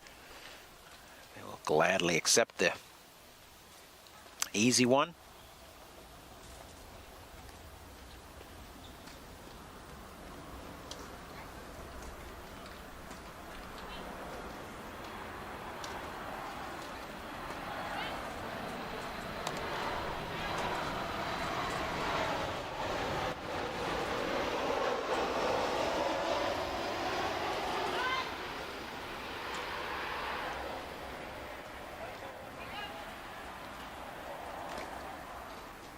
Good ball there from Van Koot.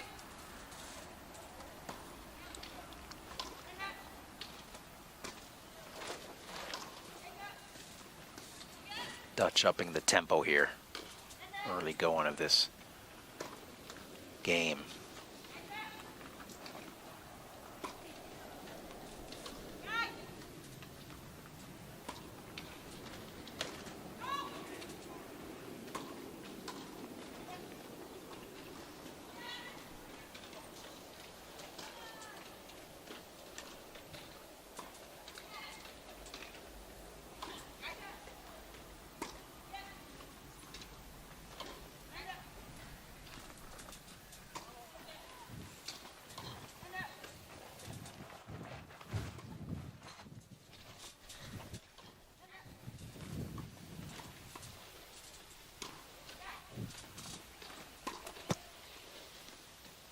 Wow, best point of the match.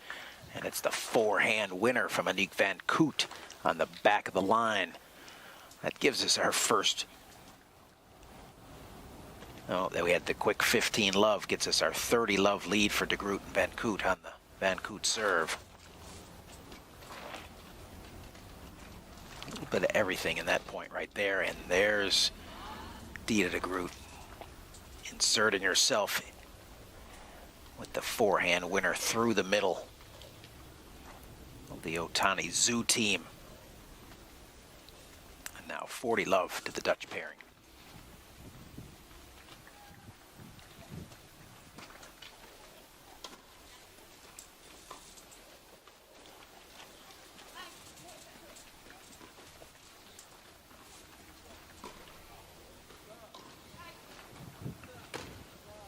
It's another mishit forehand off the frame of the racket by Dita De Groot.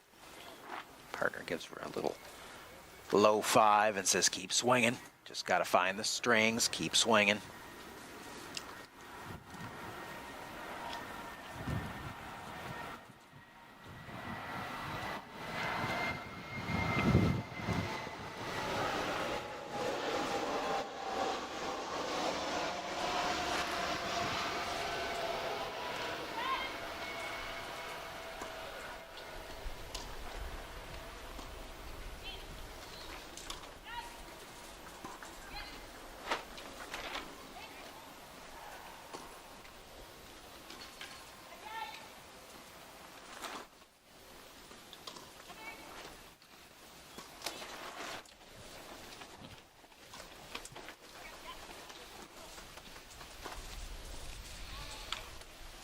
De Groot forehand, that flies long, and it's 40-30.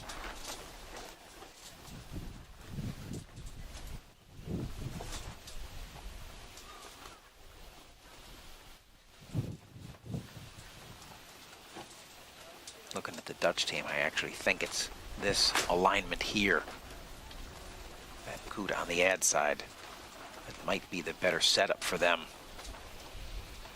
At least here in the early going, a couple of points played from this positioning have looked a little bit better for the Dutch.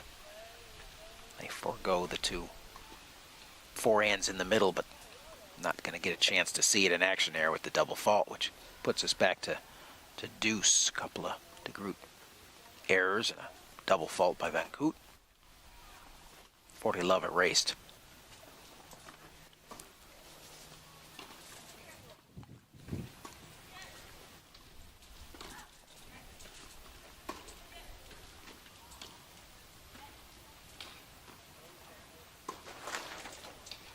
And Otani not going to catch up to that.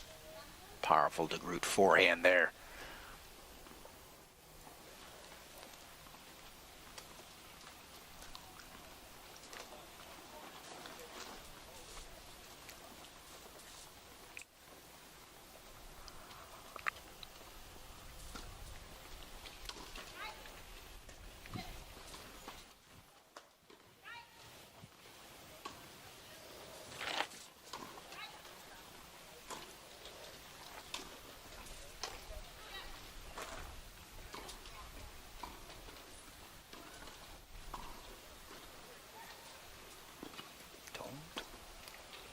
Now's the time to be up. And too good from Van Koot right there. And they get the hold to get it to 2-all.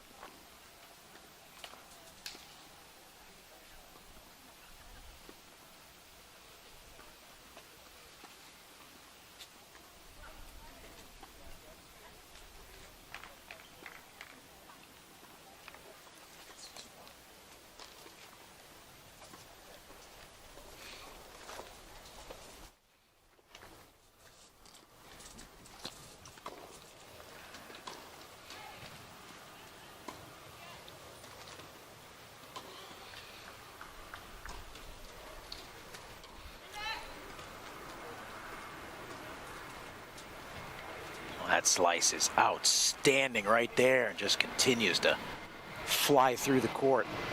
Force Zhu into the air. Nick Van Koot, world renowned for that shot. Executes it beautifully with the wind at her back. Gets the extra. Turbo. Groot figuring out that probably needs to start spinning the ball more from this side. Not as much power necessary, just get the ball rolling. Especially on the forehand side. Once again, tries to go with the power shot. Not enough spin. Same ball with spin. Keeps you in play. Probably ultimately sets you up just as well.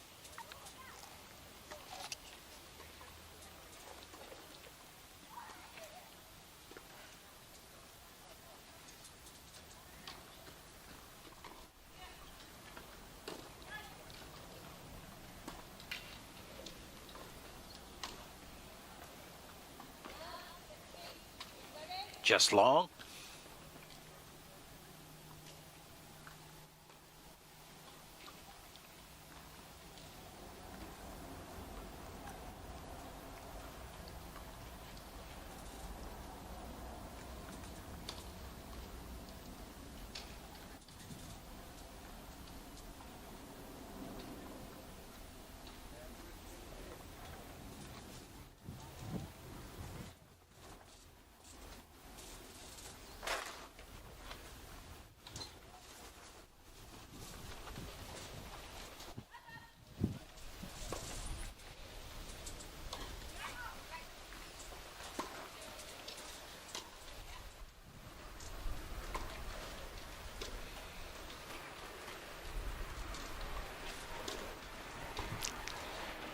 Great job there. He did a Groot tall in the saddle, able to collect that backhand volley right there, exploding in, seeing a quick opportunity. Extends upward, gets the volley winner.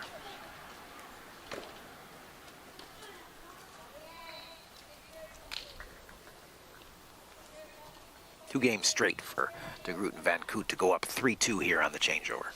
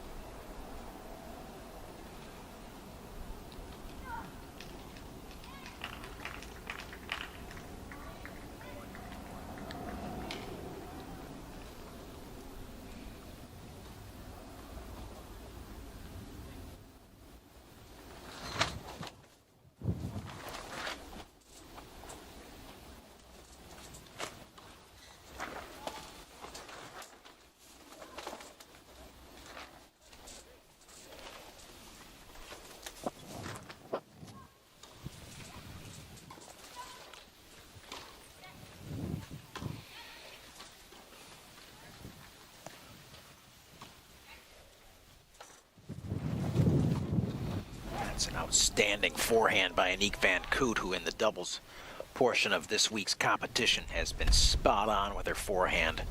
Oftentimes frustrating shot for her, but in singles, but not in doubles here. For whatever reason, she's been really the difference maker in the doubles. Not that her partner has been slacking at all, but as mentioned, with as many titles as Dida has won, with as many players as she's played with, she has a knack for this part of the game of tennis.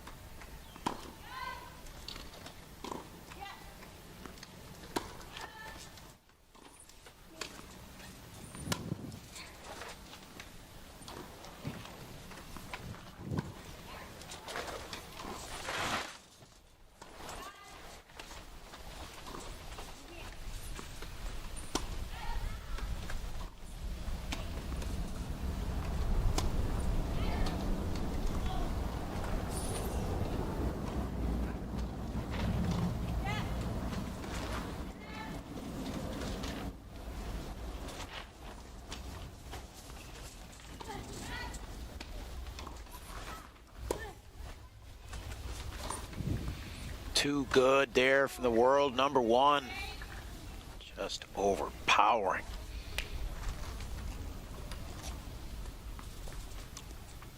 Sets it up there, stays on the assault, knowing that her partner can cover behind. No sense in giving up the advantage. An equal protector.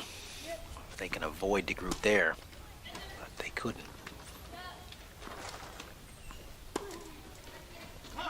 Starting to see a little bit of up-tempo here from the Dutch, pressing the action. A few more errors coming from Otani and Zhu, and the Dutch sprinkling in enough offensive firepower to kind of start to shift the momentum of this first set squarely in their favor.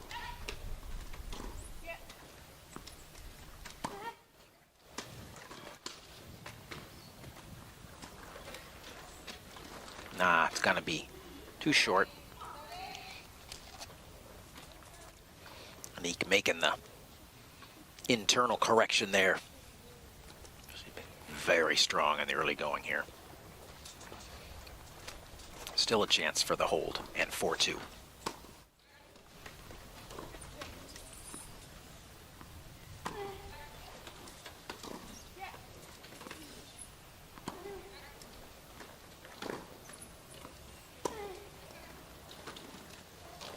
Ooh, that one finds not much of the strings there from de Groot, but finds the court.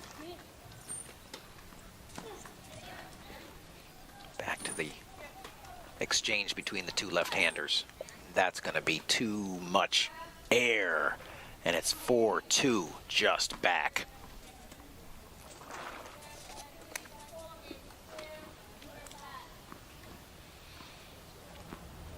Getting into critical moment time here as the Dutch have stepped up their game.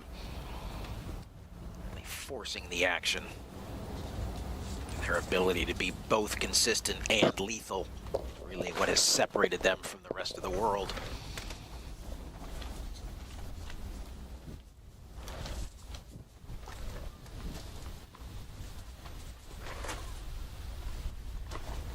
Otani to serve.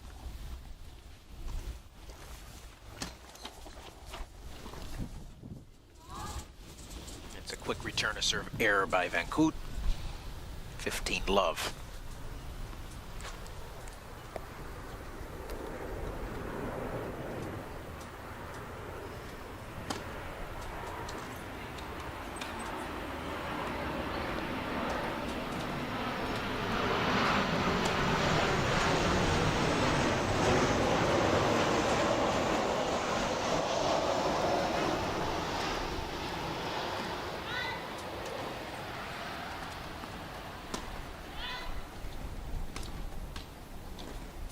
It's going to come up short.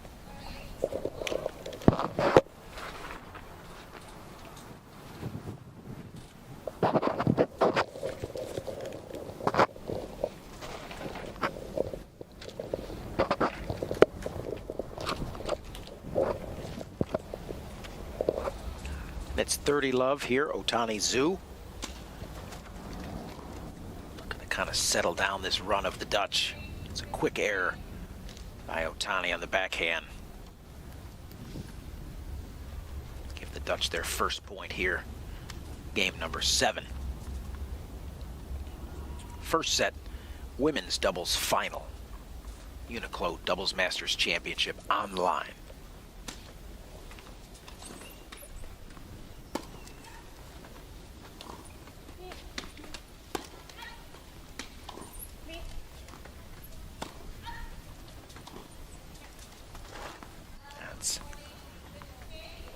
Just back right there off the backhand of Dita de Groot.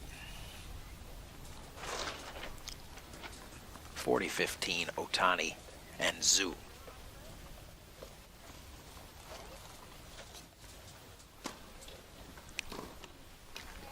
Game.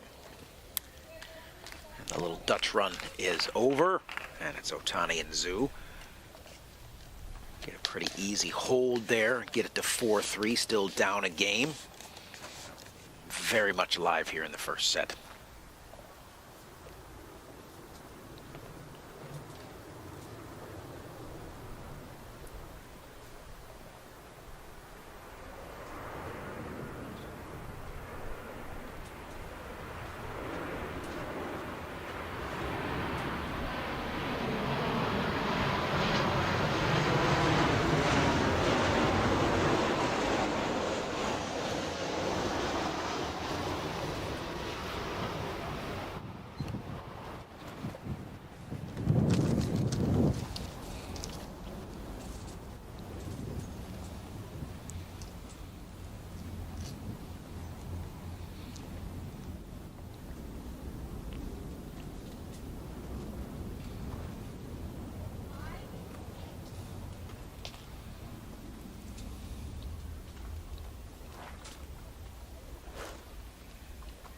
Back at it here on center court.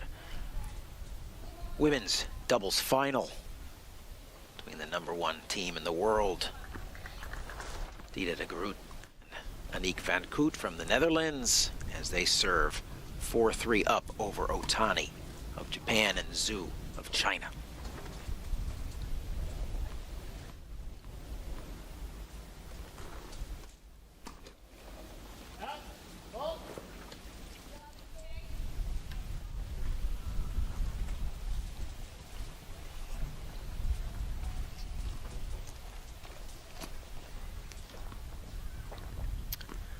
Double fault by Aniek kicks us off here. First point, her service game.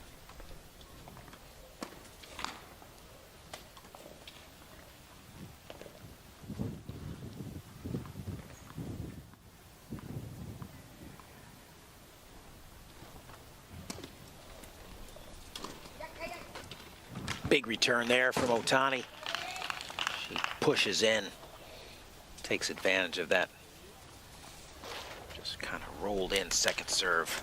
Van Koot looking for it after the double fault and the missed first serve. Otani knew something simple was coming in. She took advantage of it.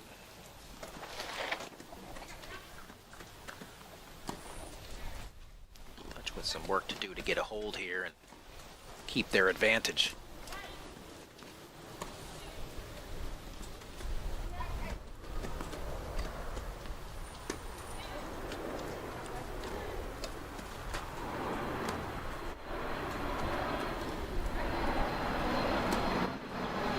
There's the big forehand by Aniek van Koot that produces the winner past Zhu. Dutch on the board here. First point for 15-30.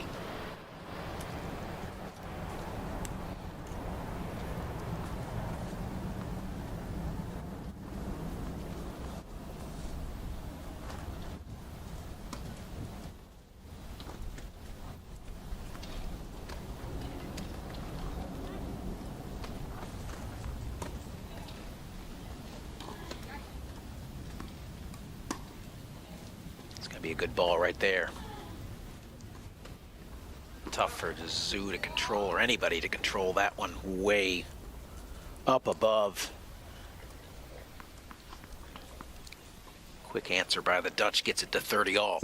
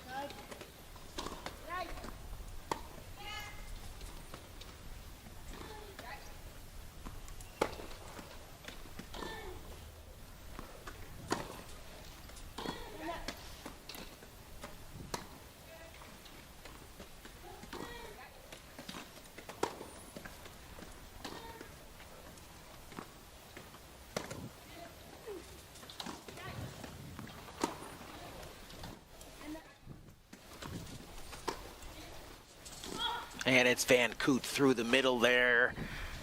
Just a steady attack by the Dutch. Gets them a 40-30 lead here in what was a long extended point. Well played by all four. Just too much firepower down the stretch for de Groot and Van Koot here now with a point to go 5-3.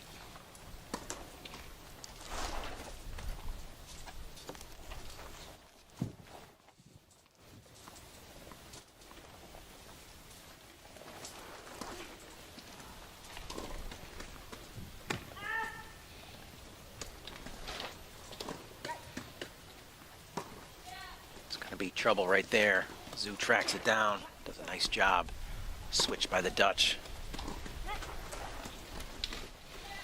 Groot.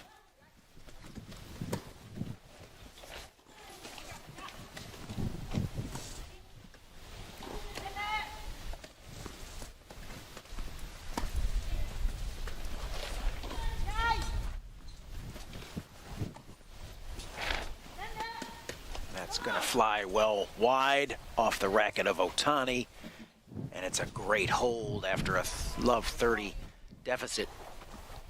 4 straight points by the Dutch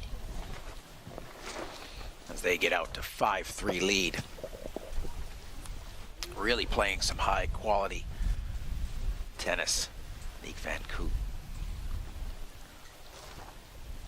Kind of a rock, allowing de Groot to kind of roam and look to pick things off and look to be aggressive. A nice flow going. Zhu to serve to stay in the first set.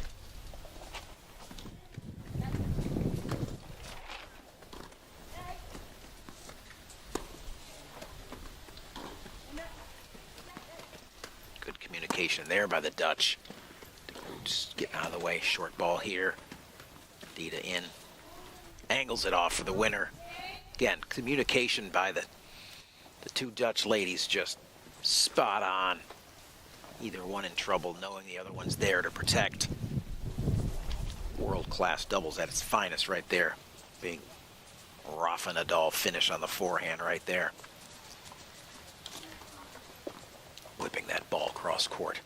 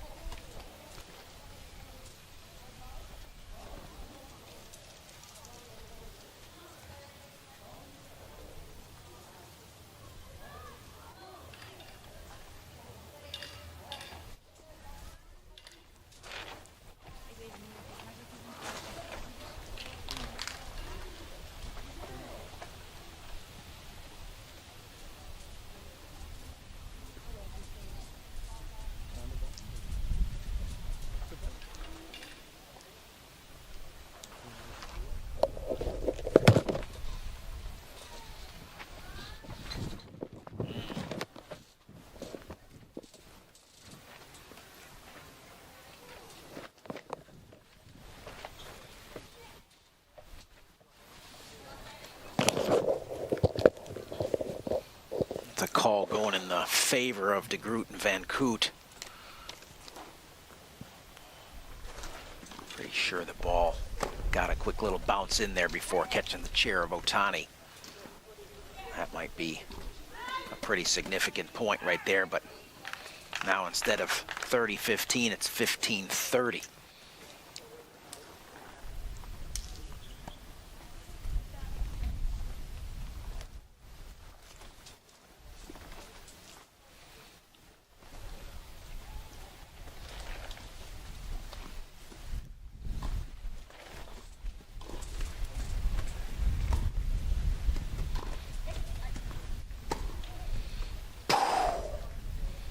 Big, flat, inside-out forehand from Aniek van Koot.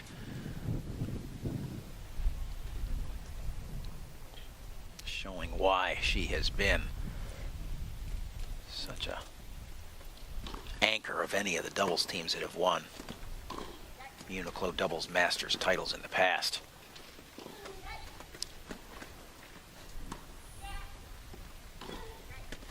Two points now for the Dutch to take the first set.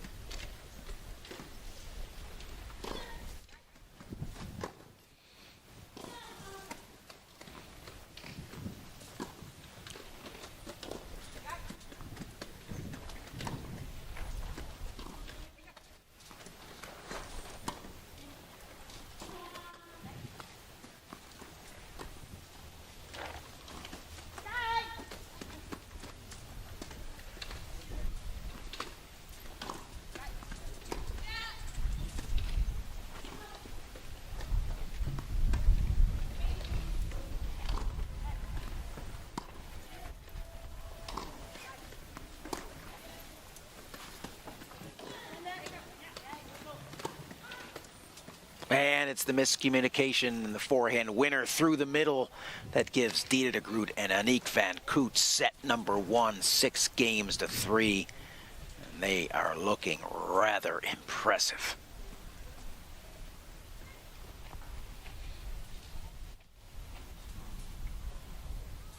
No slight to the team of Otani and Zhu, who have looked very solid here and very apparent why and how they were able to reach this final. But right now, just too much Dida, too much Aniek.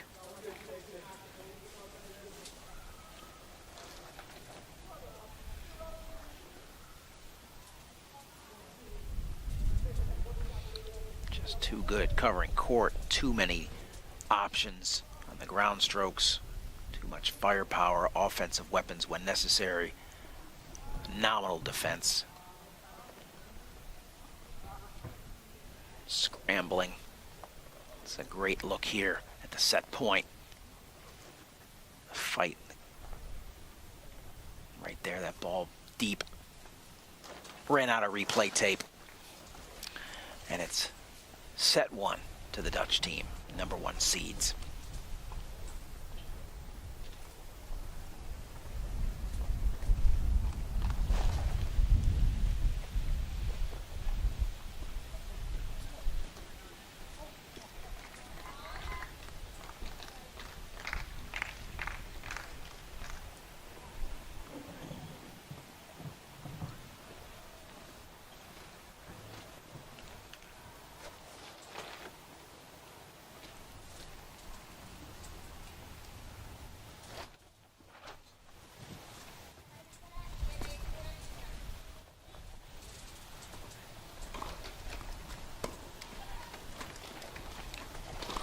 First point of the second set.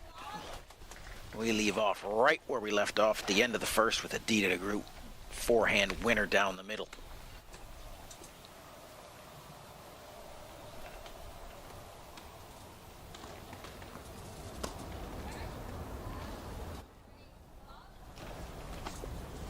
That's a quick 30 love.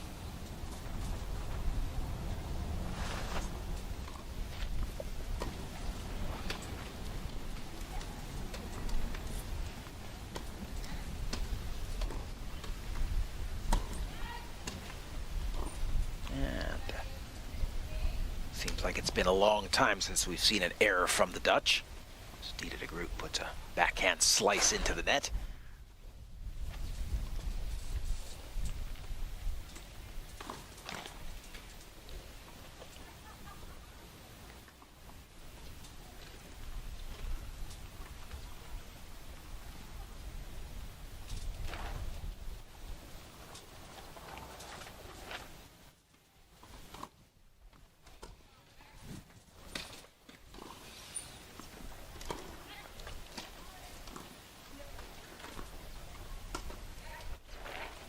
Great ball by Otani there.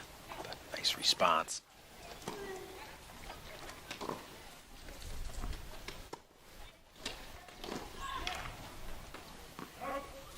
It's a little bit of a up-tempo attack here by Zhu and Otani. I'd get the Dutch a little bit disrupted and put the score back to 30 all.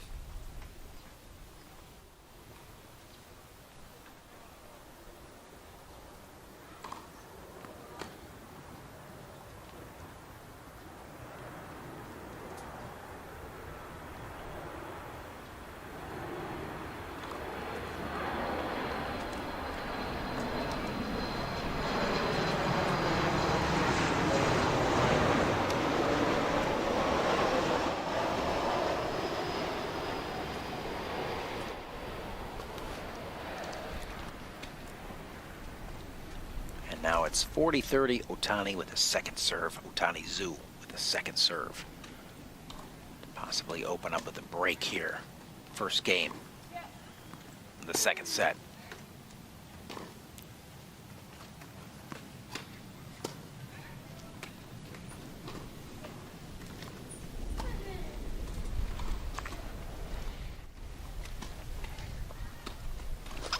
And there it is. Forced error by Van Koot. Forehand in the net. A couple of looser points than we've seen. That's a nice break there by Otani and Zhu, but now it's Van Koot and de Groot who will go to the wind-aided side and get back to their assault.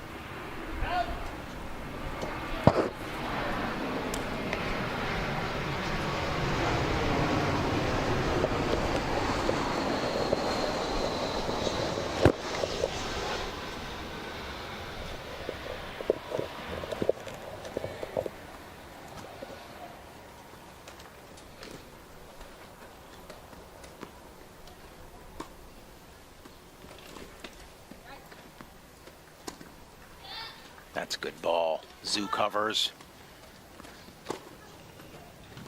Nice defense here by Otani and Zhu.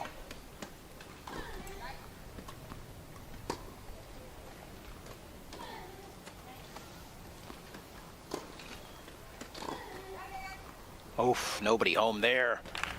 Zhu forehand finds the opening. Delivers a 30-love lead here.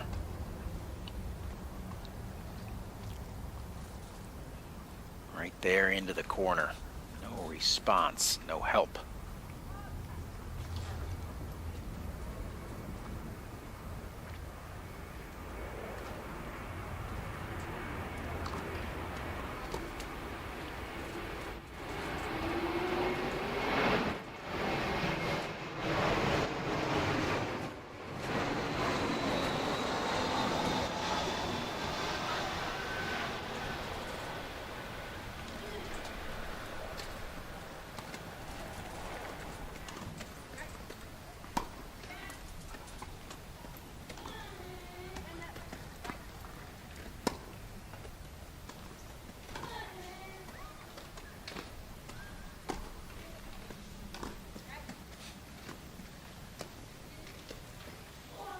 Once again, a bullet from Aniek van Koot off the backhand slice. Just runs too hard with the wind.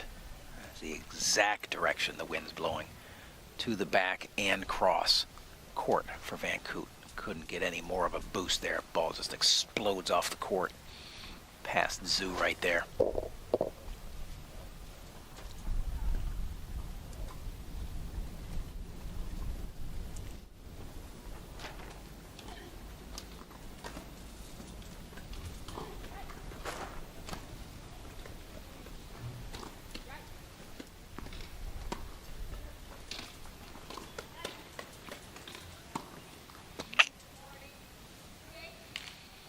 Doesn't get to that one quick enough, doesn't accelerate up enough.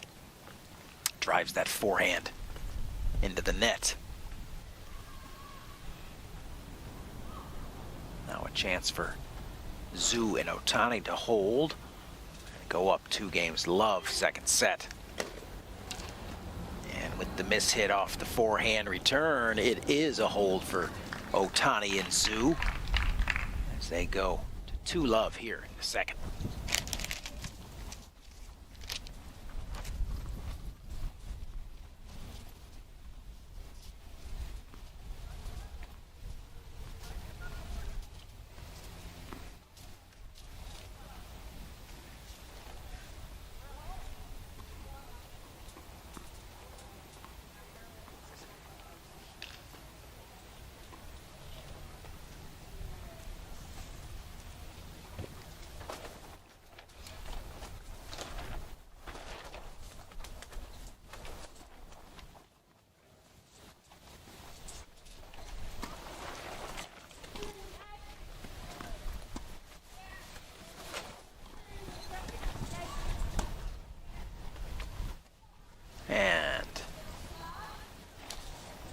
Passing easily through and past Zhu as it just gets another one of those boosts from the wind.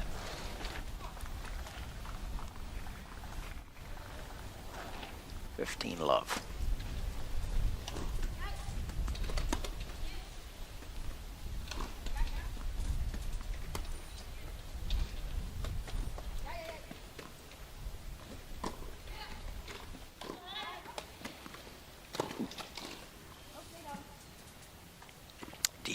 Wise to go right at the body of Otani, trying to rip that ball down towards the foot plate. Difficult for any player to control that. It's the Otani air, and it's 30-love.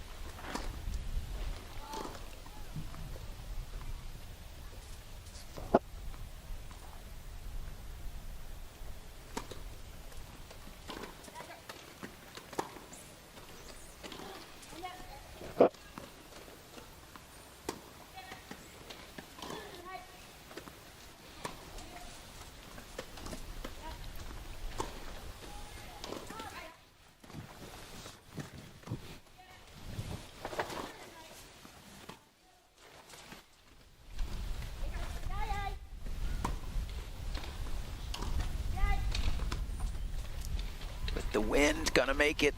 Now they got to defend. They do. Opportunity lost there for Otani and Zhu.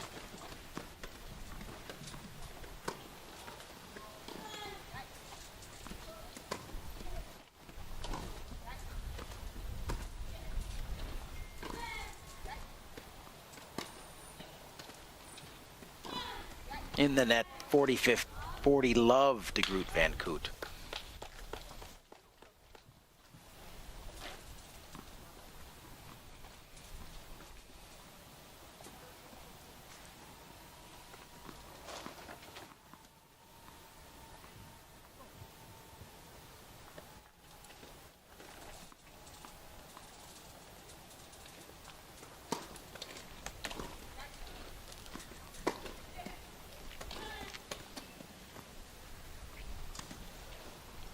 Too much right there. Ball just rolls off the court too easily.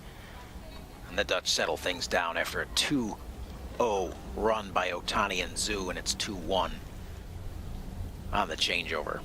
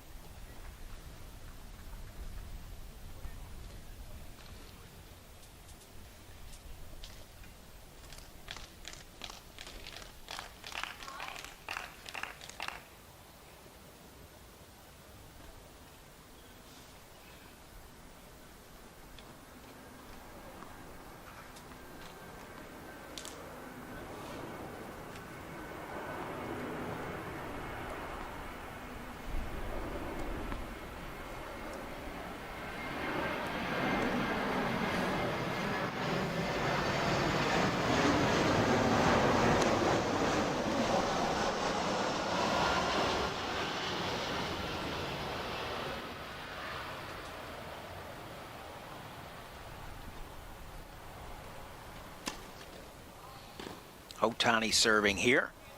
2-1. Up, down a set.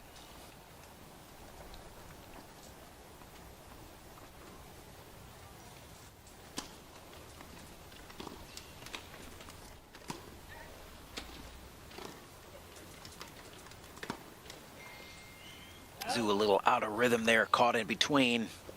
Sends the forehand well wide. First point here.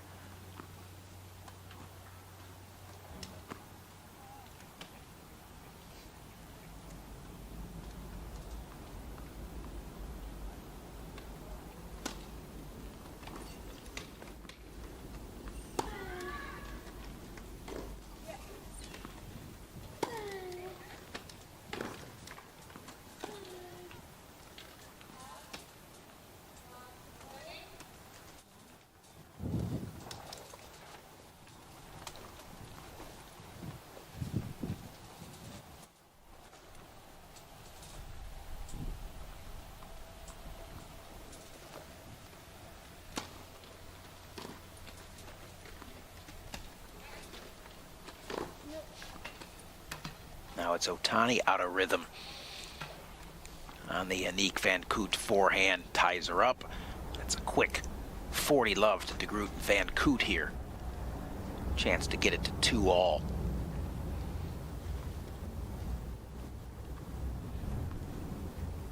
Just what Otani and Zhu needed was a good start to set 2, but just as quickly the Dutch have settled things down here and now poised to get things even at 2-all.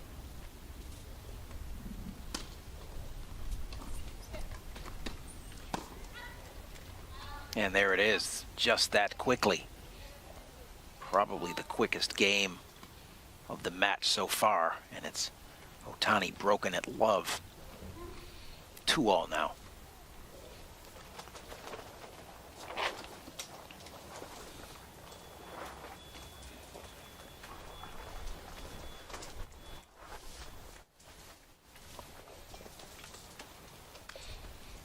Dita de Groot to serve.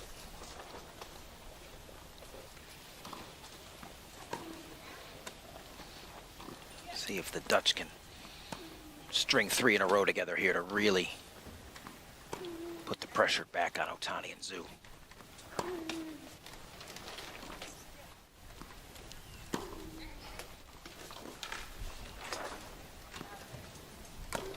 And it's a Zhu forehand error.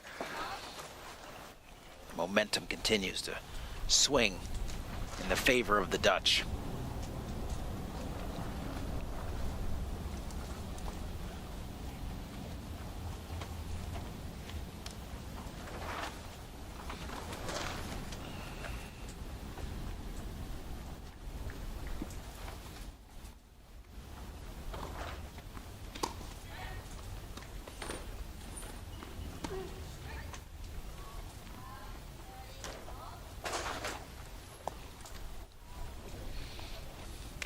Points coming quickly now for the Dutch.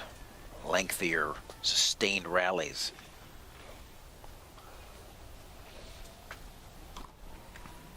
Not happening as often. Right back on the attack. If it isn't one, it's the other.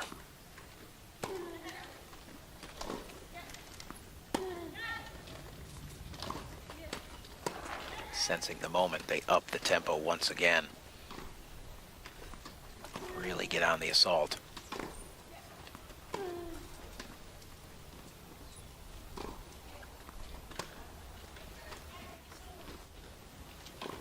And it's almost too much time there for Dita de Groot.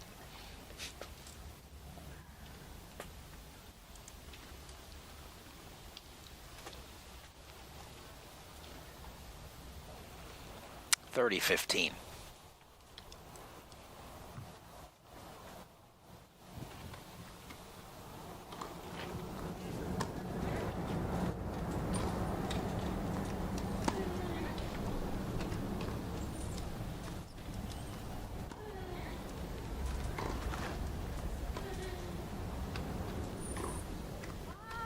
And another powerful shot off the racket of Van Koot.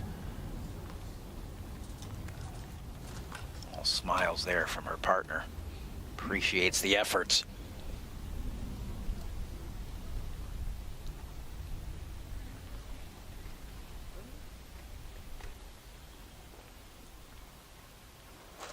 (40-15).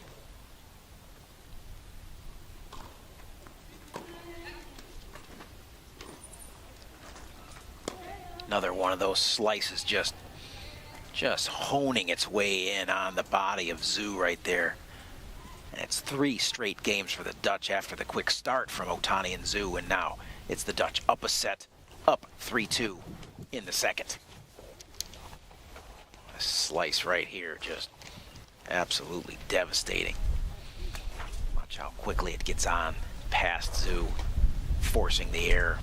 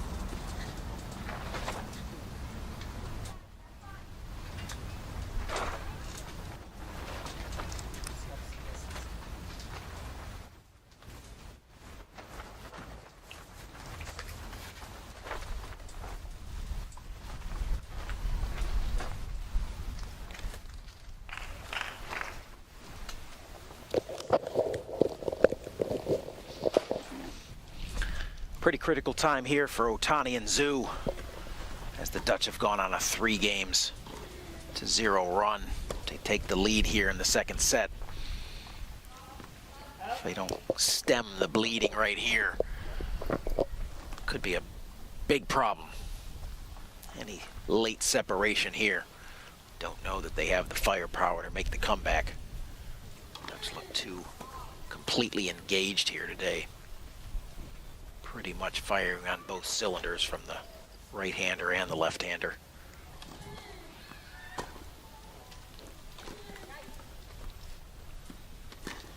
Know what's coming there.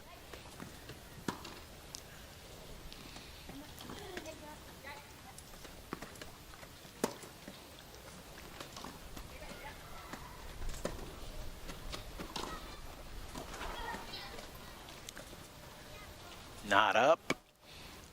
And it's the Dita de Groot volley there. Just gets extended enough, gets enough racket on it, doesn't stick the volley, but just because she's in a great position. Look at the acceleration there. Doesn't accelerate to get into a better position, doesn't make that volley at all, which ultimately results in the winner in a 30-love lead for the Dutch.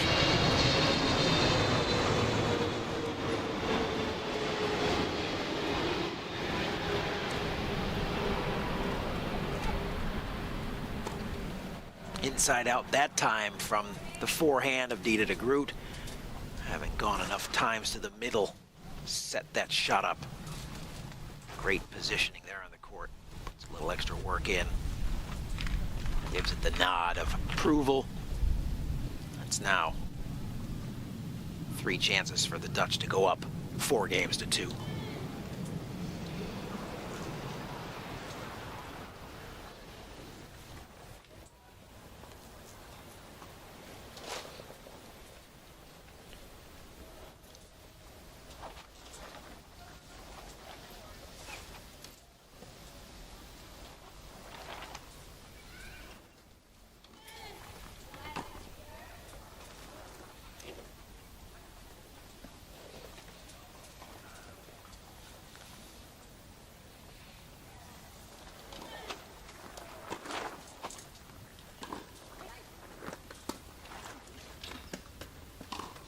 And the forehand from Otani finds the net.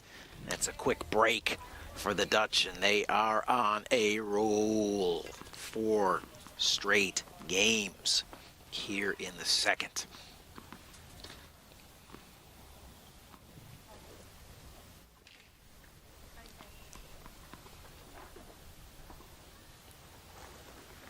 Now Aniek van Koot to serve as they continue to press the action.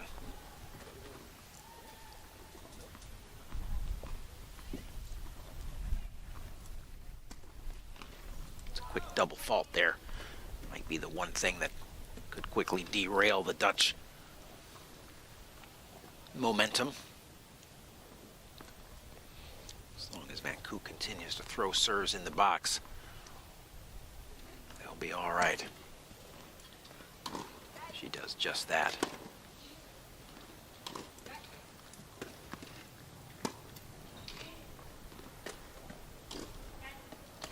Short ball there. De Groot on the attack. Gonna go clean that up with an overhead and finishes nicely. Something we're starting to see from this team here already. The best doubles team in the world. Dita de Groot a little bit more confident, going forward a little more frequently, creating a little bit more dynamic on the court, something we need to see in the women's doubles game. If anybody could execute that game plan, it would be Van Koot and de Groot.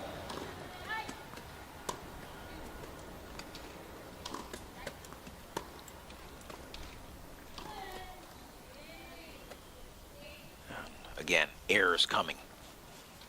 A little bit quicker rate here from Otani and Zhu. Understandably so, as they've put up a great battle here against the continued onslaught from de Groot and Van Koot.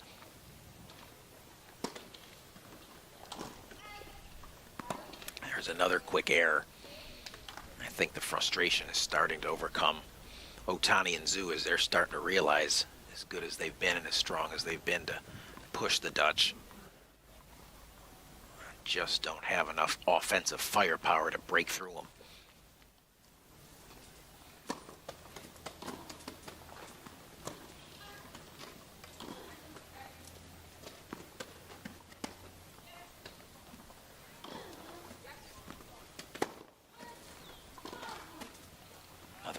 Powerful Aniek van Koot forehands with the wind behind her, drives it to the Zhu backhand. She can't respond, and it's a quick 5-2 just like that. From 2-love down, 5 straight games for the Dutch. 1 game away from a UNIQLO Women's Doubles Masters Championship.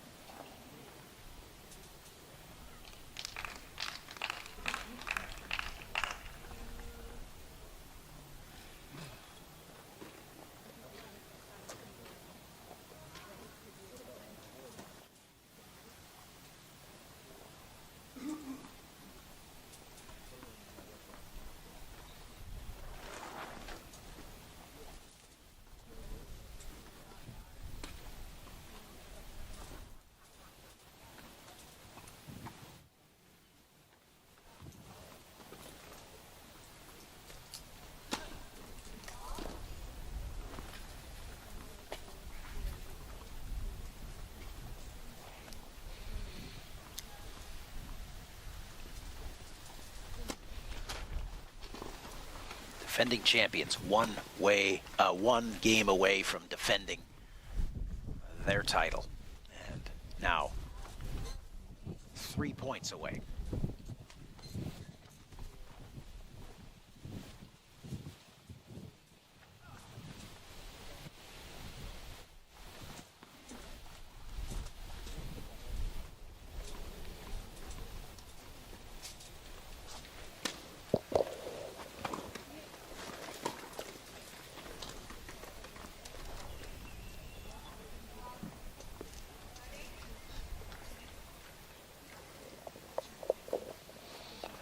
And now 2 points away from the title.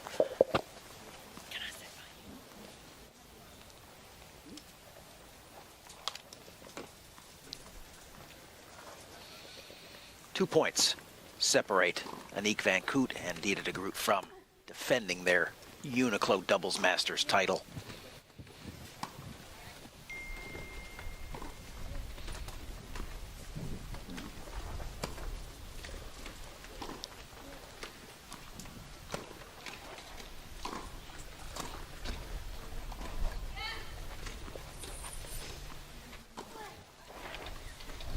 And it's a Zhu forehand that just zips by the outstretched racket of Dita de Groot to just hold things in place a little bit longer. Still 2 points away for de Groot and van Koot.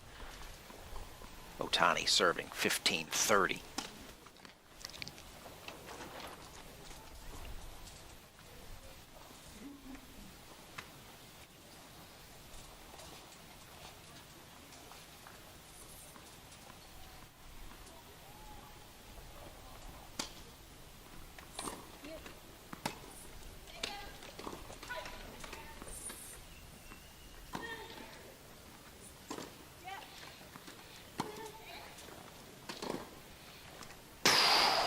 That has been a weapon today and throughout the entirety of this tournament. Aniek van Koot really feeling it now. Double match point, double championship point, double everything. Because they will double down on their titles here if they get one more. One out of the next two, and it's UNIQLO Doubles Masters Championship for Aniek van Koot and Dita de Groot.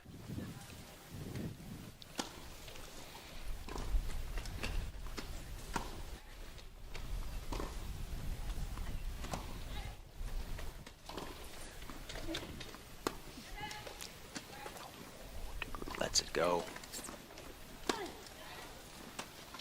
And it's a quick little air off the forehand of van Koot. Still 1 point away from the title.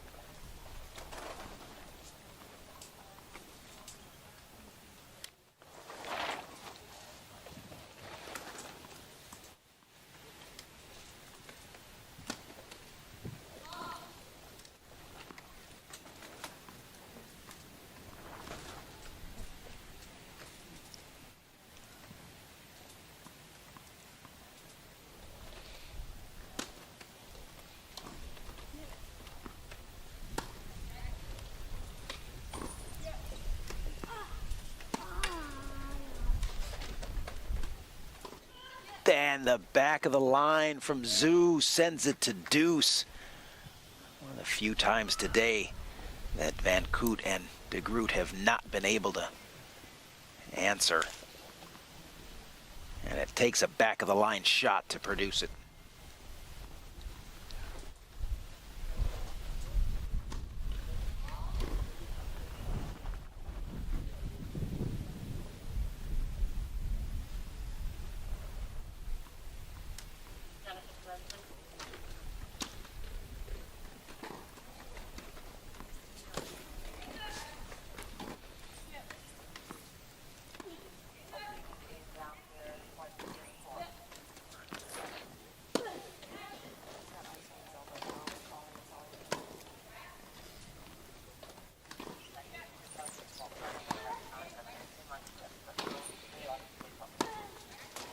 And it's once again the powerful forehand of van Koot that produces the air off the racket of Zhu.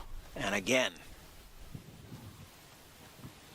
another point for combined title number 10. Currently 5 for Van Koot, 3 for Dita de Groot. Title here together, defending their title, would put Van Koot at 6 titles and de Groot at 4.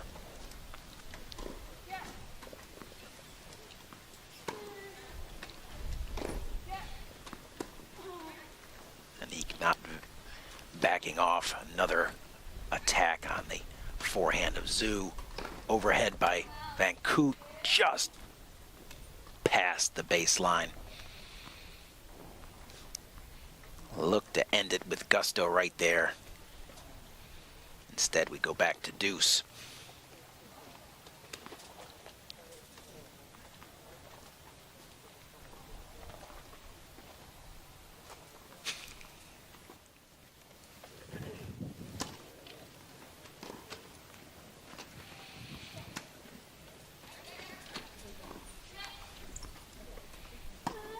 Great job here by Otani and Zhu to continue to fight the fight. Stay alive.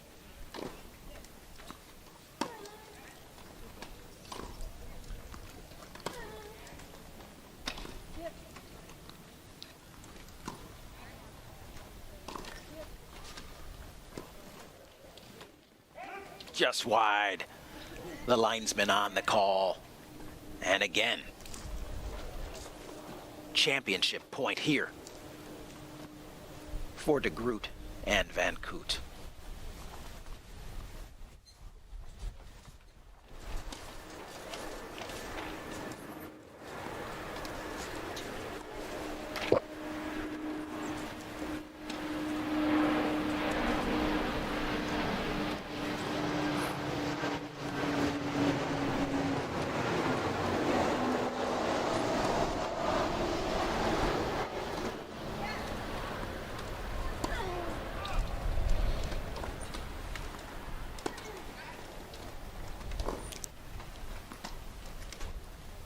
Swinging volley by Van Koot.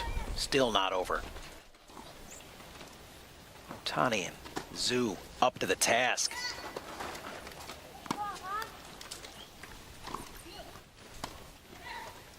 Volley from de Groot.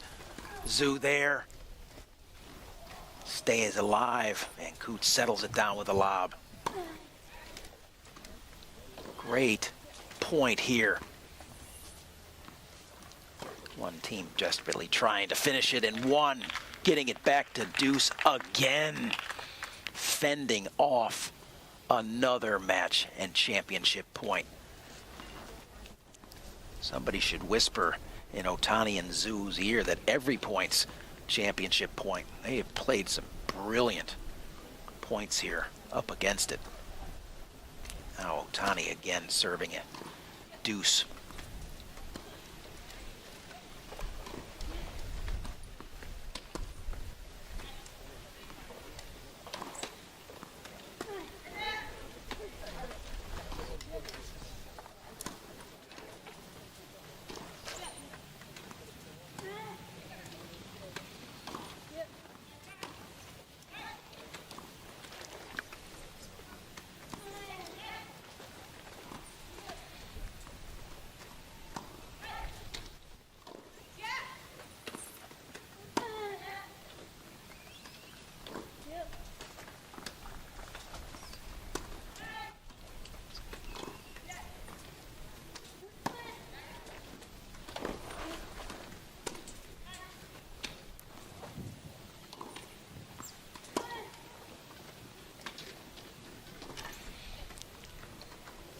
Great get. Zhu looking to finish. Not good enough. Otani finishing through the middle.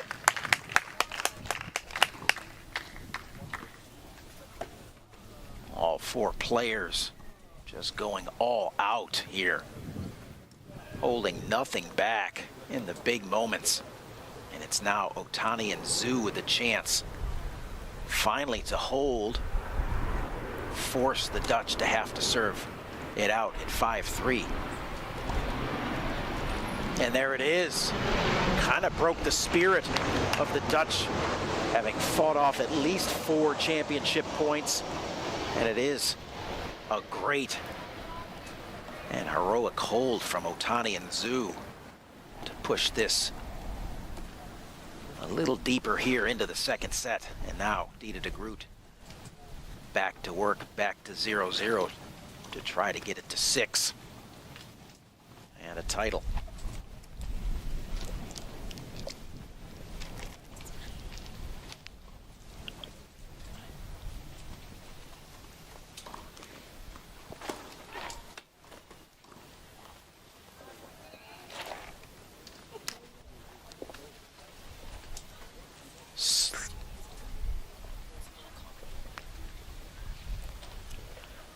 Definitely a different demeanor here from the Dutch all of a sudden after giving it everything they had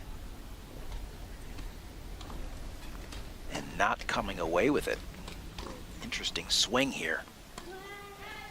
Otani and Zhu kind of emboldened, and there's an error finally that might break the momentum that Zhu and Otani have created. Just get to 15 all.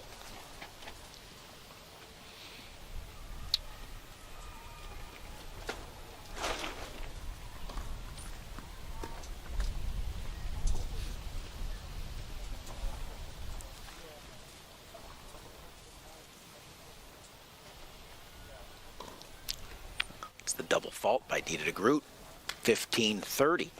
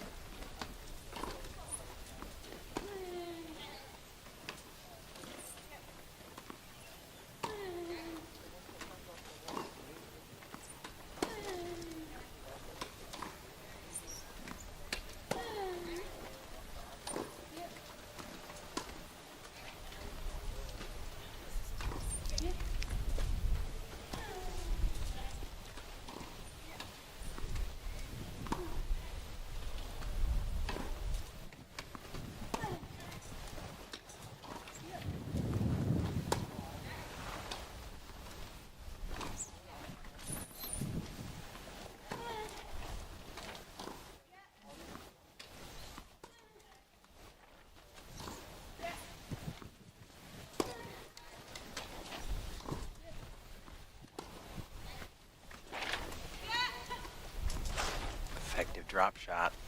Zhu tries with the answer, can't come up with it. 30 all. Good break there. Good strategy by Van Koot to kind of break the momentum of just allowing Zhu and Otani to just set up camp behind the baseline where they're extremely comfortable. Van Koot drawing Zhu into the court. We'll see if that's any type of strategy that they continue to try to employ down the stretch here. Clearly, Otani and Zhu very united back there behind the baseline. Now it's Otani on the attack.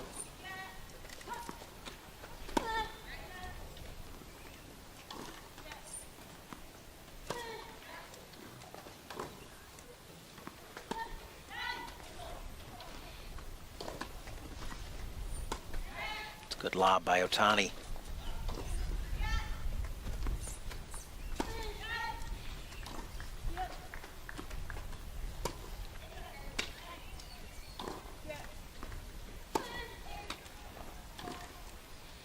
Koot settles it down with one of her patented slices. Another.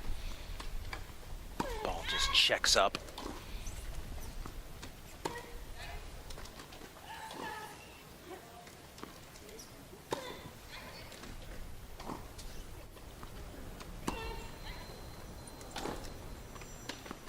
And too much, Aniek van Koot, as the Dutch battle back and get it to another championship point, this time on their serve. on the racket of Dida de Groot. As we've seen time and time again, if Otani and Zhu can get their teeth into the point, they make it tough on the Dutch to finish. Dutch would be fortunate if they could get it early and easy here. And they don't. It's a forehand error in the net by de Groot. It sends it back to deuce one more time. And these match points continue to haunt Van Koot and de Groot. And you gotta wonder how much it's playing on them psychologically by not getting through them. There's the easy error. That's much needed, much appreciated, just to take some of the pressure off. You'd think it's all on Otani and Zhu, but it seemed to be shifting to the Dutch. And here we are, one more time, match point.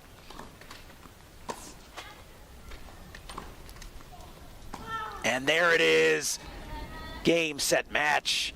And UNIQLO Wheelchair Doubles Masters champion Dida de Groot, Aniek van Koot defend their title.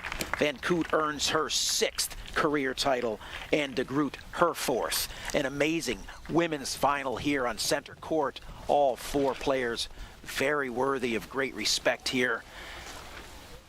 But it's the Dutch ultimately, just too much firepower. 6-3, 6-3 here in the final.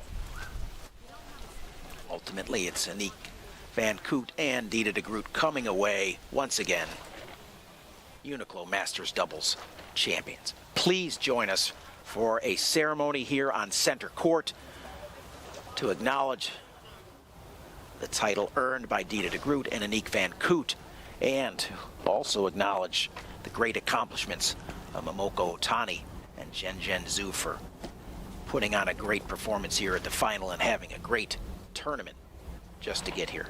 Stay tuned for our ceremony on center court.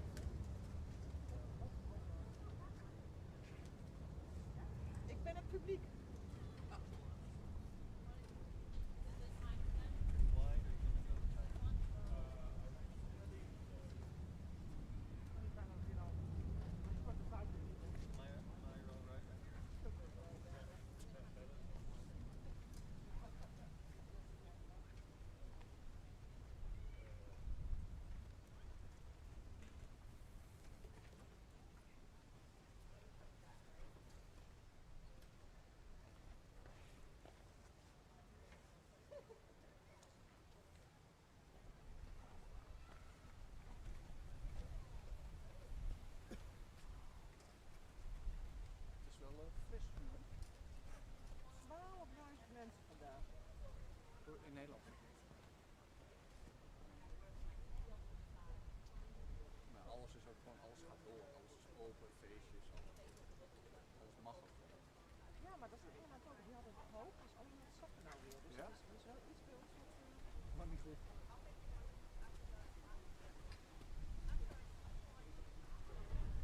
Volgens mij als zo hard gaat waaien, waaien zo die trekkers van tafel. Inmiddels kan wel wat hebben, maar die andere... Die gaan eraan.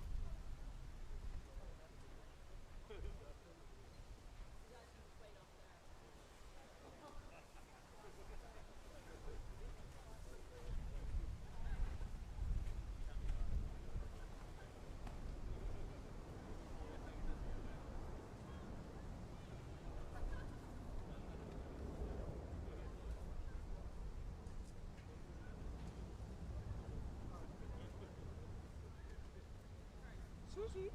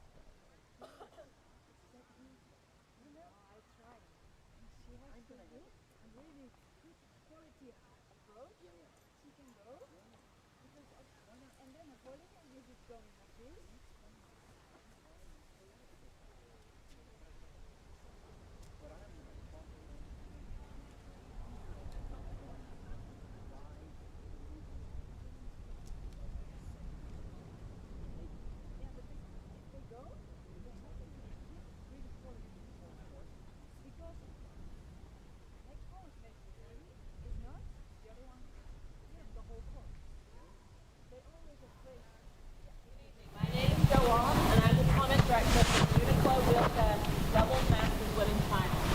If you could, please join me in congratulating these amazing athletes today. Can you hear? Wrong one again? First up, I would like to recognize our tournament referee, Ian Smith. Thank you. And now I would like to introduce our special guests who will be presenting our finalists with their just rewards. Here with us today we have Mr. Kurt Bender, International Tennis Federation Wheelchair Committee member.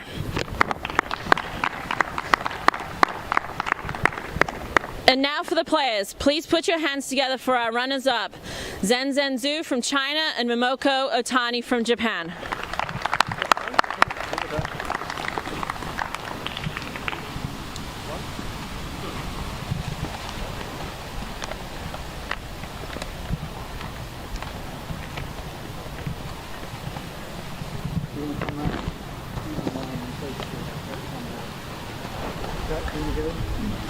That's okay, we'll do pictures in a second though. Good?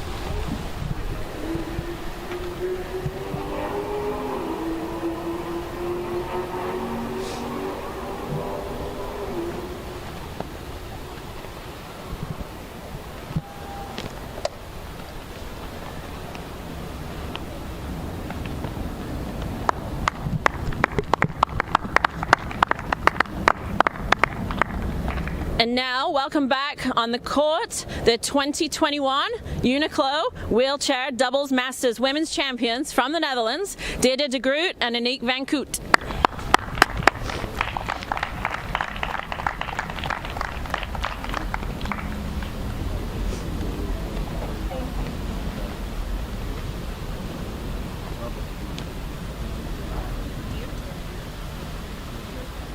That's also yours.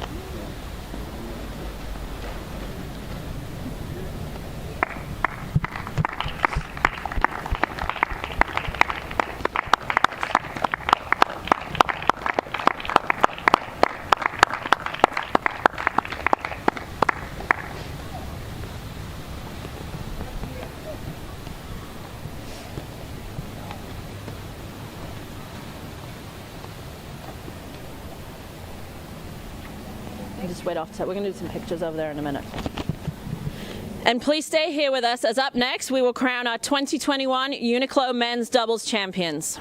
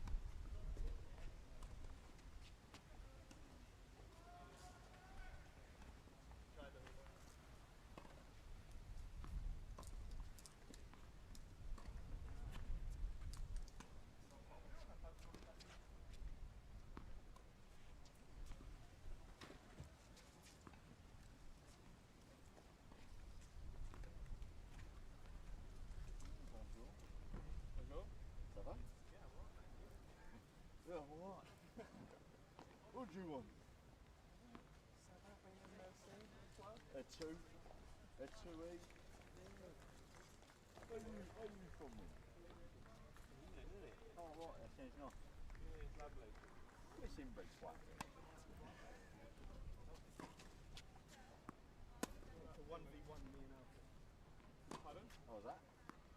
You want a 1v1 me? Hey, I would take you in a fight any day. Pretty cool avatar, huh? Sorry? Pretty cool avatar. Yeah. He's up in the window up there controlling it, right? Yeah? See, that was how it was. That would be sweet, huh? You're into? Yeah. I would say you're an avatar.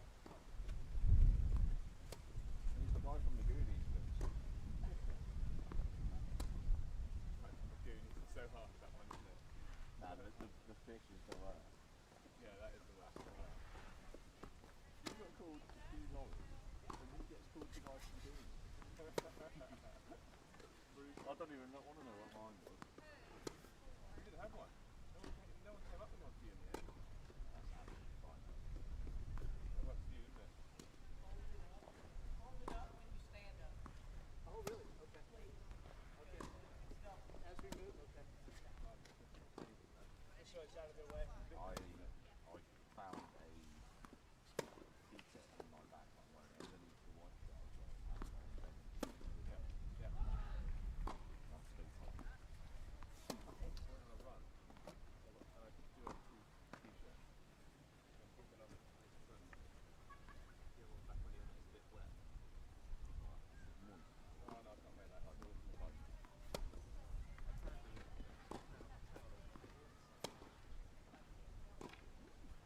Put it under your shorts.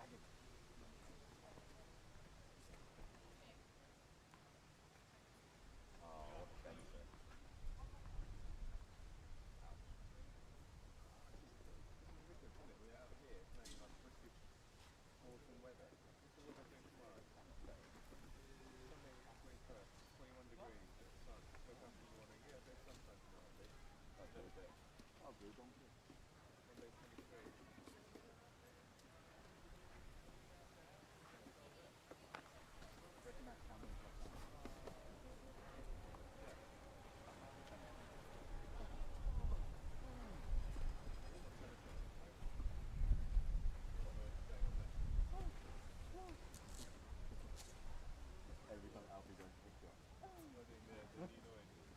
you seen the video of the guy from Americans on Tour?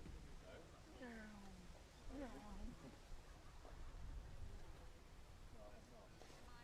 Literally sits next to the microphone. Doing that for his pirate. Literally, for hours.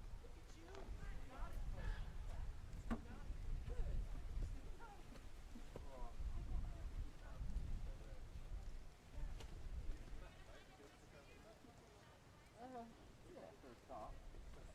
When's that warm you on?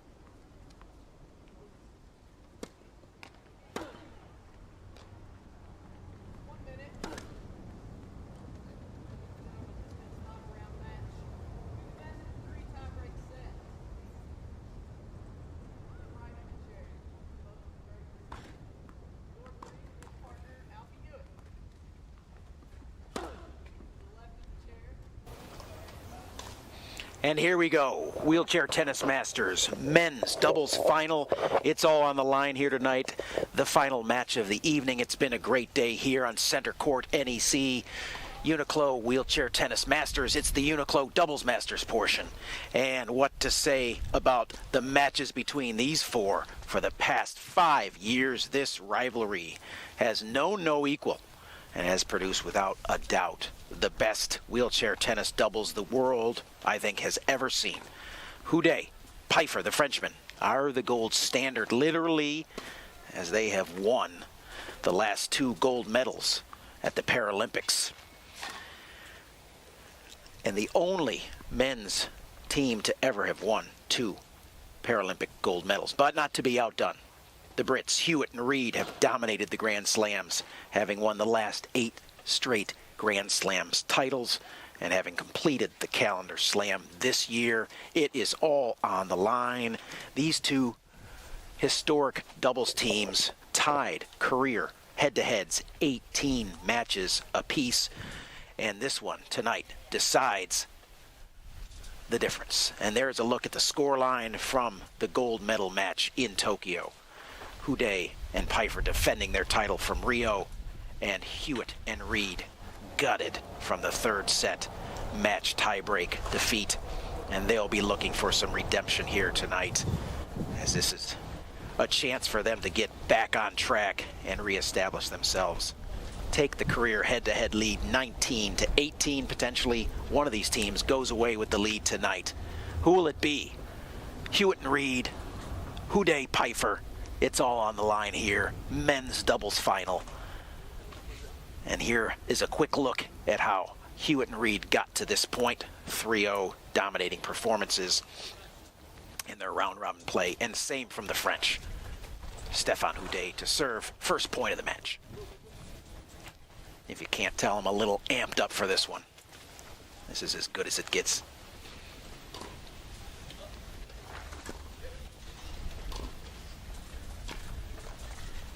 And will be the first point to the French with the Nico Pfeiffer soft touch backhand volley winner.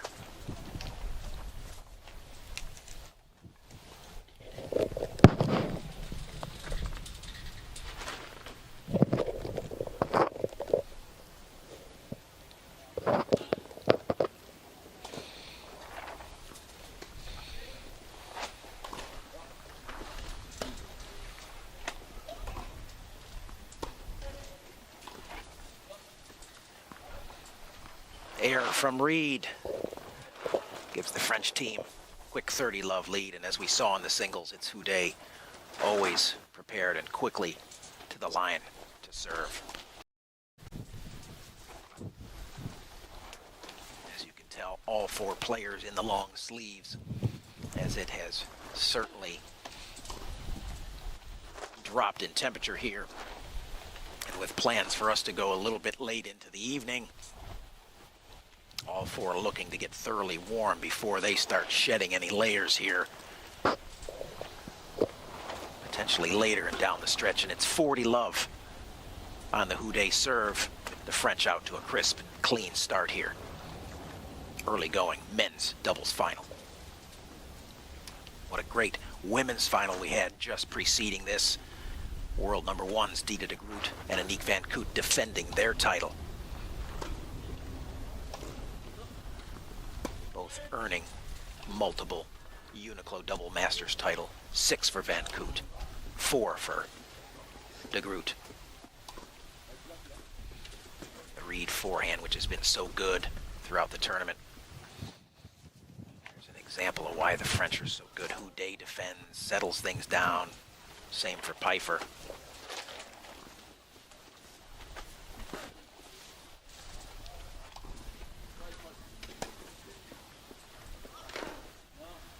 And there's the error from the Brits and a clean hold at love to the French. 50-year-old Stéphane Houdet there, elder statesman here on the court. The kind of stabilizing force for the young, talented Nico Pfeiffer. And we just get below the 60-degree mark here at the start of the match, 59 degrees Fahrenheit. Still cloudy. We'll be under the lights here on center court, and the wind remaining at a brisk 16 miles per hour. Humidity's down, chance of rain gone. Going to be some beautiful nighttime center court tennis here as we finish day number 7 of the NEC UNIQLO Wheelchair Tennis Masters. Alfie Hewitt to serve. Opening service game for Team Great Britain. The young 23-year-old. Starts it off with a double fault. As no doubt all the players are just trying to get loose out here, get a feel for the conditions.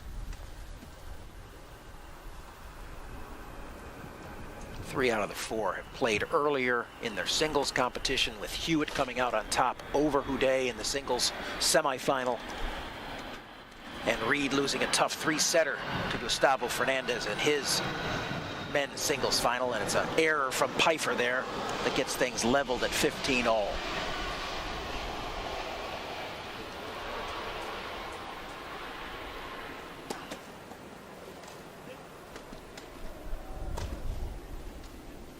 Too good there off the forehand of Reed, forcing the error from Houdet.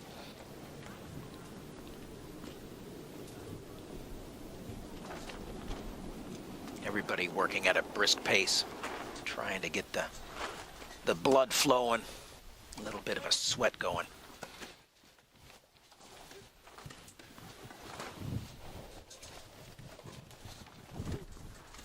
There's that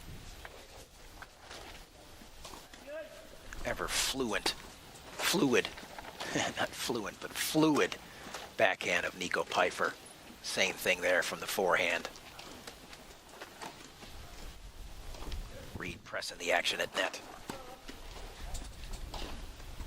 It's going to be the Houdet backhand error now that gives the Brits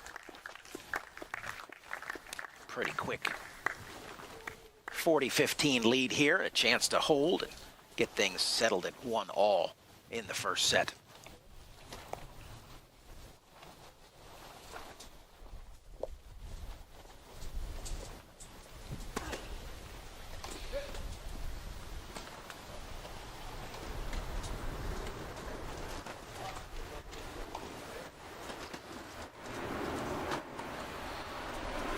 That's going to be an effective ball there, but Pfeiffer cuts it off instead of letting it do its damage by getting up high and pushing the Frenchman deep. And it's Hewitt pushing forward, punching the backhand clean through the sideline for the winner, and we're leveled at 1-all.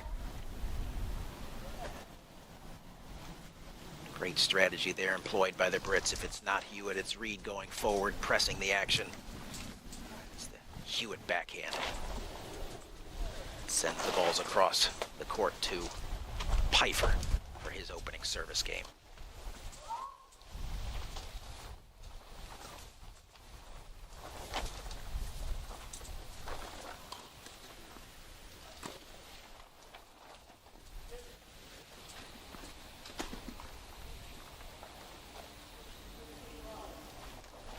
It's a quick 15 love there for the French.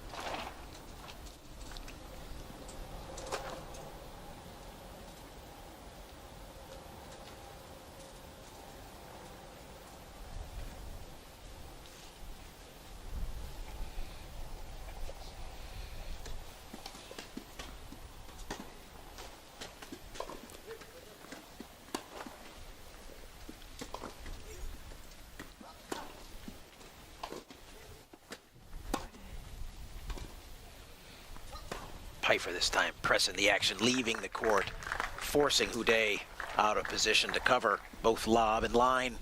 It's Hewitt that seeks and finds the line for the winner at 15-all.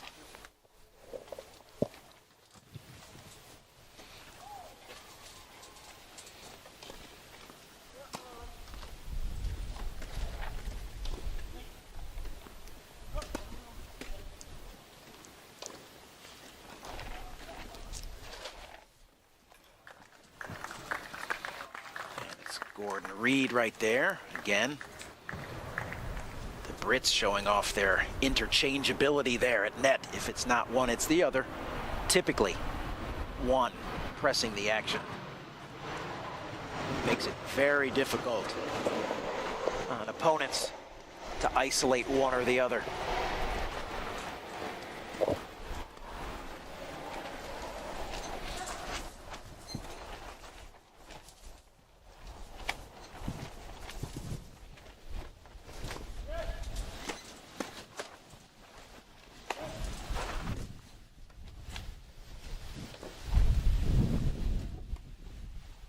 Such size and length from Pfeiffer. Ability to extend long limbs and get so many balls back in play. And of course, Houdet seldom out of position. Experienced that drop shot attempt. Not going to be good enough into that 16-mile-per-hour wind. And it's Hewitt-Reed. 2 break chances to go up 2-1 here on the Pfeiffer serve. 30-year-old Nico Pfeiffer, he'll turn 31. May have just turned 31 back in October. Taking a year off him. Yep, 31-year-old Nico Pfeiffer.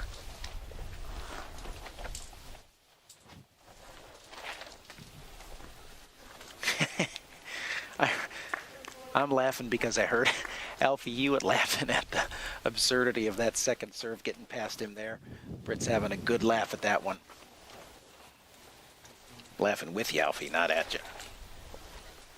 Still a break chance for the Brits.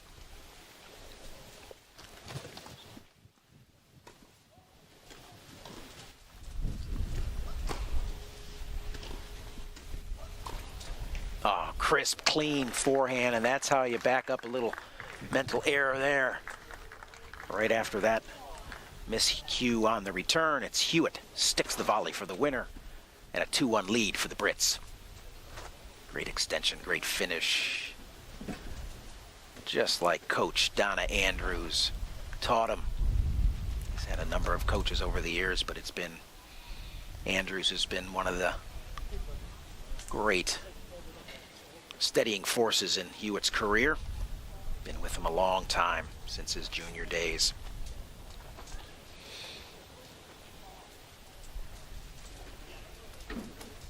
She's here with him along with several of the other British national coaches. Getting a good look there. Gordon Reed dropping down 1 layer now. Same with Nico Pfeiffer. It's Houdet and Hewitt who stay in the long sleeves. And we're up to 24-mile-per-hour gusts. You can see the temperature starting to drop. Full-on 17-mile-per-hour wind, and that 24-mile-per-hour gusts is what makes things a little unpredictable out here. We're going to continue to see that temperature drop, I fear. But with the action hot here on center court, I don't think the players will be feeling the effects of that. They'll be fully engaged. They already are 3 games in. First look at the lefty, Gordon Reed, out of Scotland.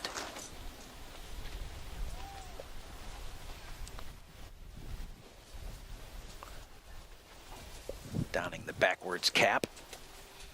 Not worried about much sun here today, this evening. Quick error there off the forehand return from Houdet.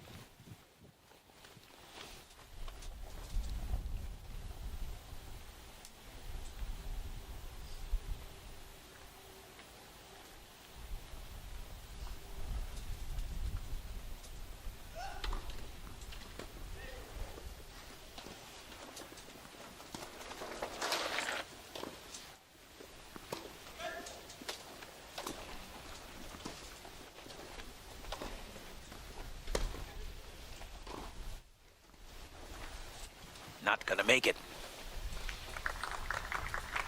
All 4 players there, at least 3. Pfeiffer, Reed, Hewitt looking to step it up a little bit. Unleash a couple of big shots there in that exchange. Favor Team GB. They go up 30-love on the Reed serve. We saw Gordon put on a bit of a serve display earlier in his singles match against Gustavo Fernandez. Some really amazing serving moments in that tough 3-set loss. Hewitt tracks down the Houdet attack, but it's Houdet too good there with the forehand volley. Past Reed, and the French are on the board here during the Reed service game. Great height and extension there from Stéphane Houdet. Even the British camp can't help but clap a little bit, but that might be in an attempt to warm up just a little.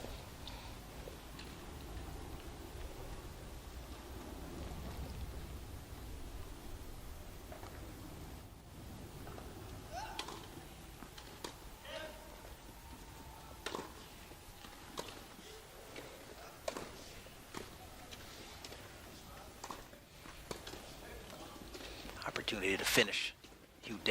Pfeiffer cleans it up, and it's now the Brits scrambling but settling things down. Reed back on the attack. French back to full strength at the baseline. Reed attempts the drop shot, recognizing a little bit of chaos on the French side, but not executing, missing that shot just wide.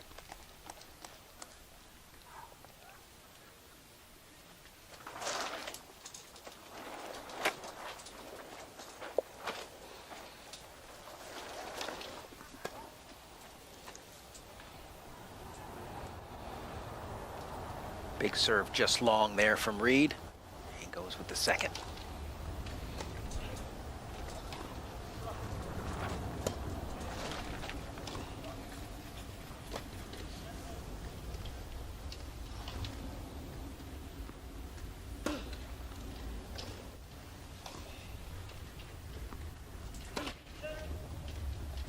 That's not going to do it. It's the Reed backhand error, and from a quick 30-love lead, it's now Houdet, Pfeiffer. 40-30, a chance to break on the Reed serve and get us to 2-all here in the first set, men's doubles final.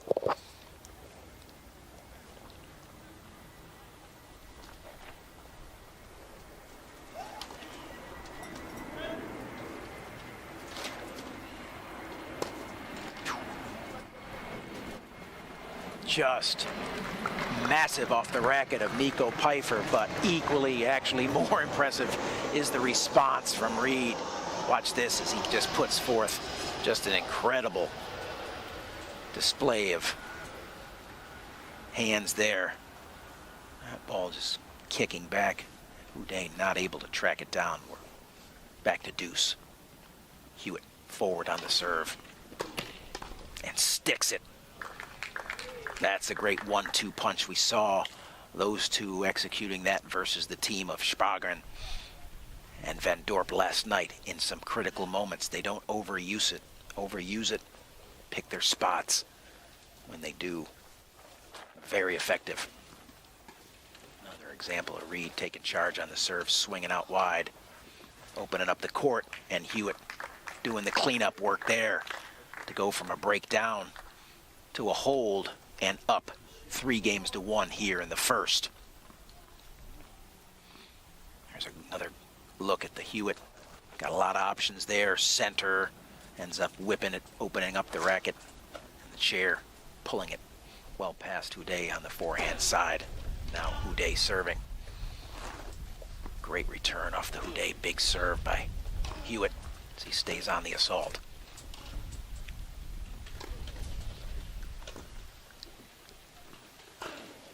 Nice job, Stéphane Houdet. Nico Pfeiffer just sits back and claps. Says, all you, partner. However you say that in French.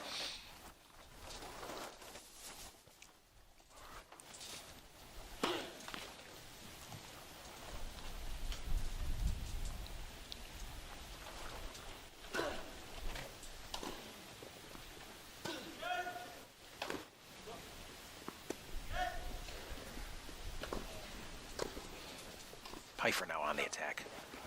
French cycling, and Houdet not able to get it.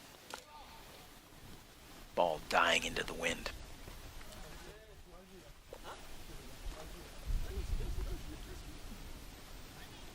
Quick reset by the partners, Houdet, Pfeiffer, 15 all.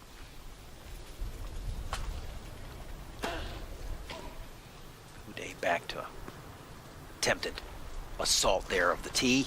Second serve. Stays aggressive.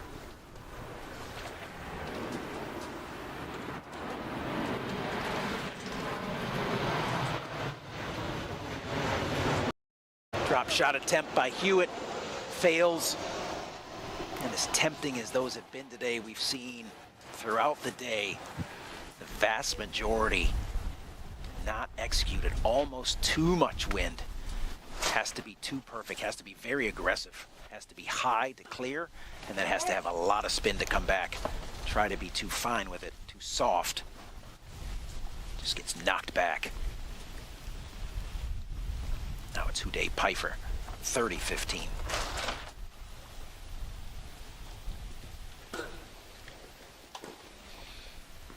Yeah, a little bit loose return there off the forehand of Gordon Reed. Sets Houdet and Pfeiffer up with 2 chances to hold and move closer to the Brits, who have the 3-1 lead. Houdet out wide this time on Hewitt. Hewitt responds.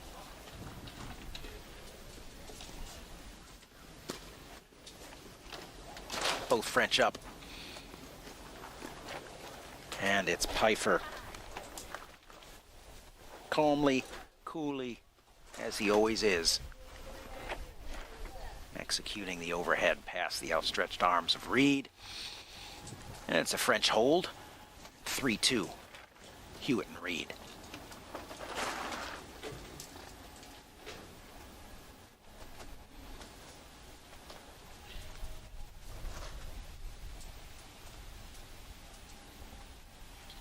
Just a little bit of a Team GBR in disarray there.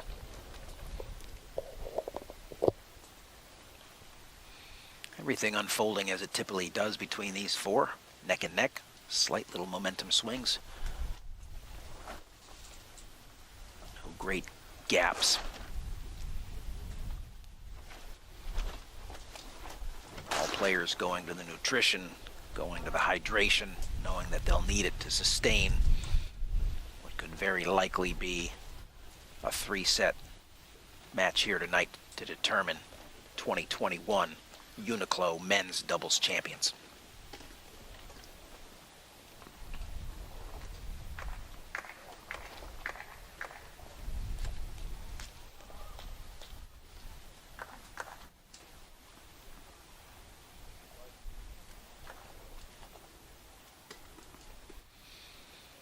It's Houdet and Pfeiffer who come into this tournament as 2 times defending champion, as there was no event in 2020, having won the event in 2019 and 2018. Prior to that, in 17, it was Hewitt and Reed for their first title here.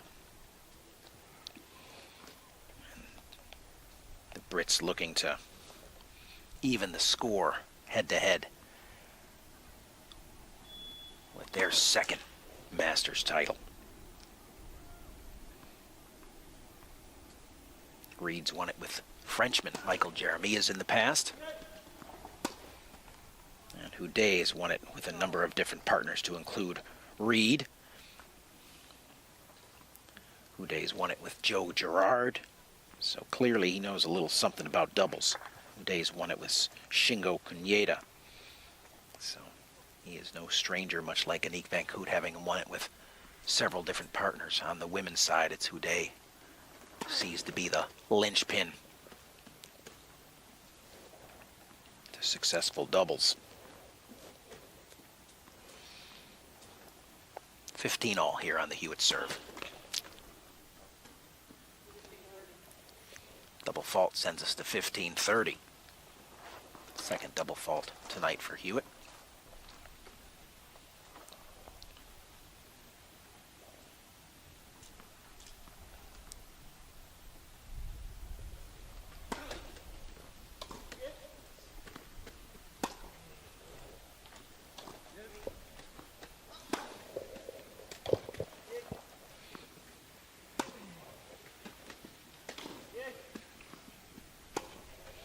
going to be on the back of the line.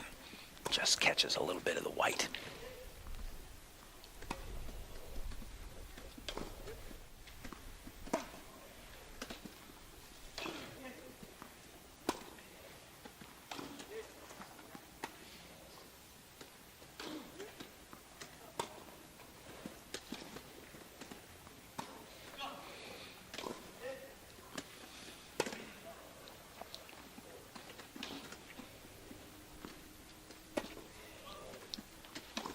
And it's the Pfeiffer forehand to the bottom of the net. Gets us to 30-all. Kind of the first little sign of displeasure from Pfeiffer, or frustration. He's been steady so far. Not happy with the one call, still letting that linger, showing the chair umpire was just long. At least in his estimation.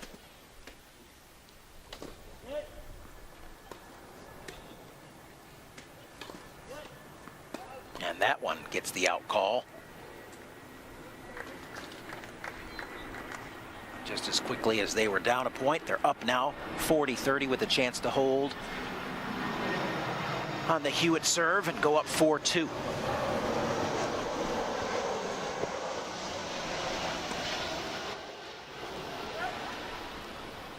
Alfie goes a little off pace there, changes it up.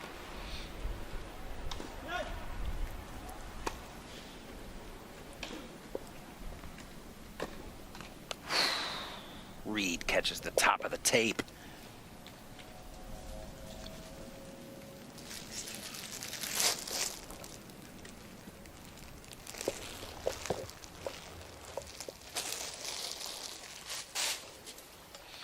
And we're back to deuce.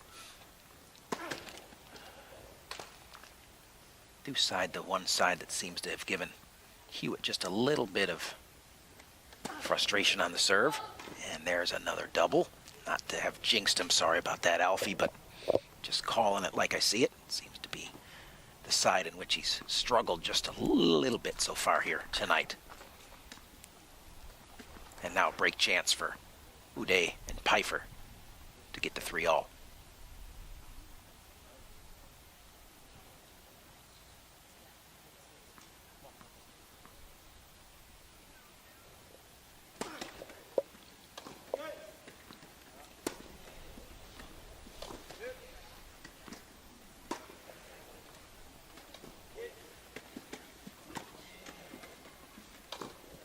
And it's the Pfeiffer backhand, well long. That gets us back to deuce here. Break chance missed by the French.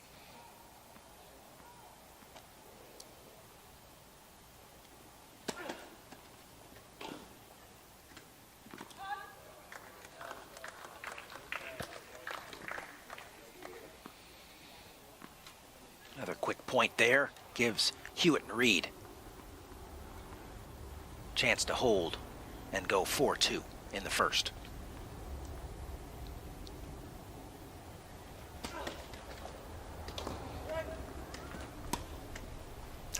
It's an in-between bounce there that disrupts the rhythm of Reed, and we go back to deuce.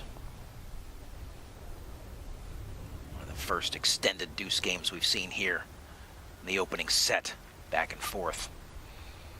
Hewitt adjusting his serve positioning slightly more into the center now, maybe to give himself a little bit better chance at accessing that center line or body of Uday's.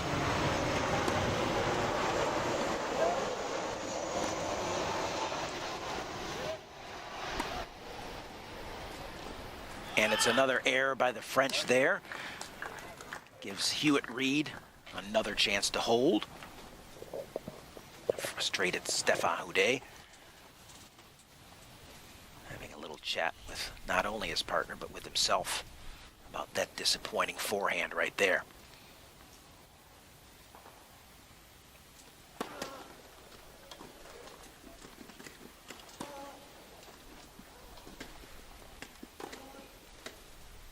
And Pfeiffer not able to handle the Hewitt volley through the middle. And is indeed a hold for The Brits, as they go up 4-2, extend their lead again here in the first set. We're up 3-1, now 4-2. But each time they extend the lead, they get a little bit closer to the finish line here. Set number 1. Nico Pfeiffer to serve.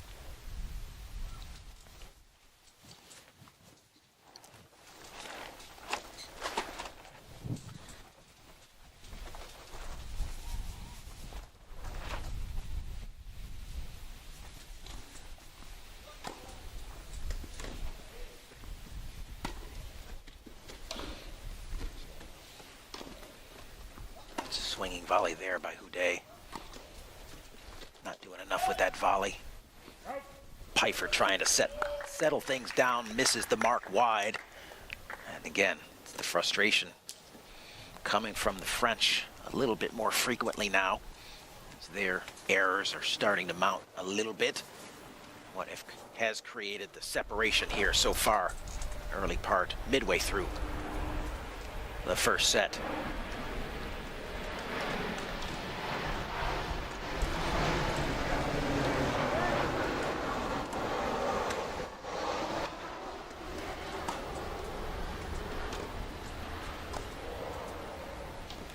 Continued attack by the Brits.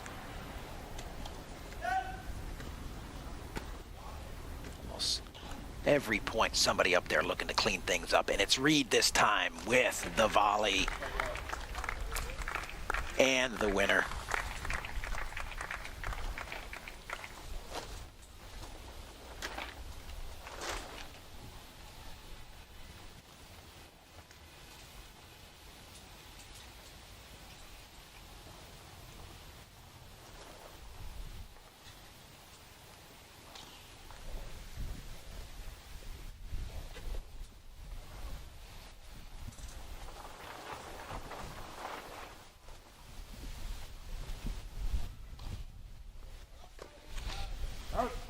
Wide there on the aggressive forehand return from Hewitt, but with the 30 love advantage, looking to kind of close it out quickly there and extend to 40 love, but misses the mark.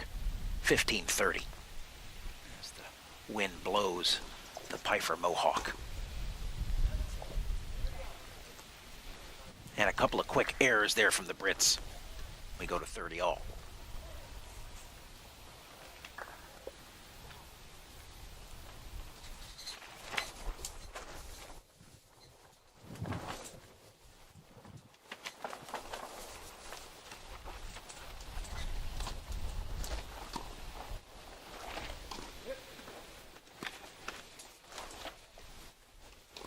Time to get steady now.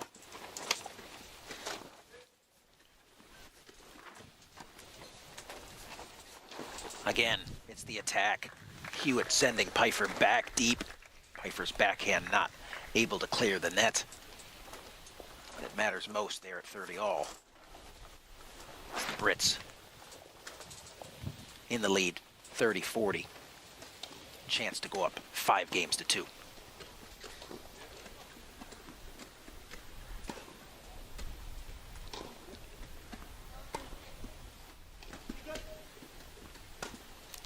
It's the Reed forehand that's been so good throughout this tournament, looking to get a little extra spin, maybe a little extra angle on that one and pull Pfeiffer off. But he's actually going into the wind with that forehand, going against that blustery 17-mile-per-hour wind. Deuce.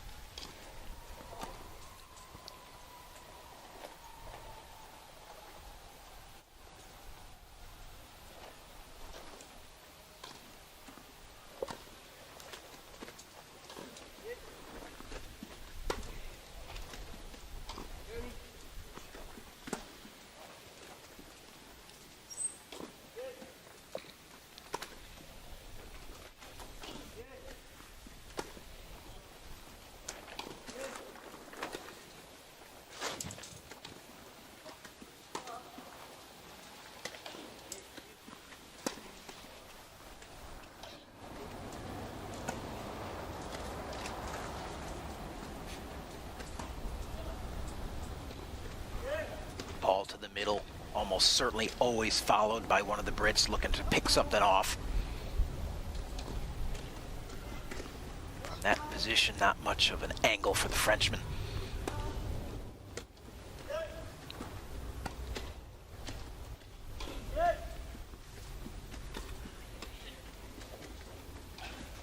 Day crosses over.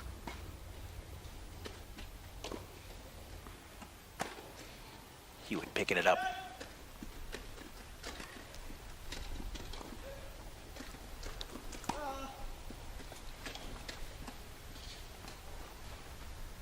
Hewitt resets, goes for the angle, tough ball.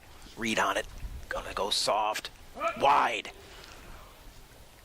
And again, the wind blowing that way, cross court, just enough to send that ball through the sideline and give Uday and Pfeiffer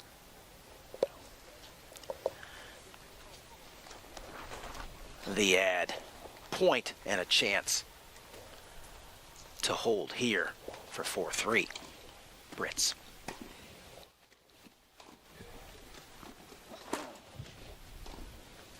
Uday forced to play that one on the volley. Hewitt presses the action. Pfeiffer goes too big through the baseline, and it is back to deuce.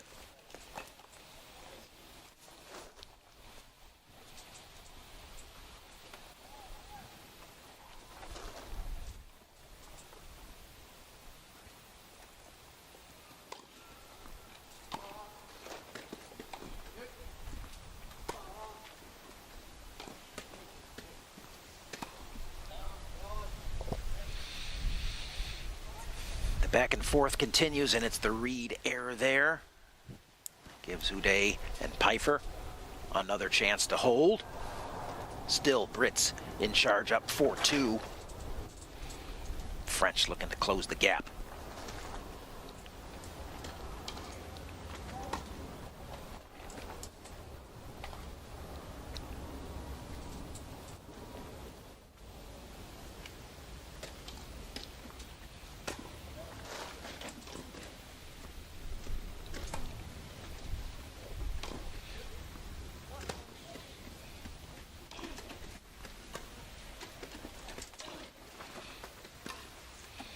Uday on the attack, Hewitt defending. Pfeiffer now pressing the action, following it in. No response there, and it is a hold by the French. Uday, Pfeiffer get the game, but Hewitt-Reed up 4-3 on the changeover, set number 1, men's doubles final. Here on center court, the USTA National Campus, UNIQLO Doubles Masters. Pfeiffer ready for the response there. Knew an assault was coming. It doesn't make it to him.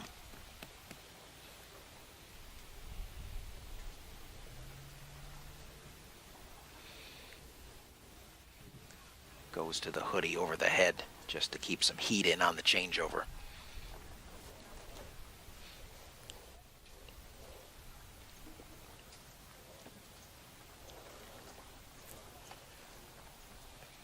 As expected, right where we need to be here with a Hewitt-Reed, Uday, Pfeiffer final. It's tight, it's good quality, it's what we should expect from a UNIQLO Doubles Masters and from these 4 great players.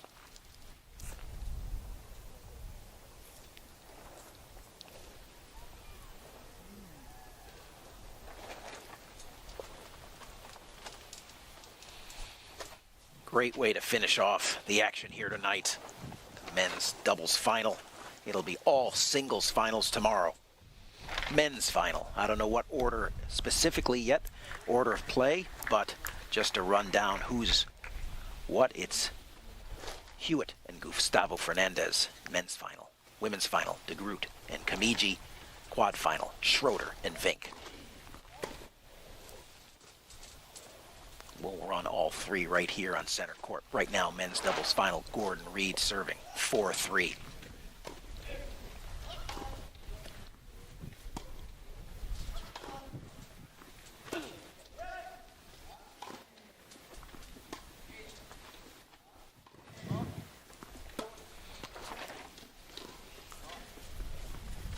Houdet on the attack. Press in action.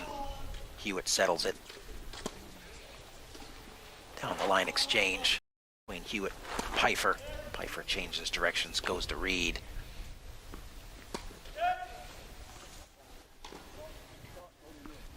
Reed aggressively painting that back line. Back and forth. Hewitt with the drop. Pfeiffer on the attack. Finds it, gets it, rolls it through the middle. Beautifully played there by Nico Pfeiffer. Showing off the speed and then the tranquility to finish. Has to be really good to get through the middle of Hewitt and Reed. Pfeiffer executes, gets a big fist bump from his partner. All that just to get the first point of the game. Overhead one. Defended by Pfeiffer.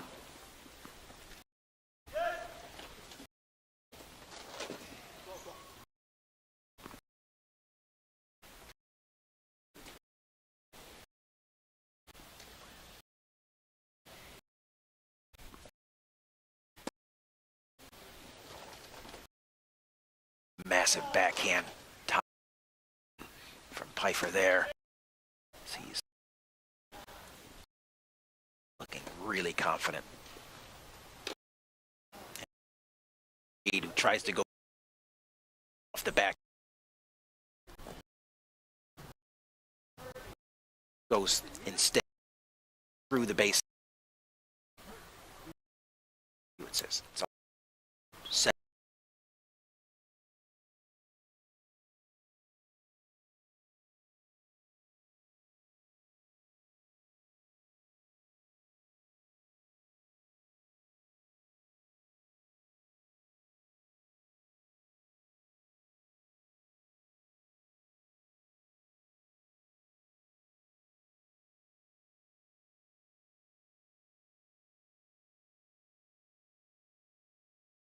It's love 40.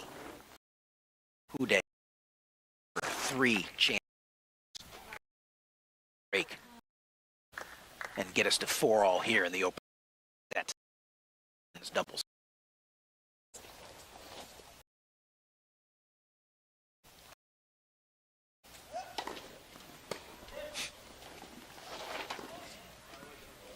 Not quite sure why Gordon Reed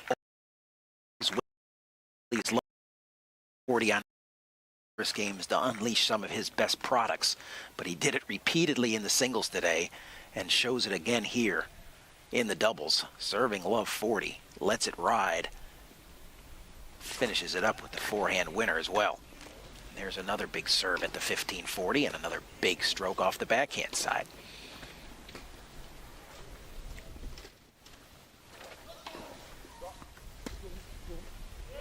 Great defense by the French through the middle.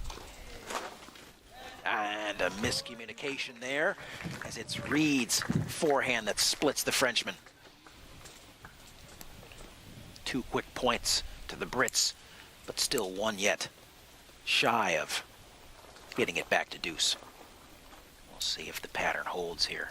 Reed's aggressiveness from the down position. He goes wide, just misses.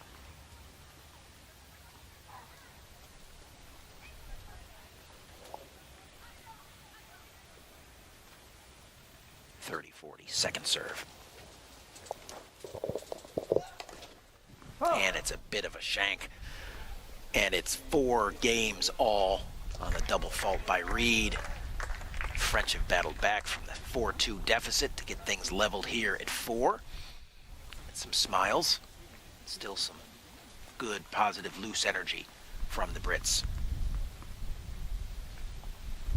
No doubt frustration internally, but externally giving good energy to one another, and certainly not giving any negative energy to their opponents to Reed. For all.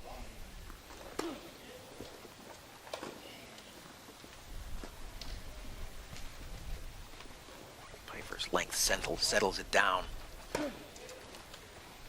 So tough to get a ball past the French there with Pfeiffer's length. Houdet's extension as well. Long limbs of Nico Pfeiffer just make it difficult. Anything past him, such a great defender, neutralizer. Love 15.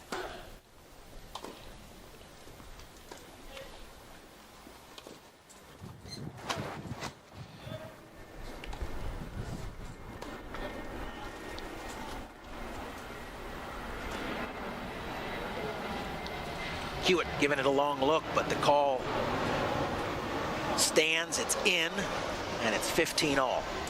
So Houdet finds the line.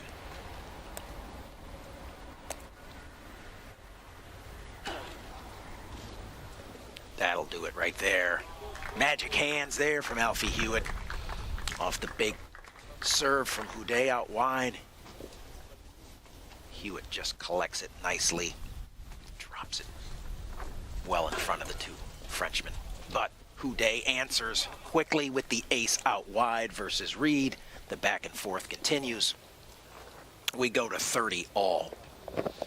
Pivotal 9th game here. First set, each team looking to get out ahead. First to 5, and it's Houdet who continues the attack with the serve, and he aces Hewitt up the tee. Not getting what he likes out wide off of Hewitt.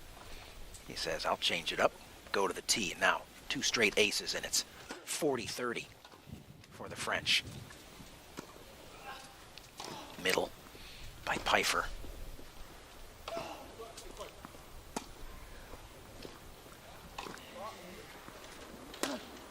It's a miss hit. Finds the green. We go to deuce.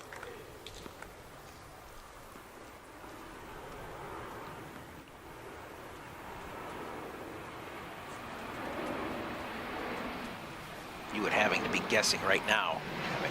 Houdet having gone out wide and then up the tee. Houdet goes tee again. Hewitt gathers that one in to get things started. Great shot by Gordon Reed, up and over Nico Pfeiffer, and Houdet not able to catch up on the wheels, and it's now a break chance for Hewitt. Reed to take the lead, 5-4. Right there, big high shape. Ball dives back into the court, gives Reed the forehand winner.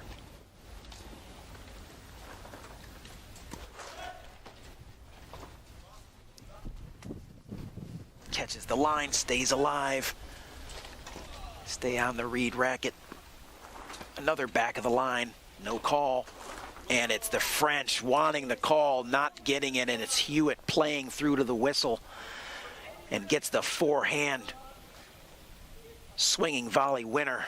That's going to be a tough one. Official claiming back of the line. French having none of it.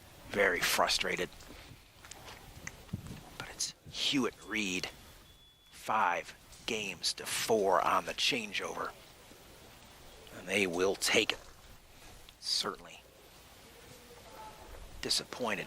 Here's the call in slow motion. Gonna be tough to tell.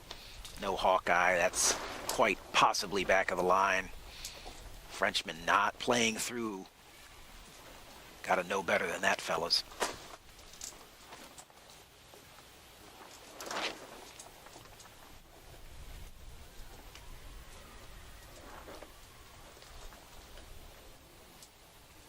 Bit of a costly mental lapse there by the French, not playing through.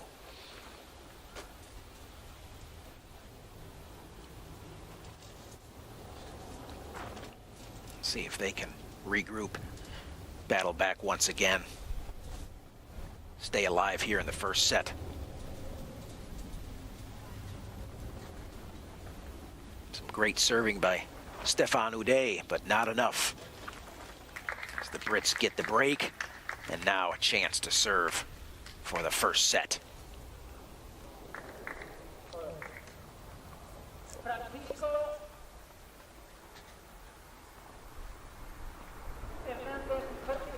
It'll be Alfie Hewitt.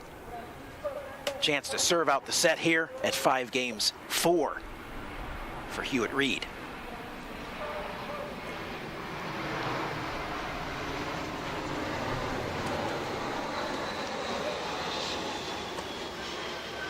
Staying conservative, staying in the middle of the box, staying with a high first serve percentage. Good start for Hewitt on the service game. Stretched out, Pfeiffer can't respond with the forehand. First point to Hewitt Reed.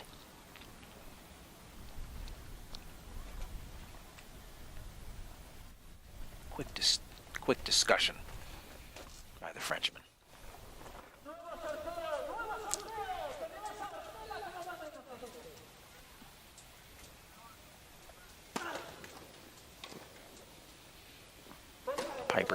Pfeiffer diffuses the aggressive Reed first serve.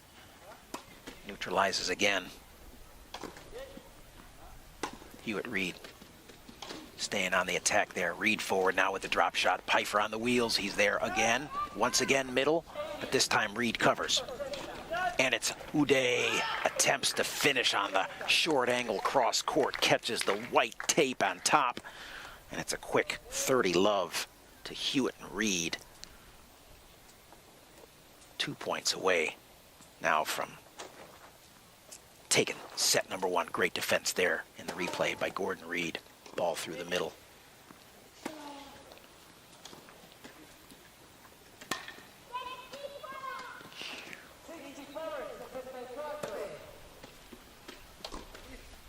Big backhand there by Pfeiffer. Big forehand. Looking to do damage, set some things up.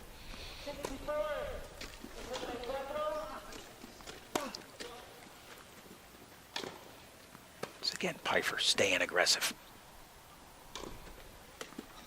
And it's Hewitt sends one into the stands. The forehand shank.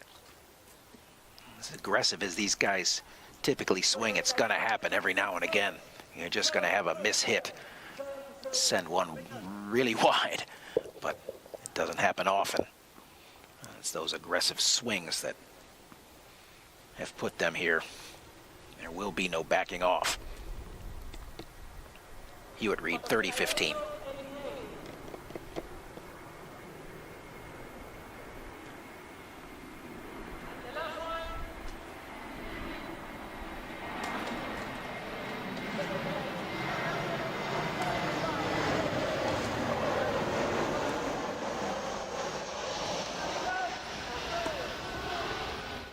Pfeiffer, who's clearly decided to step up his game here at 4-5 and is hitting much bigger.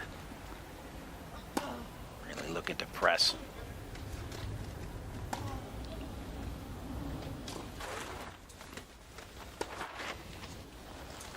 Brits content to stay on the racket of Pfeiffer. Now it's Reed on the soft. Pfeiffer this time, forehand in the net. Not able to get under it and roll at all that time. And now, Hewitt Reed, 2 points to close out set number one here in the men's doubles final. UNIQLO Masters doubles final on the line. Championship on the line here between Reed and Hewitt. He goes big and gets the result. And that's how you close out a set there. Massive first serve by Alfie Hewitt.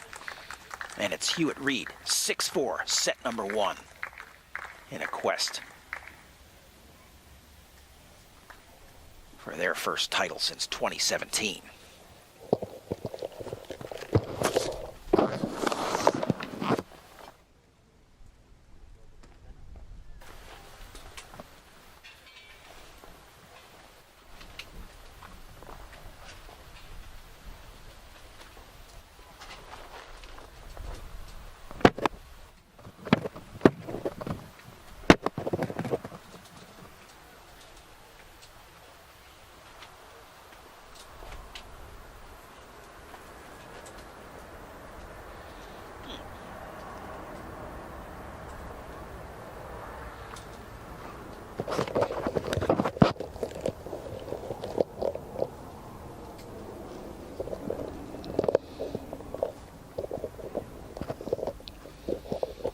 Once again, a look at the conditions here on center court. We're down actually to 14 miles per hour, settling. Gusty still at 24, temperature holding at 58. So actually things settling down ever so slightly. We were at 17 miles per hour 3 miles per hour less there. I think these guys will take every mile per hour less in an attempt to have a better gauge as what's going on there on center court. What's going on is Hewitt Reed up 1-0 over Houdet and Pfeiffer.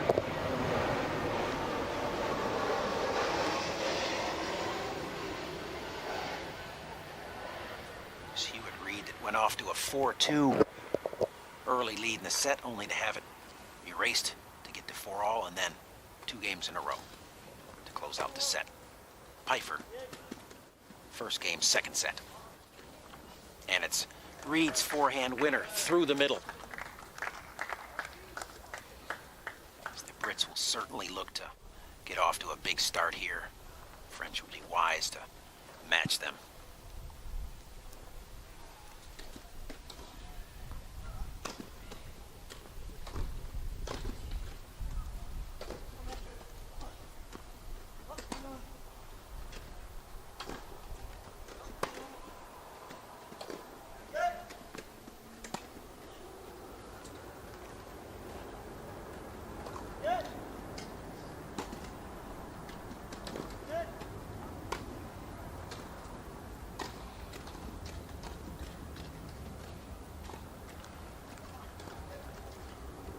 Reed getting 3 cracks up at the net, not getting a chance to really finish, not a ball he could really do damage with.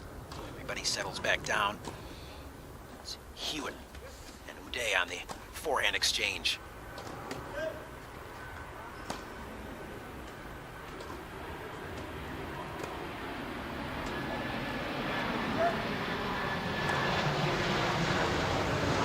And it's Houdet through the middle for the winner.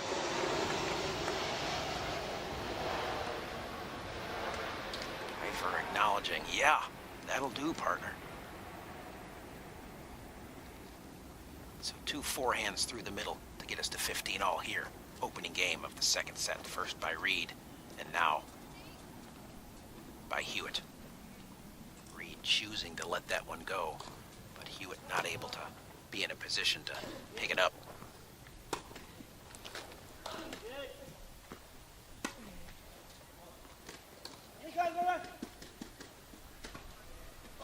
Reed goes line against Pfeiffer. Hewitt now line against Houdet.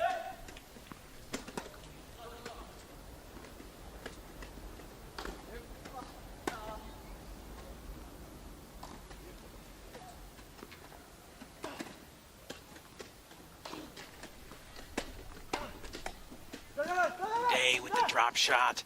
Gonna be too good. Stefan Houdet showing off his delicate touch there. Big deep breath. Takes the 50-year-old Frenchman back to his partner in a 30-15 lead. Game number 1, second set.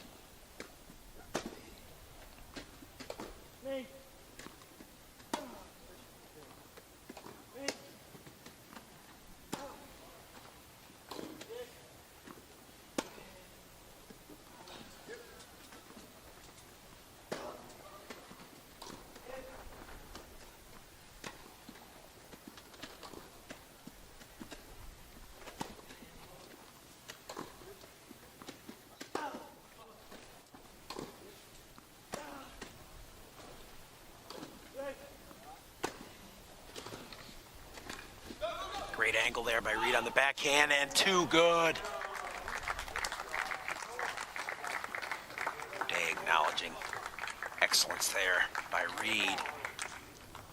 This shot right here. Oh, coming off the wheels. But the wheel's not coming off. And it's 30-all.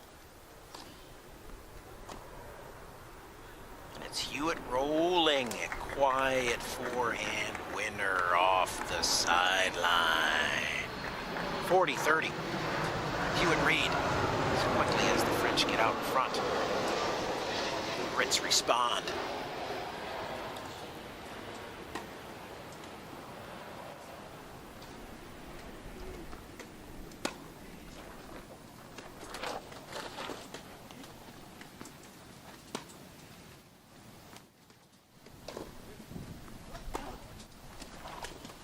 And there, Pfeiffer finds the net, and it's Hewitt Reed with the first break of the second set and a 1-love lead.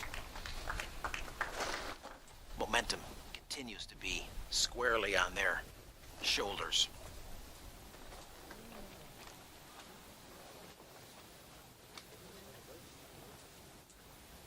Far from the finish line, much work to do, but a good start there. Set up 1-0 to Alfie Hewitt, Gordon Reed of Great Britain.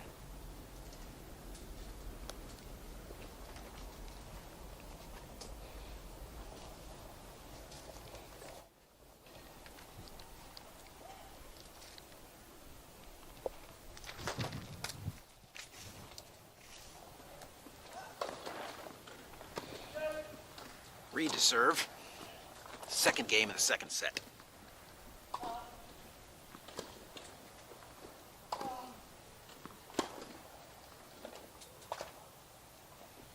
Mistimed there by Hewitt.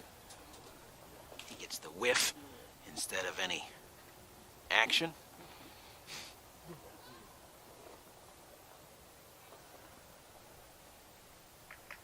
Peekaboo tennis there by Alfie Hewitt. 15-love.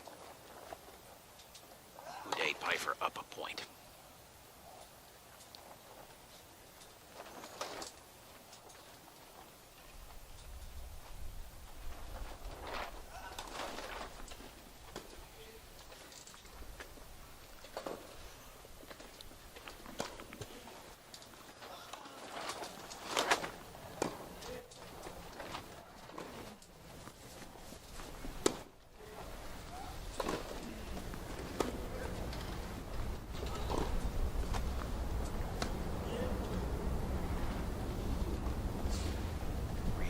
Out of sync there.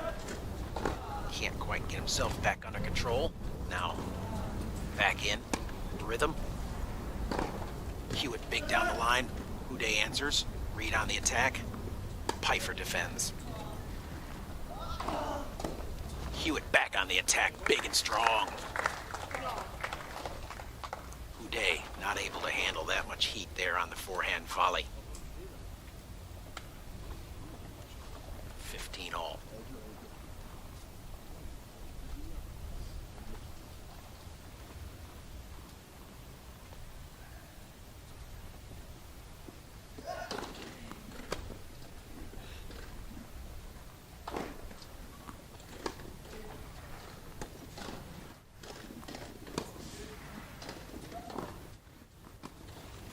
French up, out of position.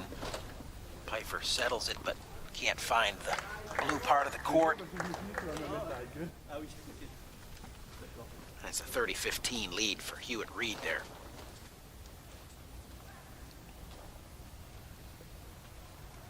Reed giving some instructions to a partner about where this serve is going.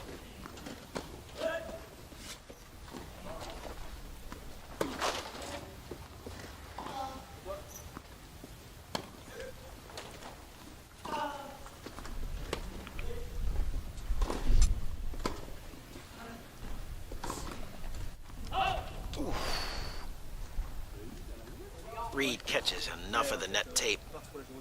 Ball goes over, but redirected just slightly wide there. French breathed a sigh of relief, knowing that that was definitely heading for a winner, but instead, point to the French, 30 all. And now, once again, Hewitt forward. Doesn't get the pick off. Stays engaged, but Uday ties him up on the body. Alfie a little slow coming out of that rotation right there. Uday taking the ball so early. Gets it on top of Hewitt quickly. Hewitt can't respond.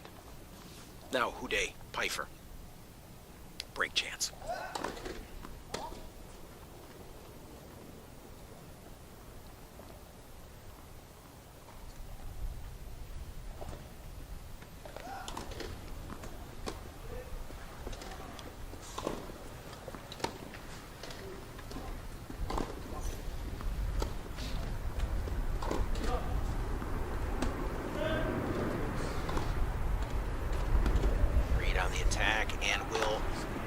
Execute the overhead.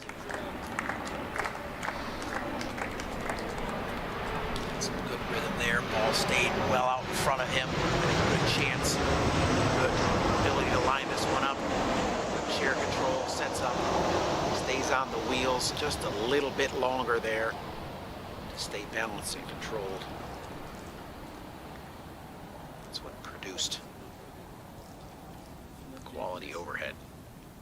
And we go to deuce.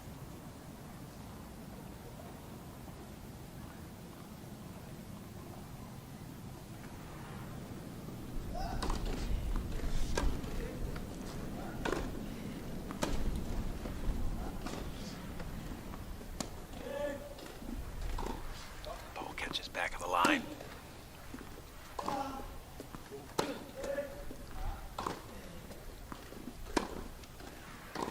Aggressive. Pfeiffer on the attack, press in action. Day up close, taking the ball early as always. Now in a position to get offensive and have angle. Hewitt responds. And it's Reed who drives the forehand long. And it's Houdet Pfeiffer. Get the point. And the advantage here. With Hewitt Reed up 1-0.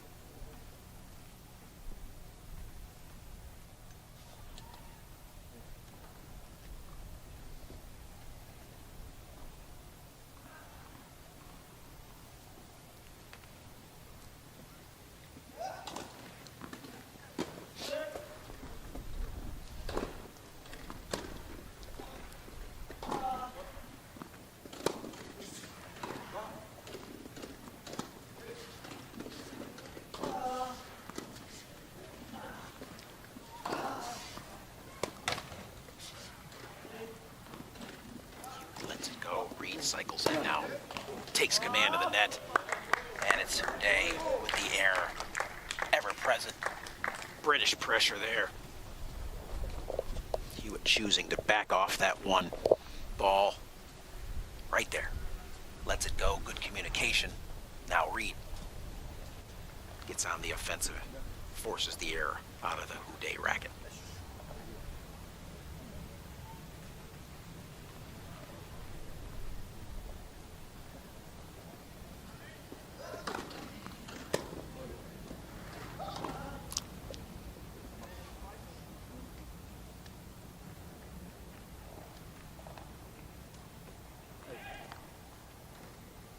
Quick unforced forehand error there by Alfie Hewitt gives Houdet Pfeiffer another chance to break the Reed serve and get things leveled at 1. Game all here in the second, but Reed quickly erases that with a bomb up the tee. As mentioned earlier, he has had some hot streaks of serving here today in both his singles and doubles. Occasionally when he's needed it most.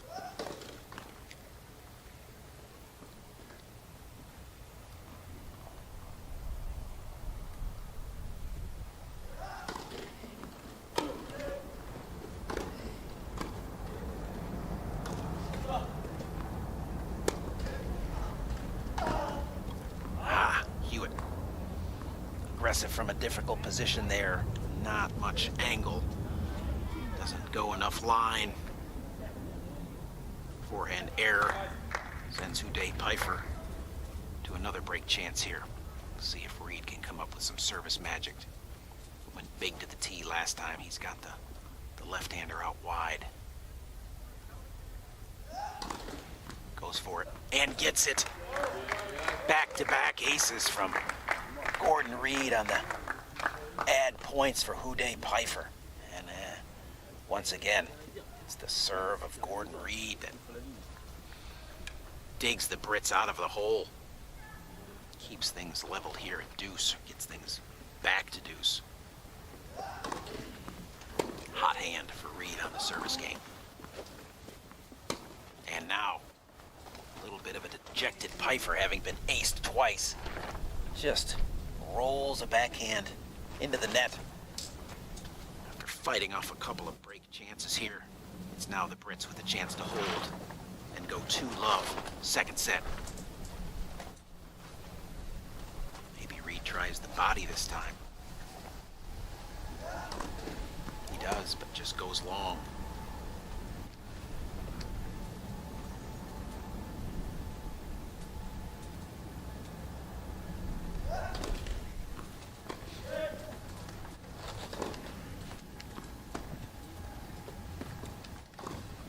Crossover and a switch from the Brits. Hewitt on the forehand now, attacking. Day with the volley. Pfeiffer big through the middle. Massive forehand by Nico Pfeiffer. Saves the French. Puts the score back to deuce. See though, Stefan Uday saying, "Ooh, brother. Appreciate the winner, but need a haircut yet today."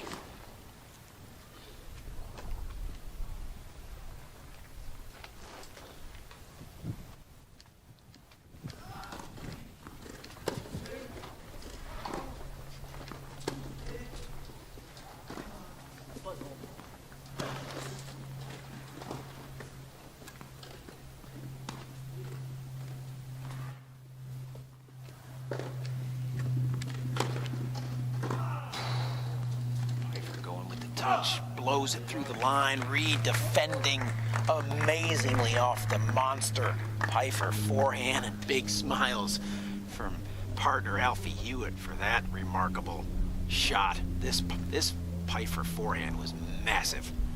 Reed gets it back. Pfeiffer goes too big there through the angle. And now Hewitt going forward on the Reed serve. Gonna get a good look. And cleans it up nicely, and again the Brits employing that strategy at the right time, delivering.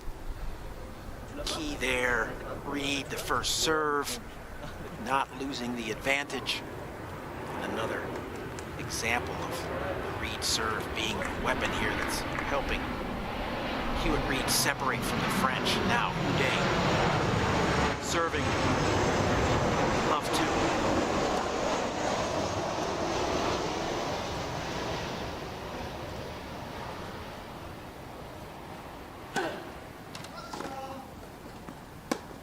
And a big miss there off the backhand of Nico Pfeiffer. Still maybe a little bit frustrated from not getting the results thought he deserved a couple points ago off the big forehand.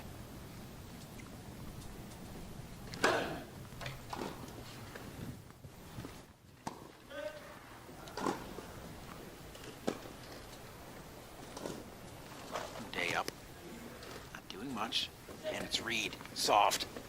Uday crossing, but not fast enough to get there and corral it. Reed picking the right shot at the right time, and it's quick. Love 30 on the Uday Pfeiffer service game. Uday serving love 30.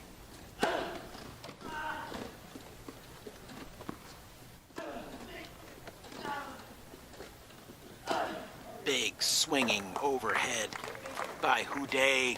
Takes it all into his hands there from serve to finish. You just sit back and let me take care of this young fella.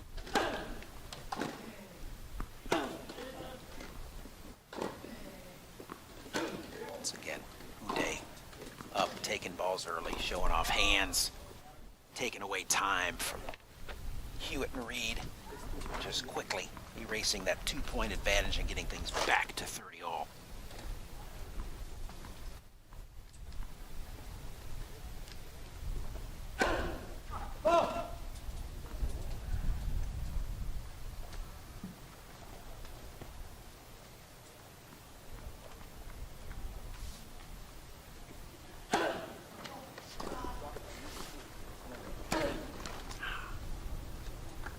Just as quickly as he helps his team out of the deficit, the error gives Hewitt and Reed a break chance here to go 3-0. Really start to put a stranglehold on this match. Up a set, 3-0 would be tough for the French.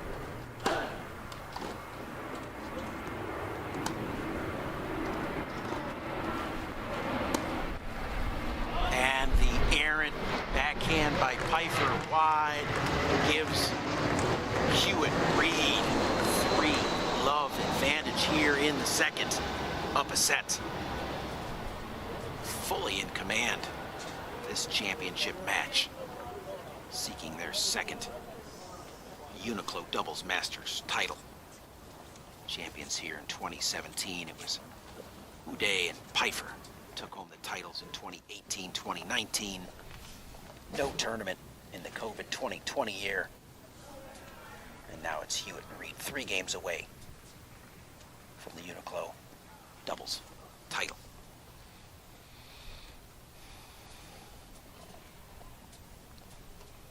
Wouldn't be surprised if Hewitt and Reed have that score indelibly imprinted on their brain there from that Tokyo match as inspiration for redemption here against the French at the year-end Masters.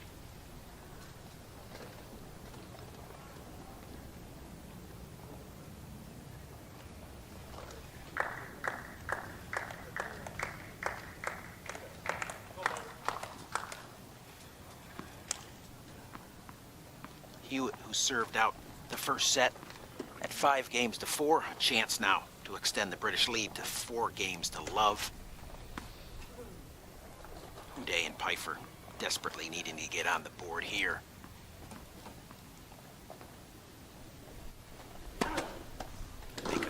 Make a game of it here in this second set. Make a match of it, for that matter.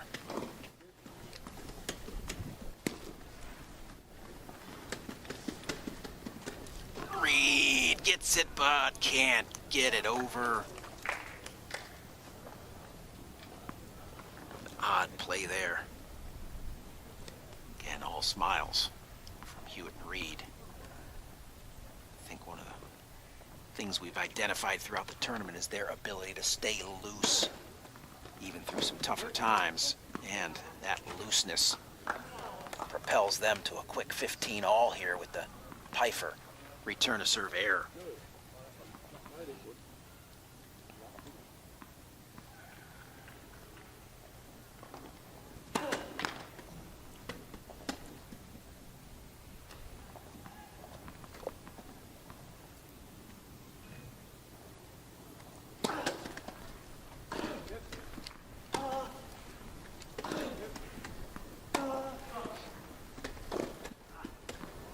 And Pfeiffer finds the sideline past Reed. It's a quick on the board there.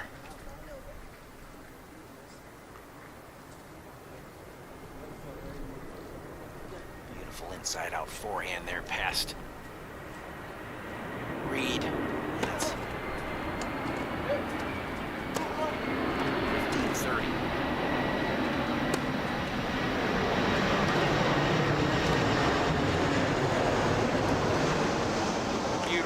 There by Gordon Reed, and he gets it back to 30-all. Team Hewitt and Reed settle the score at 30s. Their attempt to go out here for love, and Uday knows that's a mistake to put that one on the racket of Reed in that location there. Pays the price. 30-all. Hewitt soft, center of the court. Uday on the attack. Reed pressing the action. Ball back off the backhand of Pfeiffer. Another unforced error. And another opportunity for Hewitt Reed to go for love here in the second.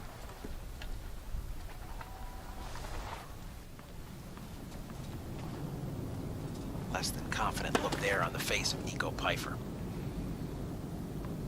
A few too many errors off his racket here of late.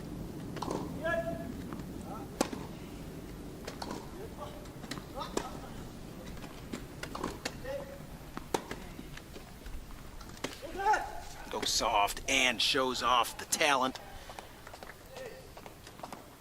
Expecting big off of the racket of Pfeiffer, and he indeed just cuts that forehand, drops it short in front of Reed and the recovering Hewitt. Great read by Pfeiffer to see formation of the Brits and execute in the right moment.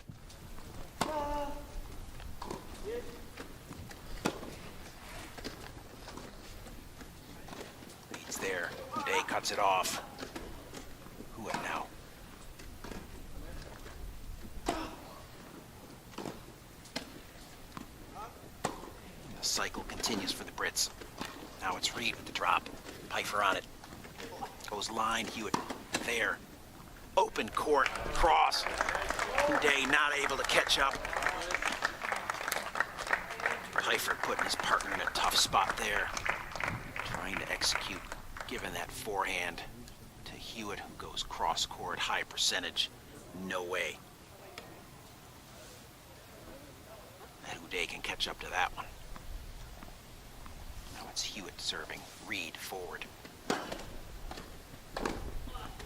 Big forehand off the return by Nico Pfeiffer. One shot done. Back to deuce.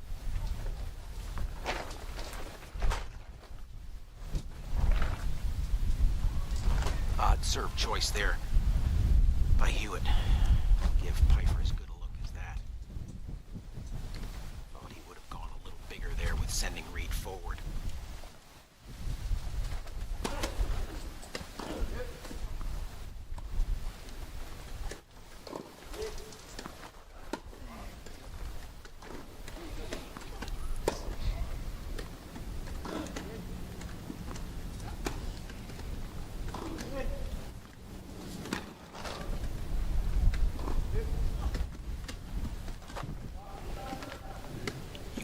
Line, force the angle, and it's too good from Stefan Uday. Too easy there for him to just whip that forehand cross court on the short angle. No chance for Reed. And now a chance for Uday Pfeiffer to get on the board here in the second set.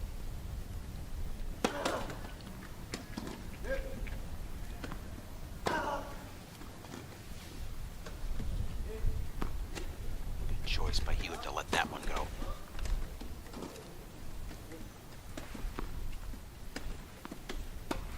An ever adjusting Gordon Reed there on that ball.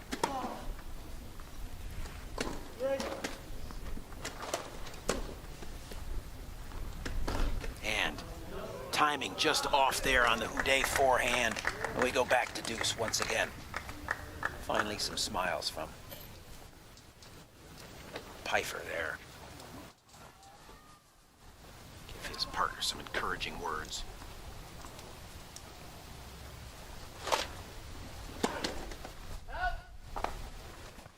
Just wide.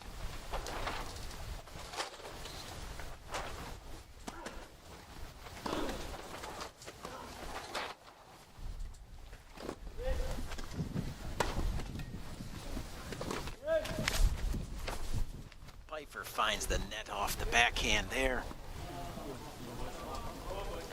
And it's Hewitt Reed. Another chance to hold here and extend to 4-0.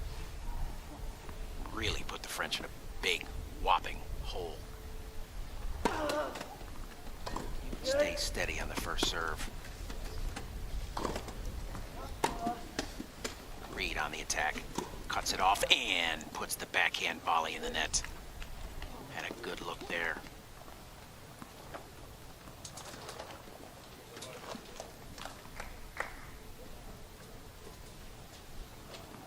Uday was anticipating the Reed volley and moving forward to intercept it. No need. Hewitt, back to deuce.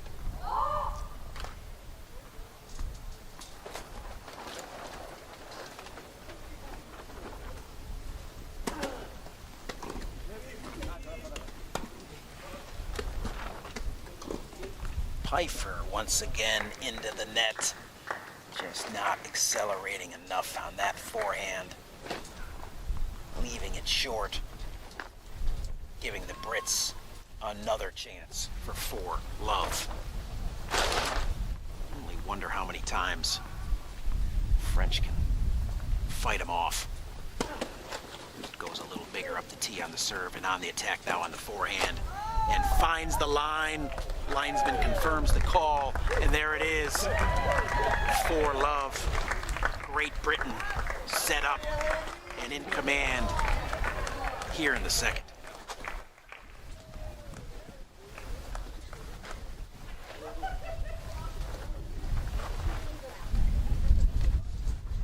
Nico Pfeiffer. Hewitt sensing the opportunity right there, taking matters into his own hands. The clean forehand winner now. Pfeiffer to serve, love 4. Wonder how much fight the French have here. The Brits likely to keep the gas pedal pressed hard to the floor. There will be no backing off. And it's Pfeiffer once again who finds the net. As his game continues to just unravel ever so slightly, probably producing the difference here. When he's solid, consistent, good things happen for the French. When he's off, makes things tough.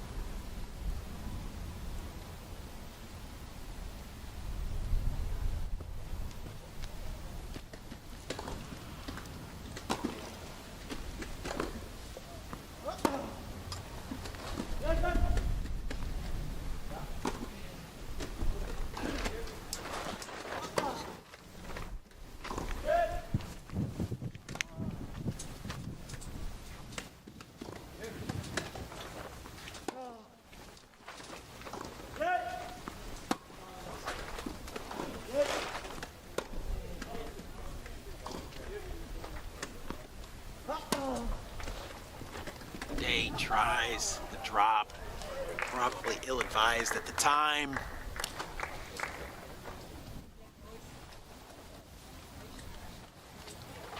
Hewitt likely had a good read on that one and would have been there to jump on that drop shot. Now, love 30. For going off speed to try to disrupt the rhythm of the Brits, but they'll stay on the attack. And there's a great example of the attack continuing. And it's 40 love, the forehand winner by Gordon Reed. Brits firing on all cylinders here. Uday once again, perhaps looking for a call that doesn't come.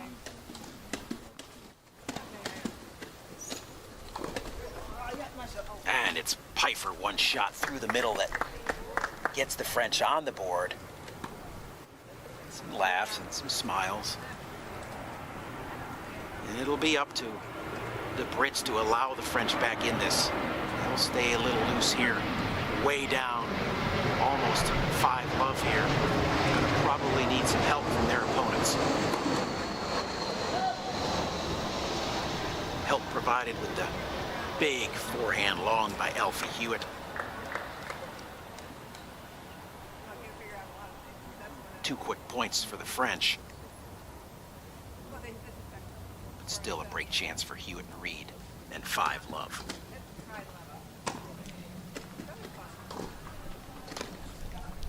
And it's quickly an unfocused Hewitt and Reed who give the 3 points back.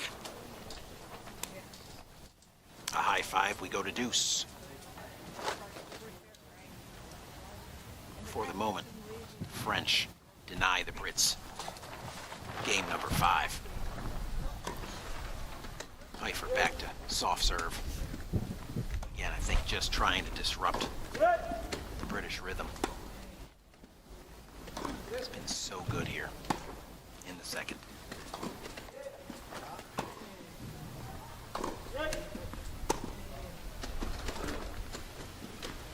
Brits refocused, and it's Uday with the error now.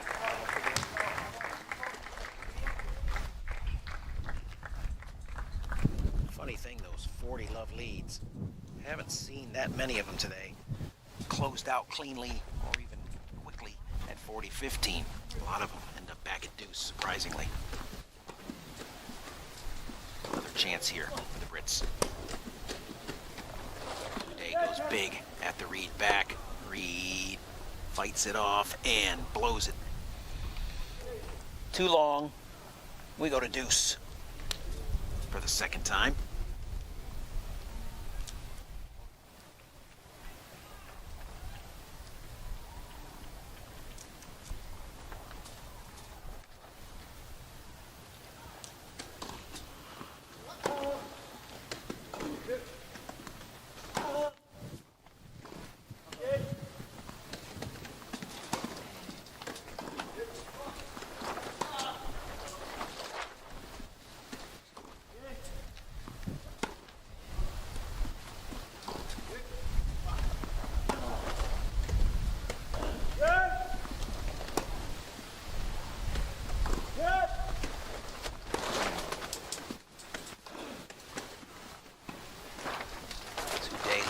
rest of the action.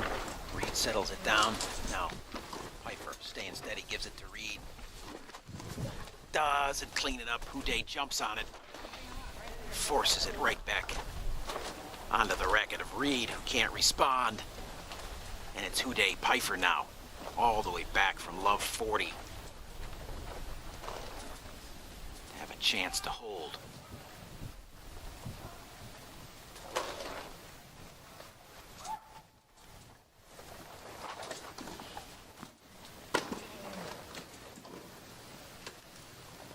That ball's gonna sail. Wind clearly blowing anything up in the air that way and wide. A lot of errors on that sideline. The wind continues to push everything across the side of the court.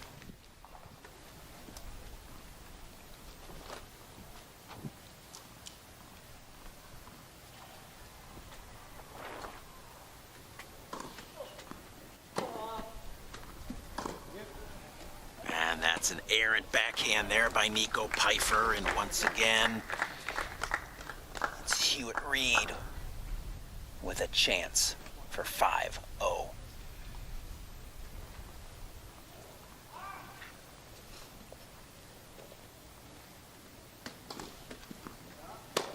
Not this time. Off the frame of Reed on the return, we go back to deuce.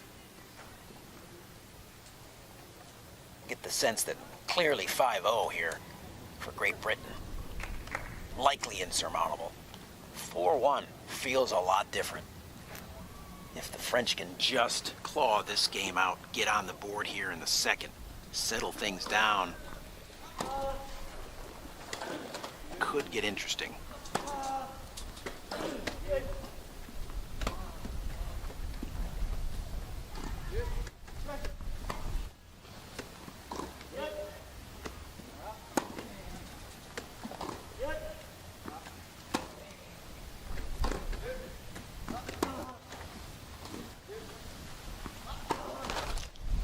Aggressive forehand attempt there by Hewitt finds the net.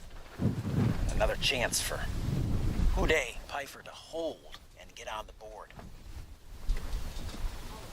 Maybe start to make a set of this. Still significantly at a big disadvantage, even down 4-1.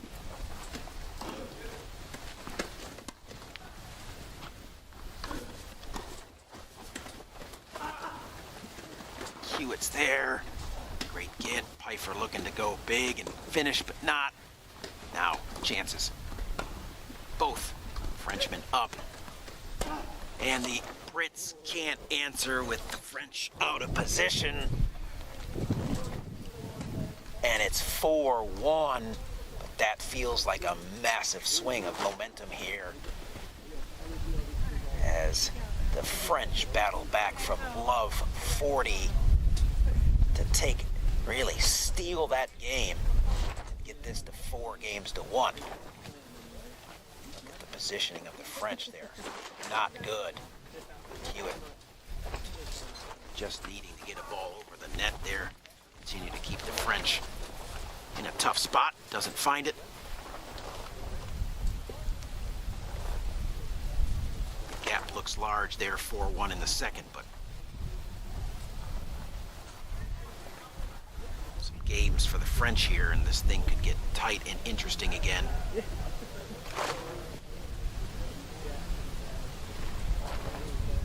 Very capable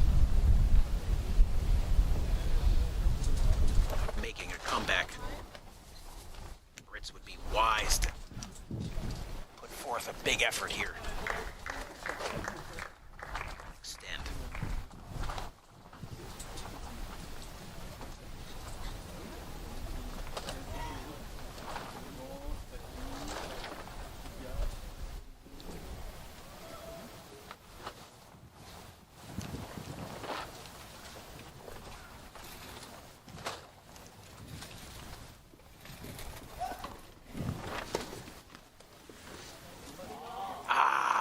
Net cord doesn't go the way of the French, and it's a quick 15-love. Lead here on the Gordon Reed serve.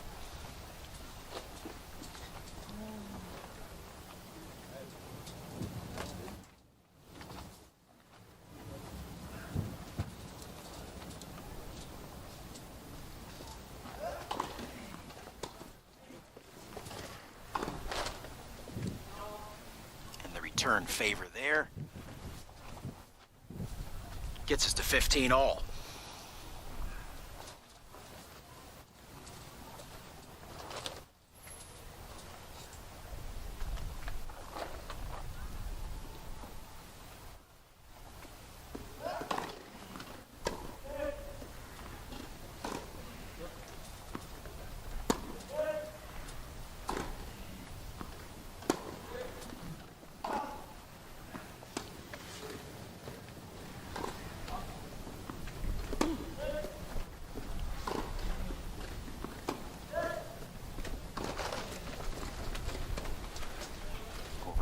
Reed, angled beautifully. Crazy good skill there. Get the chair whipped around. Time it just right. Look at that. Late chair prep allows Reed to create the angle in the finish. Reed serving 30-15.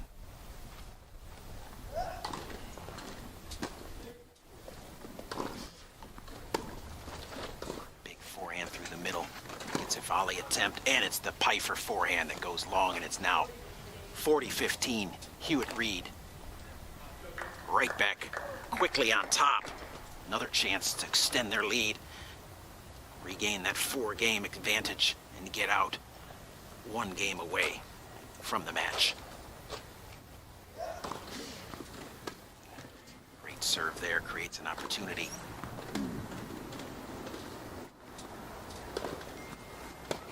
And it's Pfeiffer's forehand finds the net.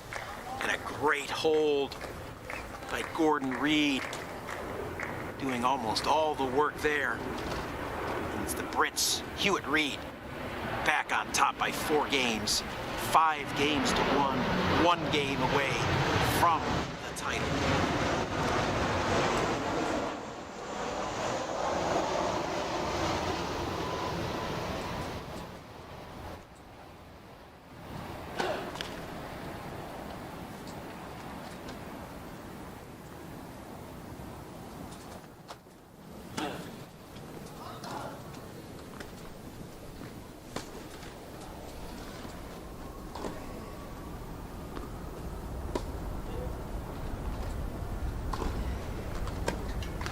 And it's the forehand from Uday. Finds the tape. Quick 15-love lead to Hewitt and Reed.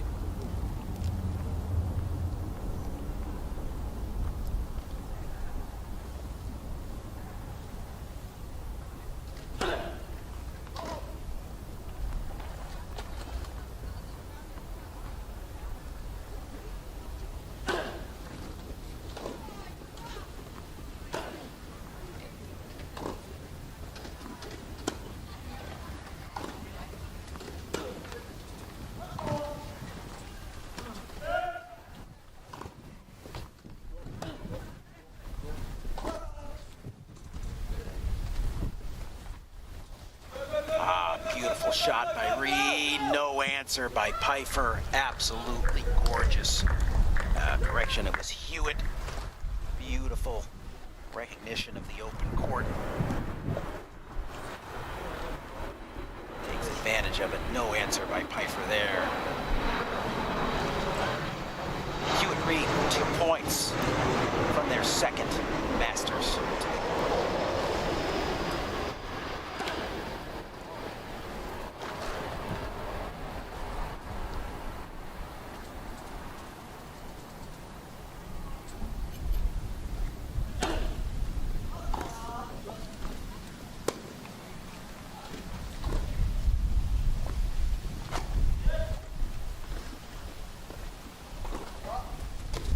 And it's a muffed forehand volley by Pfeiffer that gives the Brits 3 championship points. 5-1. Uday rips the big first serve in, but defused, and it's an errant backhand by Hewitt. Here we go again on the 40-love wagon. As the Wind picks up here on center court. Some of those big 24-mile-per-hour gusts cleanly ripping through the court right now. Day has a second serve. Massive overhead by Alfie Hewitt, and there it is. The team of Hewitt and Reed regain the title as the best in the world. 2021 UNIQLO Wheelchair Doubles Masters. Men's champions Alfie Hewitt, Gordon Reed of Great Britain over Nico Pfeiffer and Stéphane Houdet of France. 6-4, 6-1, straight set victory. Title belongs to the Brits. We'll have a ceremony to award the Brits their championship trophies right here on center court as we conclude our coverage here today.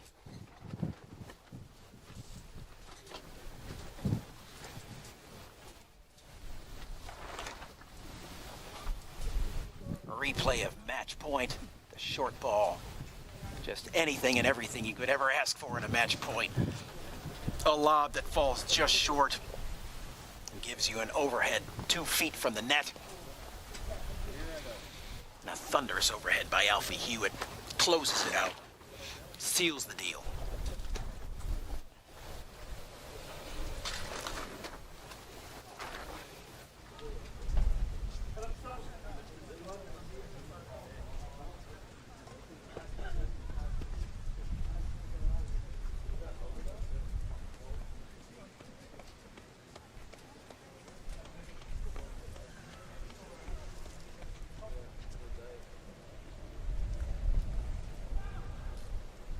Bye.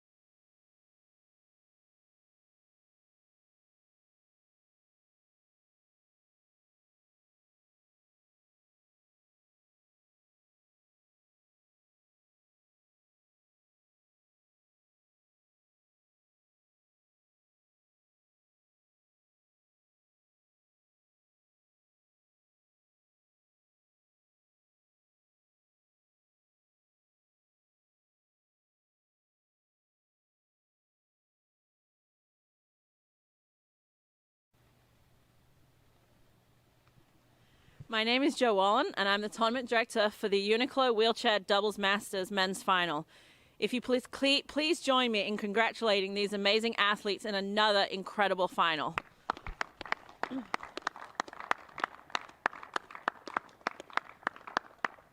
I would like to introduce on court our special guest who will be presenting our finalists with their awards. Here with us today, Mr. Kurt Bender, International Tennis Federation Wheelchair Tennis Committee member.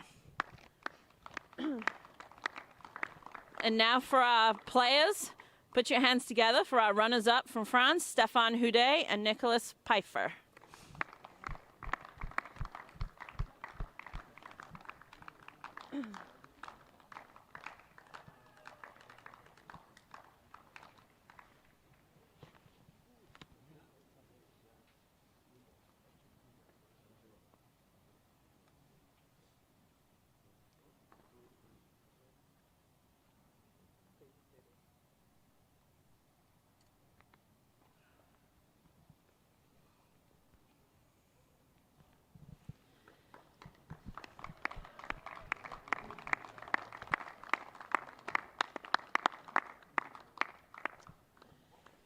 And our 2021 UNIQLO Wheelchair Doubles Masters Men's Champions Finals from Great Britain, Alfie Hewitt and Gordon Reid.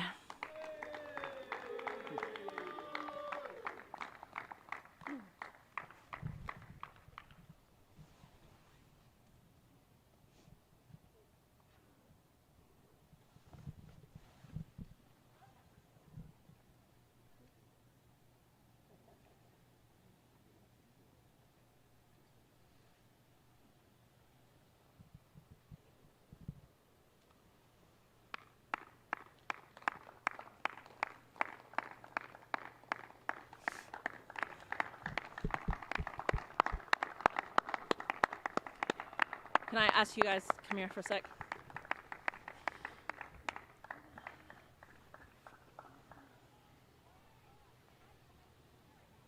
So I think you've had a slightly amazing year, Grand Slam, and now ending the year with this. And I had unfortunately for you guys, but in Tokyo, an incredible match that I had the honor of commentating on, and now I get the honor of this for you guys. But I'm just so proud of you guys, and I'm just so happy for what you've achieved this year. If you'd like to say something. Yeah, it's been some year for us, really. Obviously Tokyo didn't go the way we wanted it to go, but I think from my side, I just want to say a massive thanks to this man. Obviously, my future is undecided in the sport right now, so it's a good way to finish. I think we've shown everyone what we're capable of, and we're an unbelievable pair, and I hope to play many more Masters titles with yourself, and obviously thanks to everyone that makes this event possible. But it's been a special year, and yeah, I wouldn't have wanted it with anyone else, so cheers, mate.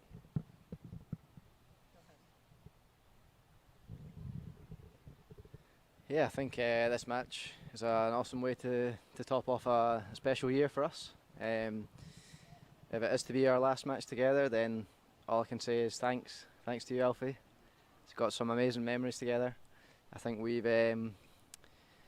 pushed the sport on in the double side of things as much as we possibly could, and together as a team we've improved, and we've obviously got a lot of good memories. So as you say, hopefully we'll make some more in the future, but if not, then it's been a pleasure. Thanks, guys. One more round of applause for our champions. Please join us back tomorrow for the finals. Men's, women's, and quads finals, singles finals tomorrow.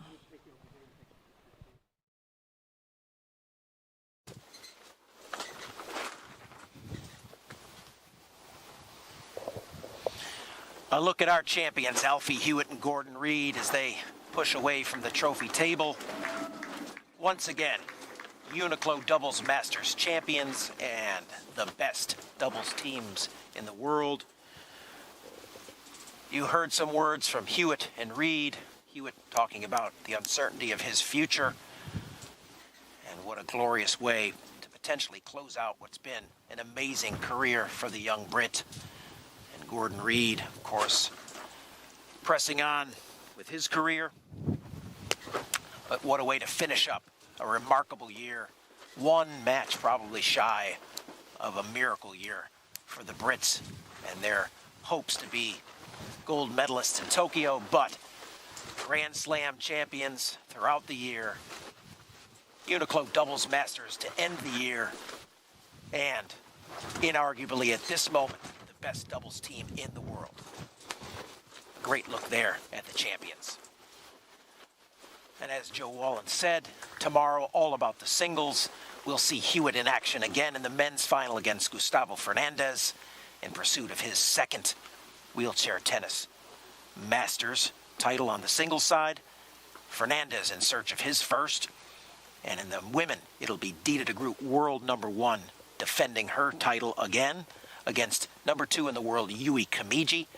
And in the quad singles, it'll be the Dutch pairing of Sam Schroeder versus Niels Vink, both seeking their first ever NEC singles Masters title. I'm Paul Walker, wrapping up today's coverage of the Wheelchair Tennis Masters, sponsored by NEC and UNIQLO. Thank you for joining us.